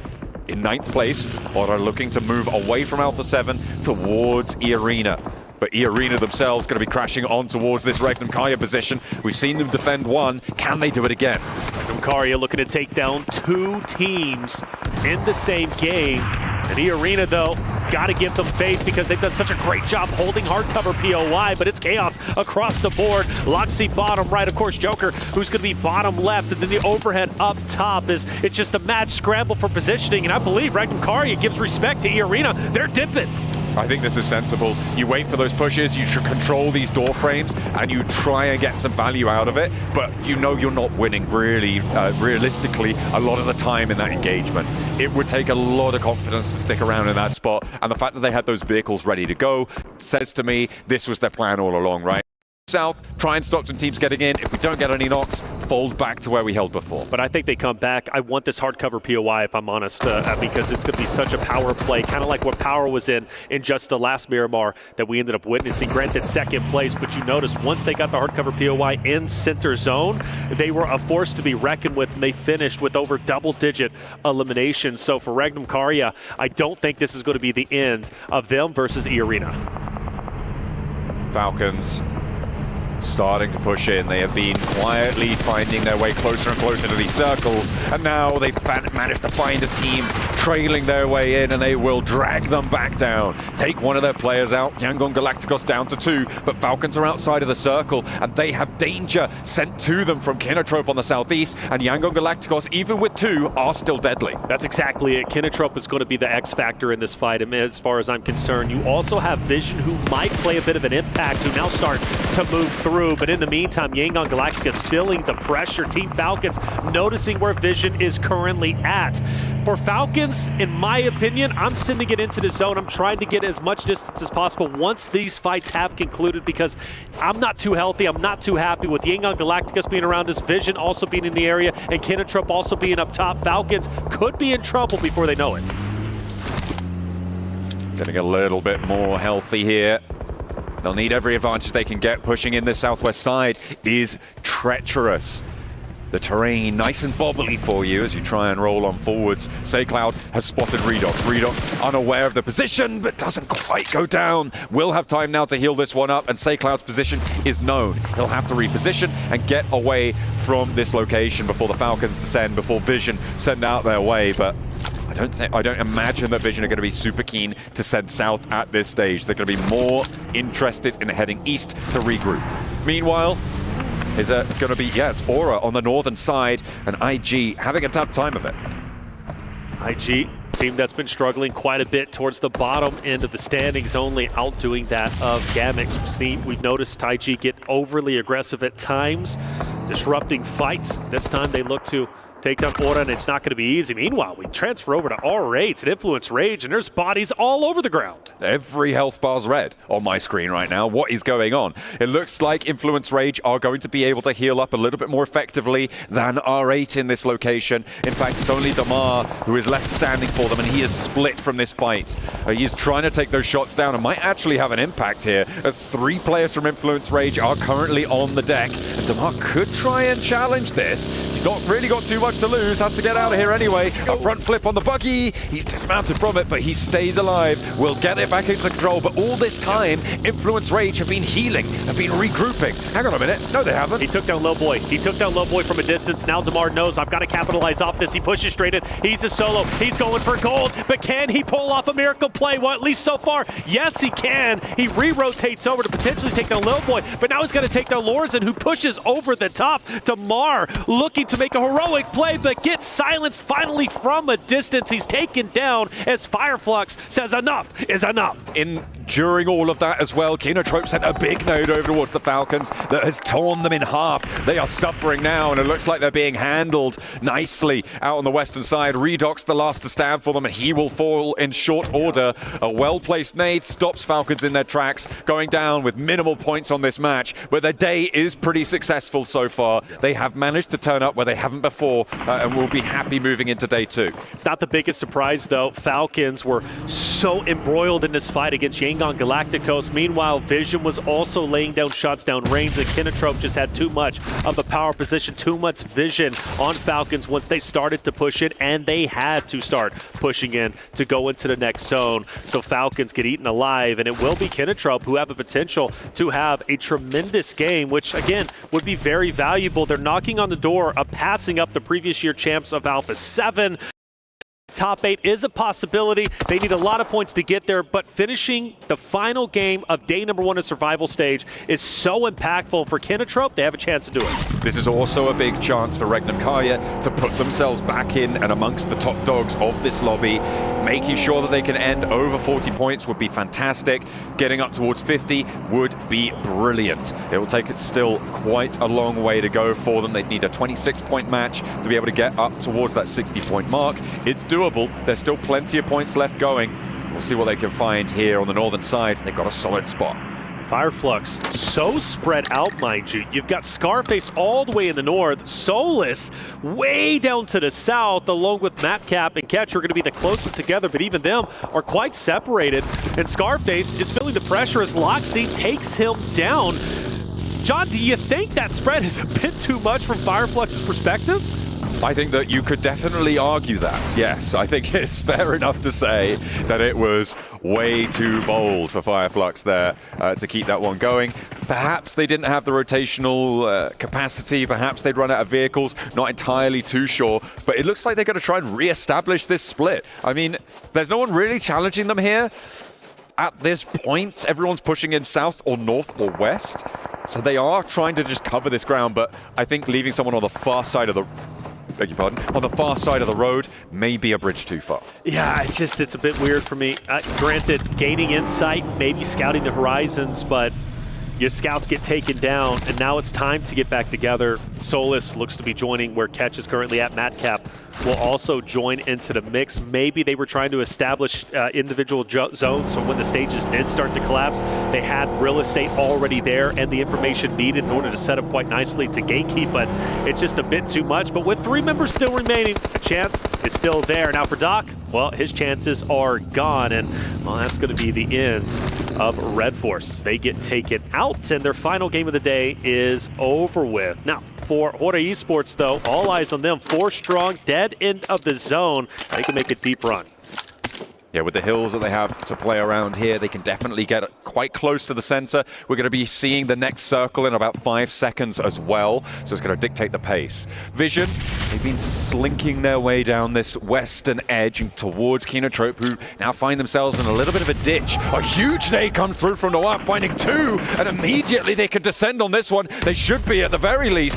There's only 1 player close by to try and handle this one. Ozzy-san at a distance. I don't think he's going to be able to say anything about this. I don't think he has a chance to chime in if Vision just pour over the top. Yeah, Plur, I mean, maybe, just maybe he can make something happen. He throws the nade, but it's a bit too short. Plur is going to be the last-ditch effort for Kinotrope to try and be the hero to shut down Team Vision, but I don't know if he's going to have what it takes in order to do so. But he does get the off angle, but the shots are going to be missed. He's going to be snipped out and taken down, and Team Vision, who was opposite of Kinotrope for the longest time, puts almost the final nail in the coffin, I should say. Ozzy-san is gone, and now it's survival mode for him. Where has this Team Vision been for until now, right? These guys, off that last Miramar, they got a healthy elim count, and now they're back up to 5 with a Western point position. They have a chance to push towards E Arena. Sure, it is a difficult one, a lot of open, quite flat terrain as well, but they do have a chance here to put another big number game on the cards. They started this Miramar set really down on their luck, but they have started to pull their socks up. Zan goes into a hot and ready Lil Boy as well as Influence Rage. Doesn't have the help needed. Influence Rage start to encompass where Ozizan is currently at, and he won't even get a shot off, unfortunately. He will be eliminated, and therefore Kinotrope are gone from a very dominant, strong position.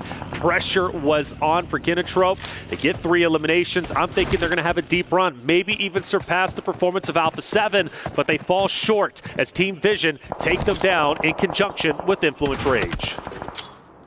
I'm looking at Vision right now. I think they have the most difficult approach here. Wouldn't be too surprised to see them sweep around to the north side. It looks like they're trying to consider that as well. Over towards Ora. Move out into that open ground that sits there with the circle. Having the compound in the southwest quadrant. It's not necessarily going to be ending up there, so it could potentially be an advantage to be on the outside in this scenario. Could be. Regnum Karya disengaging from E Arena earlier, right? You talked about it, you said that's a favorable play. I think maybe there's going to be another contest for the hardcover POI, but no. Regnum Karya being where they are, I actually favor them. I think they're in a wonderful spot. E Arena now starts to inch their way closer. Everybody knowing this compound is going to be so impactful for the future stages, and everybody wants a piece of it. The difficulty for E Arena here is that the positions that they hold have so much open ground around them inside that compound, right? We saw that side shot from Team Vision's perspective. There's just this open wasteland of nothing that sits between them and Regnum Karya on that northern side of the compound. To make their way north would be really, really tricky. It would be a better use of their time to play around where Mormon is playing, right? That east side of the compound, try and stretch up a little bit closer to the edge, have access to the hills, and potentially take a couple of shots out towards Ora, towards Influence Rage, towards Fireflux's remaining players. Vision wants it. Vision wants to push in. Regnum Karya gets a piece of the building in the next stage. E Arena going to be quite healthy where they currently at. Need Sakura as well as Joker to join into the mix for Vision. Well, they've got to make a decision, and honestly, going south, you go into E Arena, you go north, you got Regnum Karya who's going to be looking directly at you. You said it was going to be difficult for Vision. Well, now the job just got even more difficult. It is really, really tough stuff here. 6 teams now remain with 21 players alive. And it looks like Marcelo's going to get a little bit closer now to Regnum Karya. Draw some shots out. Get a little bit of info. Yep. Wait for E Arena to try and challenge as well on a third-party off angle, but they aren't spotting it. Have no choice. Vision, they've got the man advantage, but they've got to break into the cover. It's not going to be easy, but it's their only go at it. They focus on the Loxy first. Nice. Loxy, though, does a good job taking down a combo. In fact, he's going to get the full finish onto Alone. Marcelo off to the right will also be taken down. Volt, the last chance, the last dance for Team Vision to make anything happen in the final game of day number 1 of the survival stage will end in a wonderful hold. But here comes the third party, E Arena. They're out for blood, and they want to finish off Regnum Karya. They've heard this fight popping off. This is the only team that was holding them from moving north, and Regnum Karya's sightlines get pushed off the angles. They don't have time to heal because they've got more players descending upon them. Turney K, nade in hand, Wild desperately popping that first aid. The Molotov on high keeps Loxy back off the window as Turney K plays forwards, and he opens the door, potentially to his demise, but Silas not going to go down just yet. Turney K hopping up, trying to challenge on the high ground, and might be able to do it, but slips low, and in the meantime, E Arena have lost a player on the off angle. Fireflux are moving in. Influence Rage, Ora as well, trying to find their way through and closer to this fight. Tremendous fight, a big fight indeed. The question is, who's going to end up ahead? Regnum Karya, E Arena, Fireflux with catch. Will he have any impact? Well, with the reset, E Arena once again a 4-man unit who can push straight into Regnum Karya, but Silas wants to hold his ground, and he's doing exactly that. With the choke point of the stairway, he knows if anyone pushes up, they're good for dead. Silas needs to hit the shots needed, but no one is going for the challenge just yet. Regnum Karya still has a little bit of distance. The fight will stagnate once again. Silas, the big dog with 5 elims, sat at the top of the performance charts for Regnum Karya here in their final moments of this hold. Alpha 7 couldn't do it. Vision couldn't do it. E-Arena taking a crack at it. Regnum Karya may be too tall of a mountain to climb here as they keep things on lock and key. These guys are champions in their own right, and that is on full display here. Without a doubt, now they've got to push forward. They take a couple of pop shots on the order, keep their heads down, so they have free and clear ground to push up. Now, you do got to consider Fireflux Catch, who's going to have the off angle on Regnum Karya once they do push out. But for Orta, all eyes on Influence Rage up ahead. Influence Rage, this is one of their deepest runs we have seen today, one of their best performances yet. I'm hoping they start to crawl their way up into the top 8 position, but Orta, they've got other plans, and Lil Boy is down. Let's get a little bit more done. Loxy falls as well on an off angle there, and it looks like Orta are starting to extend their influence. It was Ketch who was able to catch them on the approach there. They're potentially going to be resable, but the blue zone pushing in, they just don't have the time. Dead center of the circle right now sits in Orta territory, and it's going to be up to Regnum Karya to try and dispatch them from that location. Regnum Karya committing? No, they don't find the res. Oh, Wild, he's got the forward position. He's going to be the closest to Horta, but he doesn't understand what he's getting into. You've got Influence Rage who's been fighting against Horta. Wild's going for the off angle. Sleepy has taken a lot of damage. Sky's going to be coming grenade. Silence is going in. The tip of the spear looking to turn the tides. Regnum Karya is full committed. They know they have to, but Wild, he's the only one who's going to be standing currently. Orta is going for gold, but Influence Rage, I've got to favor them. I think they got this. Orta, they are running on fumes, and Influence Rage is tightening the vice grip. Law with a nade cooking now. Over the top needs to find the shots, but Lorison goes down to the back line, and no answer is found with a nade. Sky looking to try and take up the mantle of the peak, but again, he is rebuffed. It's all up to Jiggle now for Orta to keep them linchpinned into this match, but Ketch is there. He finds it, and that's Law as well, taking the shots out wide. Nobody's getting out of this desert unscathed now, and Law can't find the first, looks for the second challenge, and he just dips behind it. Stays alive for a moment longer, a breath allowed for the time being. Sleepy's the one to watch out for. Catch as well. Look, Fireflux can still very well win this with a solo, and it could in fact happen. Sleepy's going to take down Law. He's going to be gone. No Fears once again dropped. Diego's going to be pushing up onto Orta. The nade's going to be cooking. Orta's actually out, and now it comes down to a 1v1. It's going to be Catch versus Diego. Catch, the madman from Fireflux. They've been playing on dribs and drabs for so long, and they managed to find it right at the end. What a crazy turnaround for Fireflux. They play in the shadow of Team Vision, and Regnum Karya on the compound. They play split, they play snake, and they bite. Fireflux, a dominating performance, the solo playing spoiler, and you gotta respect Catch in that moment. We knew he was in a power spot, watching Regnum Karya start to rotate over after they win 2 dominating fights, but at the end of the day, it was Catch overlooking his competition, overlooking the battlefield, the battleground, and knowing he had what it takes in order to take over the victory. Fireflux, a tremendous win, and a night and day difference from their group play performance to where they currently stand, just behind Power Esports. What a rotational set at the end there. I mean, Fireflux, by all rights, should not have won that one. And I think that, for me, Regnum Karya put on a real classy display in that match. That hold on the north side, that regroup up to the north edge as well. That is a team of discipline. So for Regnum Karya, they close down strong. The top 8 here looking pretty healthy. We'll see if they can maintain that spot, because Alpha 7, they're going to be trying to batter down the door. We're going to head back over to the desk. Kalaris, what do you guys make of that one?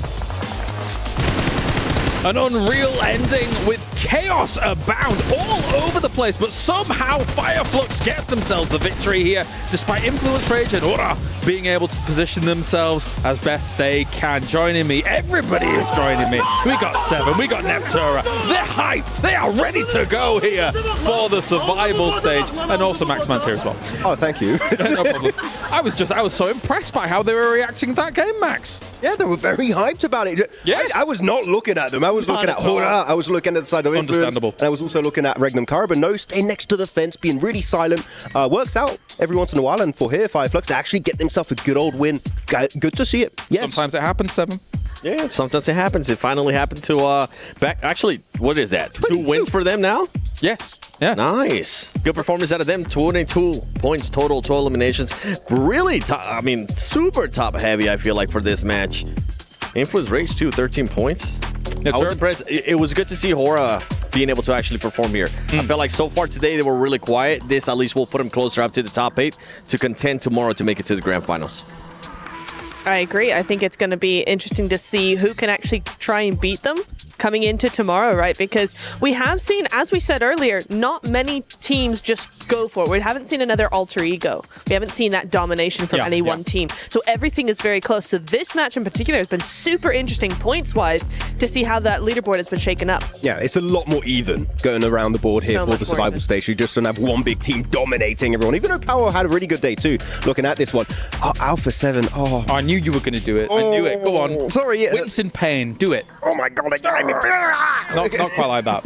It's like, do something, please. Means by Kyanat, shout out to you.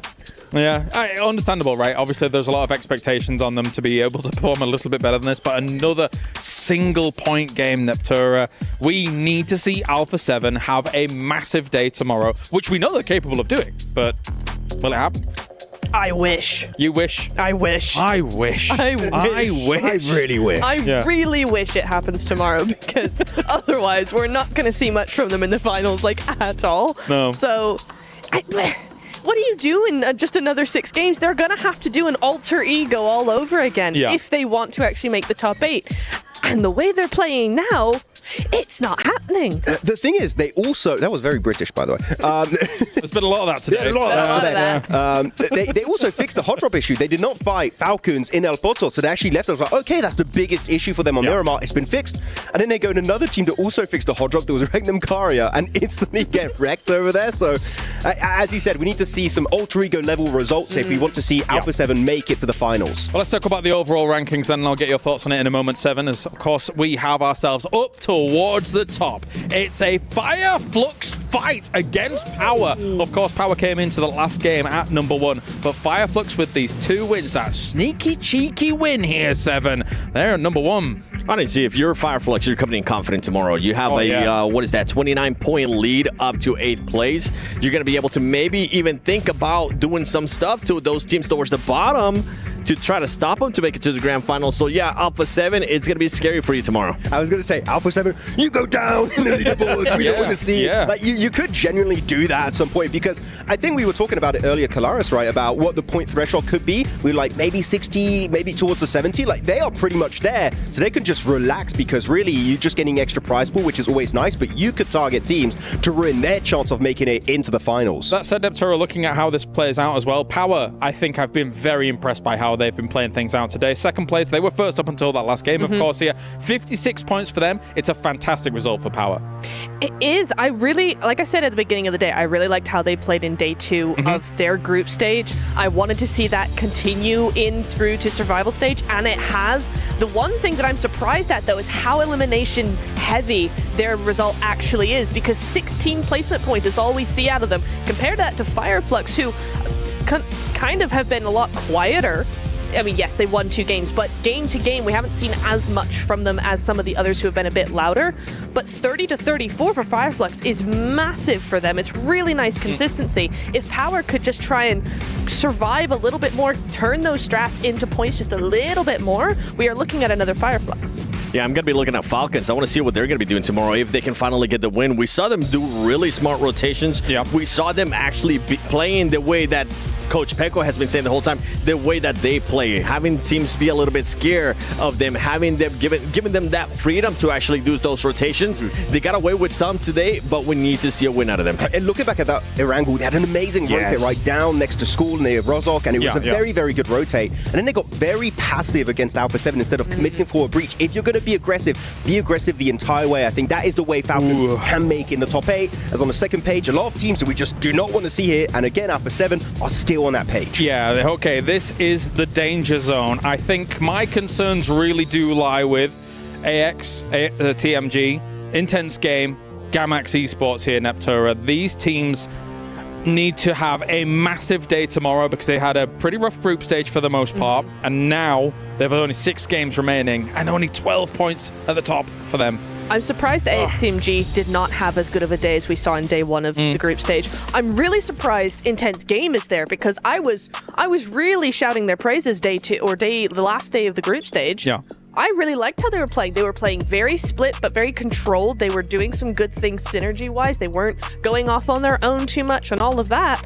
It just wasn't able to actually, number one, turn that into points, and number two, actually come back from their day one performance. So to see that happen all over again is a bit disappointing. Not just points, placement points. They have 0 placement points in the rankings. Then you get eliminations. That means they're not getting anywhere near the later stages of the match. So we need to see more from Intense Game that did so well going into Americas. I expected more, and just nothing has been delivered so far here for PMWC. Usually the excuse for those teams would be like, okay, maybe it is their first global event, but that group is just set up of full veterans. Brazilian veterans that have been around the league for a very long time. Going back to AXTMG, one thing that I would tell this team to start fixing up is stupid fights.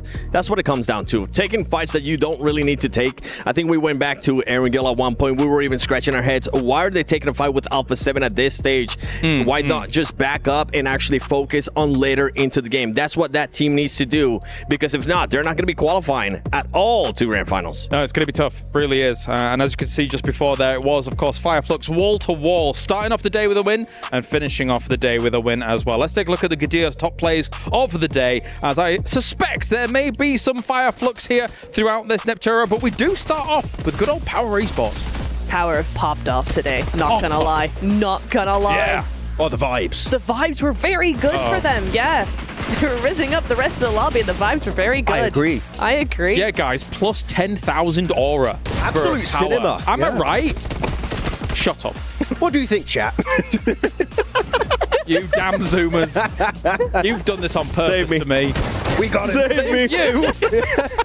I'm going to go sit with you next on that little couch. Yeah, you can sit on the old man chair over here. The over 30 gang over there. Yeah. Hey, Come along. He's Yeah. joining up. This is the host's We got chair. top plays. I'll Double probably host. go talk about the top plays here we had. Yeah. A lot of field finishes on the Wrangle, actually, in particular around this area, and a lot of big crashes. Influence Rage were one of those few teams who just sent it on the buildings. And Yangon also getting a great finish here on the Wrangle against the side of Regnum Karya. I mean, I loved how that entire last end of this game went. I mean, this just the nades. Every single nade is a highlight to me, so I'm glad we see it in the top plays here. Yeah, when we look at the top players here, Seven, which team do you think was mewing the best? What are you... No, you don't want that? You got me. No, you got me. I'm trying to be cool. I'm Are they trying to fit in with the looks maxing kids. with those nades? Are they looks maxing? Max does really good, though. He did, that's not bad. Yeah, look, that's actually You really can't good. see that at home. You got to do the line thing. You've seen the Gadir top plays. Now, hello. Dang, we look good. Host chair. We actually coordinated really well in our costumes today. We meant to do this. This is how we wanted to start the show. We just didn't have enough time. Yeah. Didn't work out. Who's Kalaris? Yeah, right. We look a little bit different. We look slightly different. Slightly. Same, but no same. Well, that was fun. All right, let's take a look at something far more important than me and Seven. It's the Sony hero of the day as well. Ooh. What are you guessing? Are you taking a guess? All right, we're doing some predictions to get this going. They seemed very keen. So, Max Man, do something. I had Koa.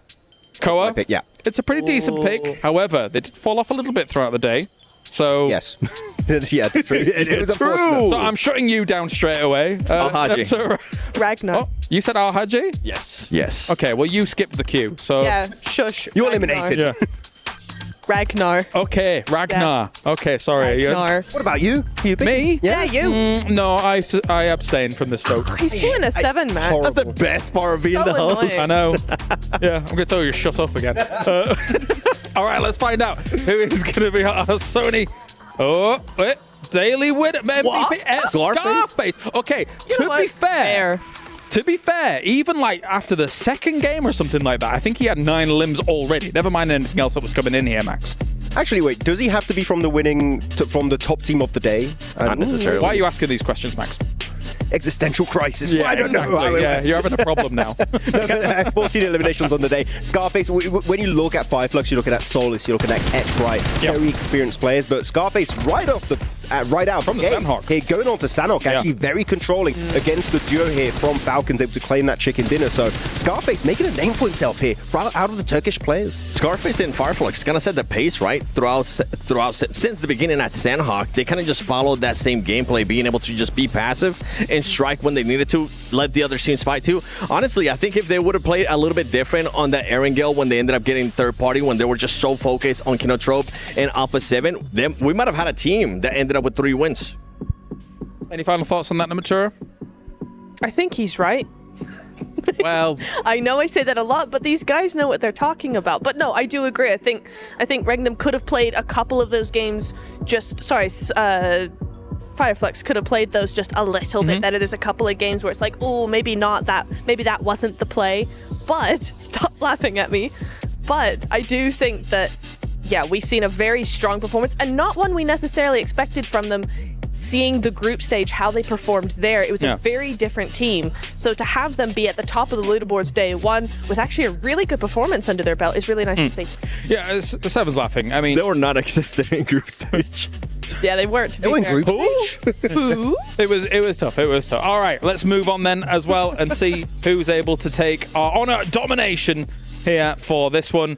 And it will, of course, have the tripler limbs. And this is understandable why Scarface may take that #1 spot. But he was also followed up by Ketch as well here, Max. So again, it was really Fireflux wall to wall. Yeah, I'm waiting for Soulless to be showing up next, maybe tomorrow. But then there's been 2 players of Fireflux. Al-Hajj from Power. If you're going to have a play from Power, it is going to be Al-Hajj, followed by Nofe from Hora and Koa77 from the side of Falcons. It also is a very steady player here going into it.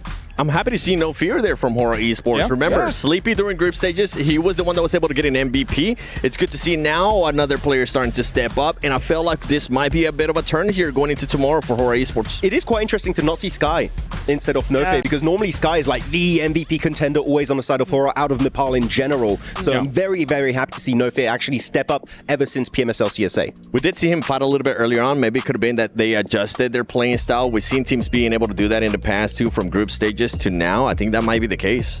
We'll just have to verify with Sky. Maybe.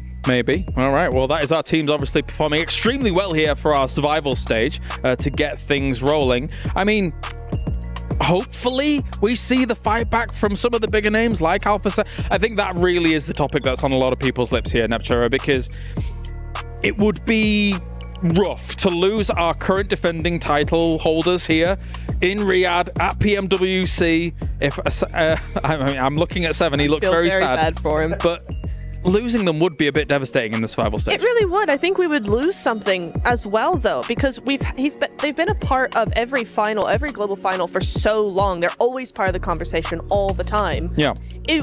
We would lose something by having them not be there for one of those events, for one of the finals.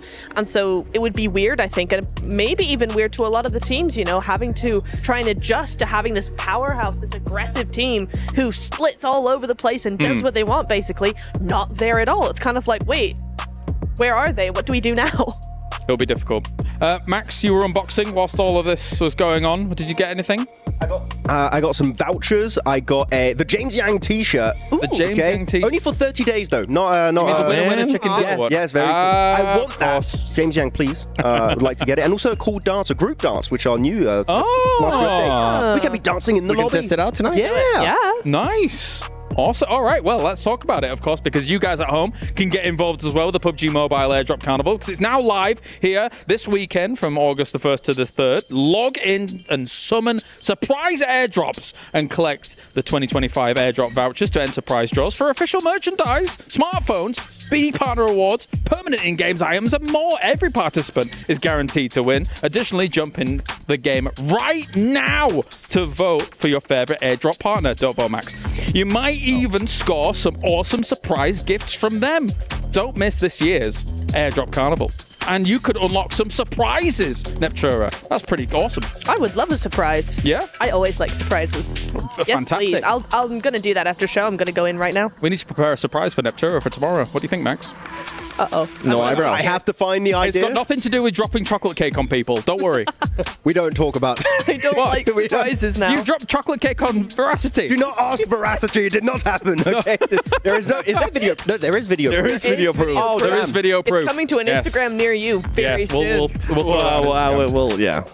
All right. I do like cake a lot, though. He loves cake. It's his favourite thing. All right. Well, thank you very much, guys. We've had too much fun here throughout the day.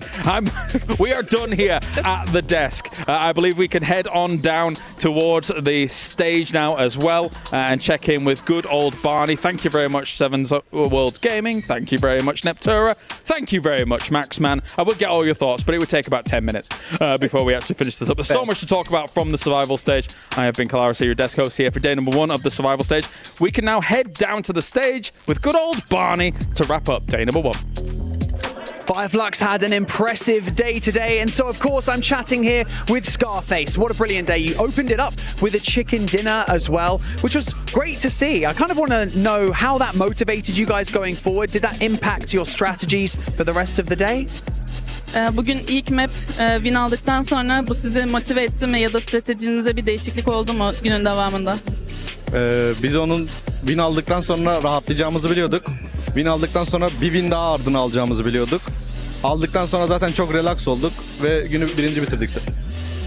After we got the first win, we relaxed a little bit and we knew that we were gonna get another win. And yeah, after that we basically just chilled.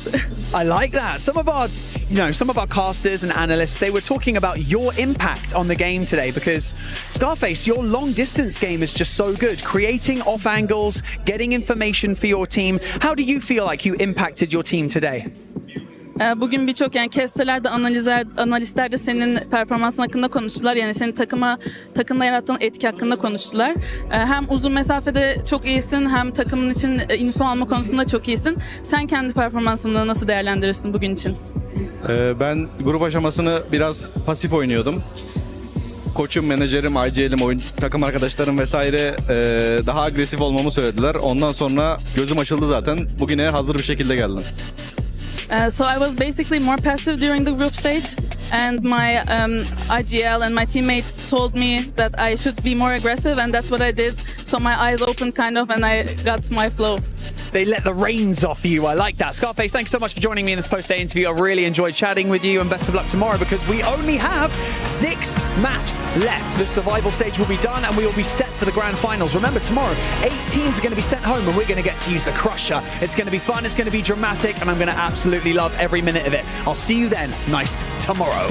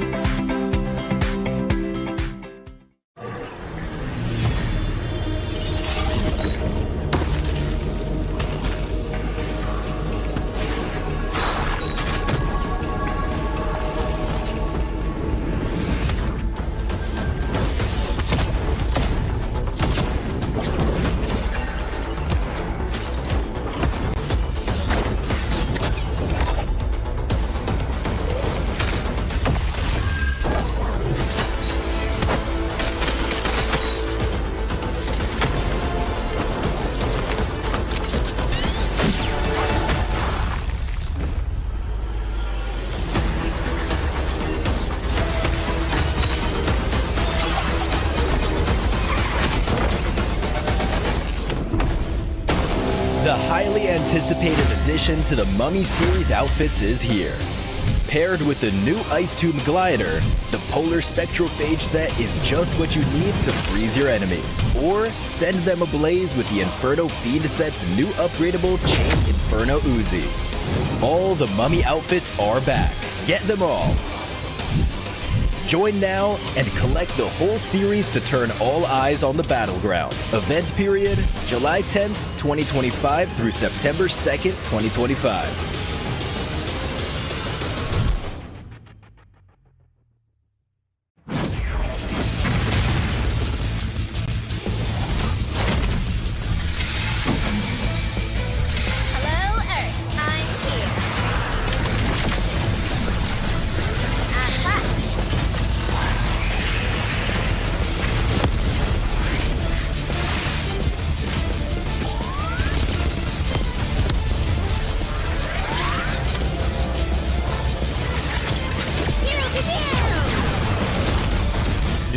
Pulsar Legionnaire available now. First outfit with special head animations and voice lines. The Pulsar Legionnaire set comes with its own super cute voice lines that can be toggled on or off.